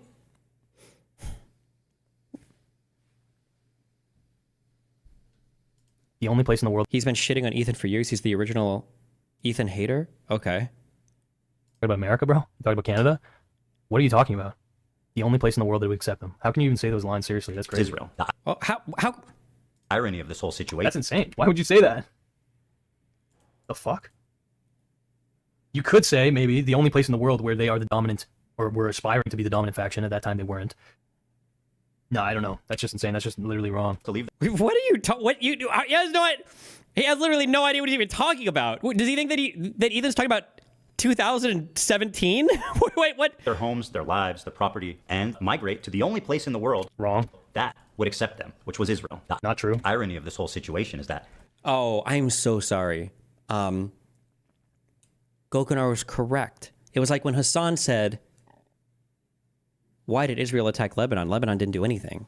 And Hasan meant that Hezbollah did stuff, but he doesn't consider them part of Lebanon because they're one of the most fucking anti-Arab, murders so many fucking civilians through Lebanon, through Syria. That's what Hasan meant. What Gokinaru is saying here is, it is correct that Israel wasn't necessarily the only place that could take Jews, because for a long time, from like the 40s and onwards, they couldn't even legally take Jews because the British stopped them from coming in. So even Israel couldn't take Jews.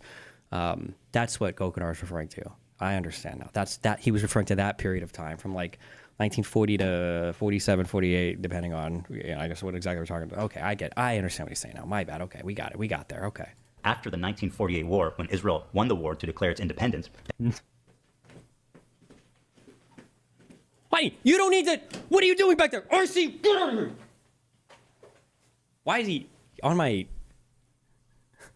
He was using my wall as a fucking scratching pad. Motherfucker. There's no reason for that. He didn't need to do that. He does it to fuck with me. Independence. I'm asking, is he dumb or ideologically possessed or trapped by his audience to false conviction? It's like that one guy, the Hasan guy that I debated. I'm not making a joke. The guy who is called Hasan, who did the Khaza or whatever, that guy. You hear this shit repeated so often that you believe it, and so many other people in your arena have said it. It must be true, right? Like when he's speaking, he's probably speaking from a place of supreme confidence because he's heard Hasan say shit like this. He's probably heard other weird anti-Semitic, anti-Zionist, anti-Israeli people say shit like this. So it must be true, right? Get him a proper scratcher. He has a fucking scratching post, okay? He just likes to come and scratch the carpet to fuck with me because as soon as I try to chase him, he just rolls over and he wants belly rubs. Declare its independence. What did they won the war? They won the war to declare its independence. What does that mean? What does that mean? The Arab countries. He has no idea what it means. He doesn't know anything about it, but okay. Got super anti-Semitic. Bro. What are you? Oh my God, I can't handle it. Is he really trying to make it seem like that's irrational? After those dumb fucking... Careful. Hold on. Are you about to justify racism? Are you saying it's irrational? Of course all the surrounding Arabs would hate Jews if some Jews beat other Arabs in a war multiple countries away. Because that kind of sounds like you're justifying racism, bro. I thought it was about Zionism, not racism. God, I can't handle it. Is he really trying to make it seem like that's irrational? After those dumb fucking Arabs lost the war, they got super fucking butthurt about it and started expelling their Jews. It's like, there's cause and effect, bro. Which Arabs? You don't know. He has no idea. He really doesn't know anything. He just is retired. He's not even, somebody said, I said it before, but don't mean to spam, but Gokunar has the same views that Lex has on Ukraine, but for Israel, he has brain-rotted oppressor versus oppressed, etc. view. But he thinks Israel brought everything. Yeah, but he has no idea what he's talking about at all. He's not even close to understanding what he's talking about. And it's so performative. How can you care so much about something you have no idea about? You don't know anything about this, and you're like so indignant? Like, oh, bro, like, what? Again, won the war. Yeah, okay, after the Israelis killed a massive amount of fucking Palestinians. How many, bro? You don't even know. What? Other predominantly Muslim countries, the people got pissed off and they became unstable, or other Jews across the world. Ethan's literally... What is he talking about? Wait, what? Giving the arguments that makes the inception and the way that the Israeli elite have been navigating. Basically, it confirms that the way that the Israeli elite have navigated have caused Jews around the world to be fucking prejudiced against. Oh, so Arabs are all racist? Is that what he's just saying? Because of how Jews in Israel have acted, all the other people around the world hate Jewish people, so they're all racist? And that's a reasonable response? Anyway. Is that... Interesting. I like that we used prejudice there, though. I like that we went to the slightly more, not euphoric, what's the word I'm looking for? Euphemistic term there, the softer one. Jewish citizenry that had nothing to do with Israel. True. Do we have an excuse for, I'm so curious what he would say to, you're okay with the internment camps of the United States, right? Like, come on, bro. Fucking war against Japan. They fucking bombed Pearl Harbor. The fucking Pearl Harbor, bro. Pearl Harbor. We can't lock some Japanese up. We're not even death camping them, okay? We just put them to work for a little bit. That's understandable, right? That must be understandable, right? True. That is a sad fucking reality. But to imply that that's of no fault to Israel is insane. Because again, the Israeli inception, they were co-opting the Jewish identity in order to justify colonizing this region. So you should be pointing your fucking eyes at the Israeli regime. But anyway. Oh, it was the Zionists that made everybody anti-Semitic. But they're also not anti-Semitic, they're just anti-Zionist. But because of the Zionists, they view all Jews as Zionists. But it's... I'm not saying those other governments don't deserve criticism, but it's like there's a cause and effect. Yo, all Damon, thank you, bro, for the 50 bones. Damn. I just hope the rest of the general public watching his video will see through how disingenuous this is. It's insane. It actually, like, when I heard that, my fucking spine vibrated, bro, and I know that this is gonna be so intense because we have over an hour left, bro. Over an hour left, man. Holy fuck, I can't handle this, honest to God. It's... The reason it pisses me off, bro, the reason it sincerely pisses me off is because Because what, bro? Tell me more about why this pisses you off so much when you know literally nothing at all about this region. Please tell me why it makes you so mad. I want to hear. Tell me why you're so upset about it. Tell me. We are so carelessly stomping into very fucking nuanced global conflicts. Oh, nuanced global conflicts? Where we can't have nuanced takes like Israel existed, so it made all the Arab people who are also Muslim, by the way, for some reason you mentioned that, made them all anti-Semitic? Those types of nuanced takes, bro? Not the nuance. By the way, I've said this before and I'll say it again. We call this the lazy gardener. People who are like, I don't want to get into the weeds. Everybody who says, nuanced, get into the weeds, and then stops. That's like, it's like when you're writing a paper for school or writing a message to a friend, you put etc. The only reason you put this is because you ran out of things to say, okay? Nobody puts etc. when they have more shit to put. Whenever somebody says nuance or in the weeds, because they have no idea what the fuck they're talking about. Throughout the last 100, 200 years. Oh, it's 200 years for Israel? Damn, how far back are we going here? Jesus. All in the service of owning Hasan. What a waste. What a fucking waste.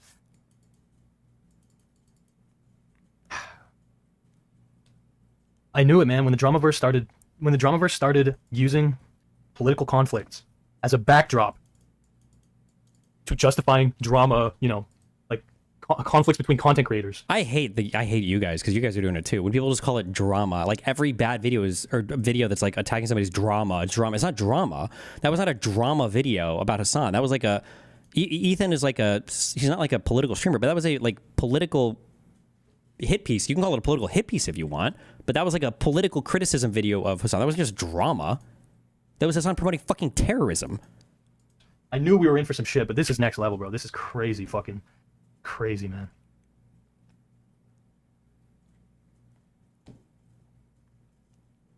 I don't know who this streamer is, but thanks for letting me know Ethan is a literal Nakba denier. When did Ethan ever... What?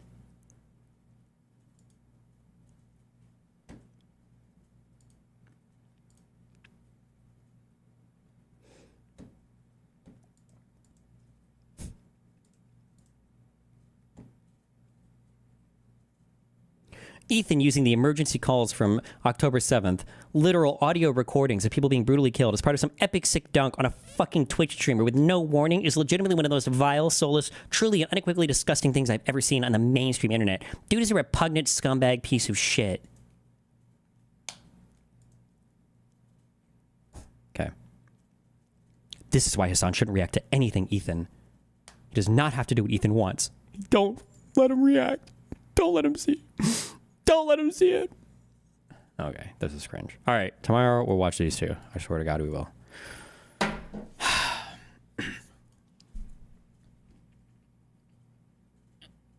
love you guys. It's been fun. Dude, these light tubes are awesome. Look at how cute they are. I think they're cute. All right, do your connections.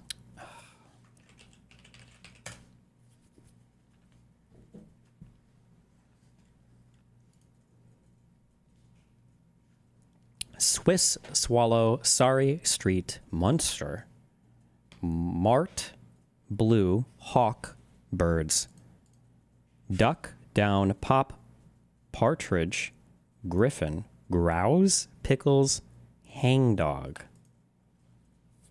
Hawk, Duck, Griffin. Oh no. A swallow is like a bird, like a big white flying bird, right? A hawk is a bird. A duck, I think, counts as a bird, right? I think they even fly. Duck hunt. They fly in duck hunt. A griffin. That's not a real thing. That's a mythical creature. Fuck. Wait, right? The griffin? That's not real. Is a grouse a bird? Partridge. In a partridge tree? Is that a type of tree, or is that like a bird's nest? Is that a type of bird? A monster bird? A bluebird? Oh, a bluebird. Bluebird. Fuck. Oh my god. Hangdog bird? A pop bird? Partridge or grouse?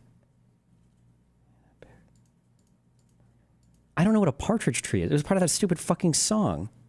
A grouse? God damn it. I'm fucked.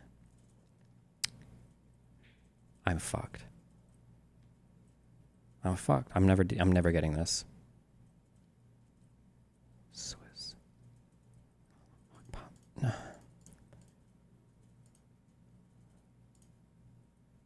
I'm fine. Is a grouse a bird? I don't know. Pickles, pop. Sorry. Munster. Cheese? Blue cheese? Munster. That's like the orange cheese, right? Swiss cheese? And hangdog cheese? Griffin? Is that a type of cheese? I don't know. Griffin.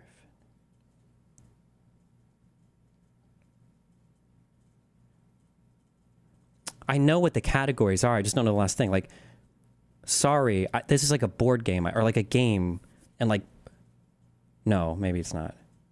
And then like pop. Was that a game where you push the thing in the middle and the dice?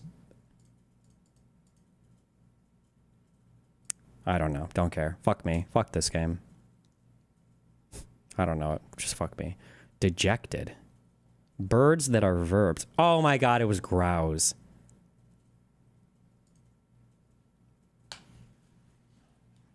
I'm washed.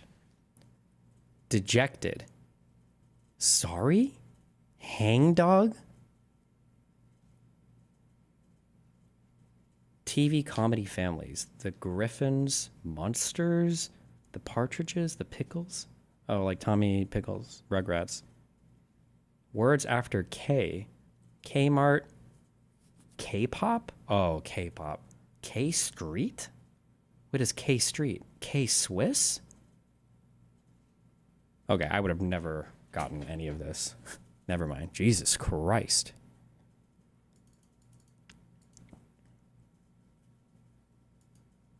K-Street is politics related? Bullshit.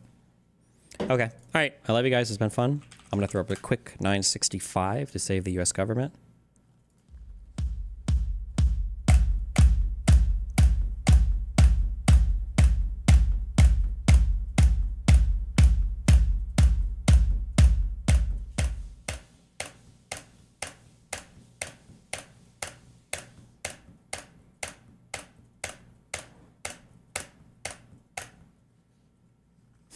Rip. Good luck on those tariffs. A couple days. See you guys later. Bye.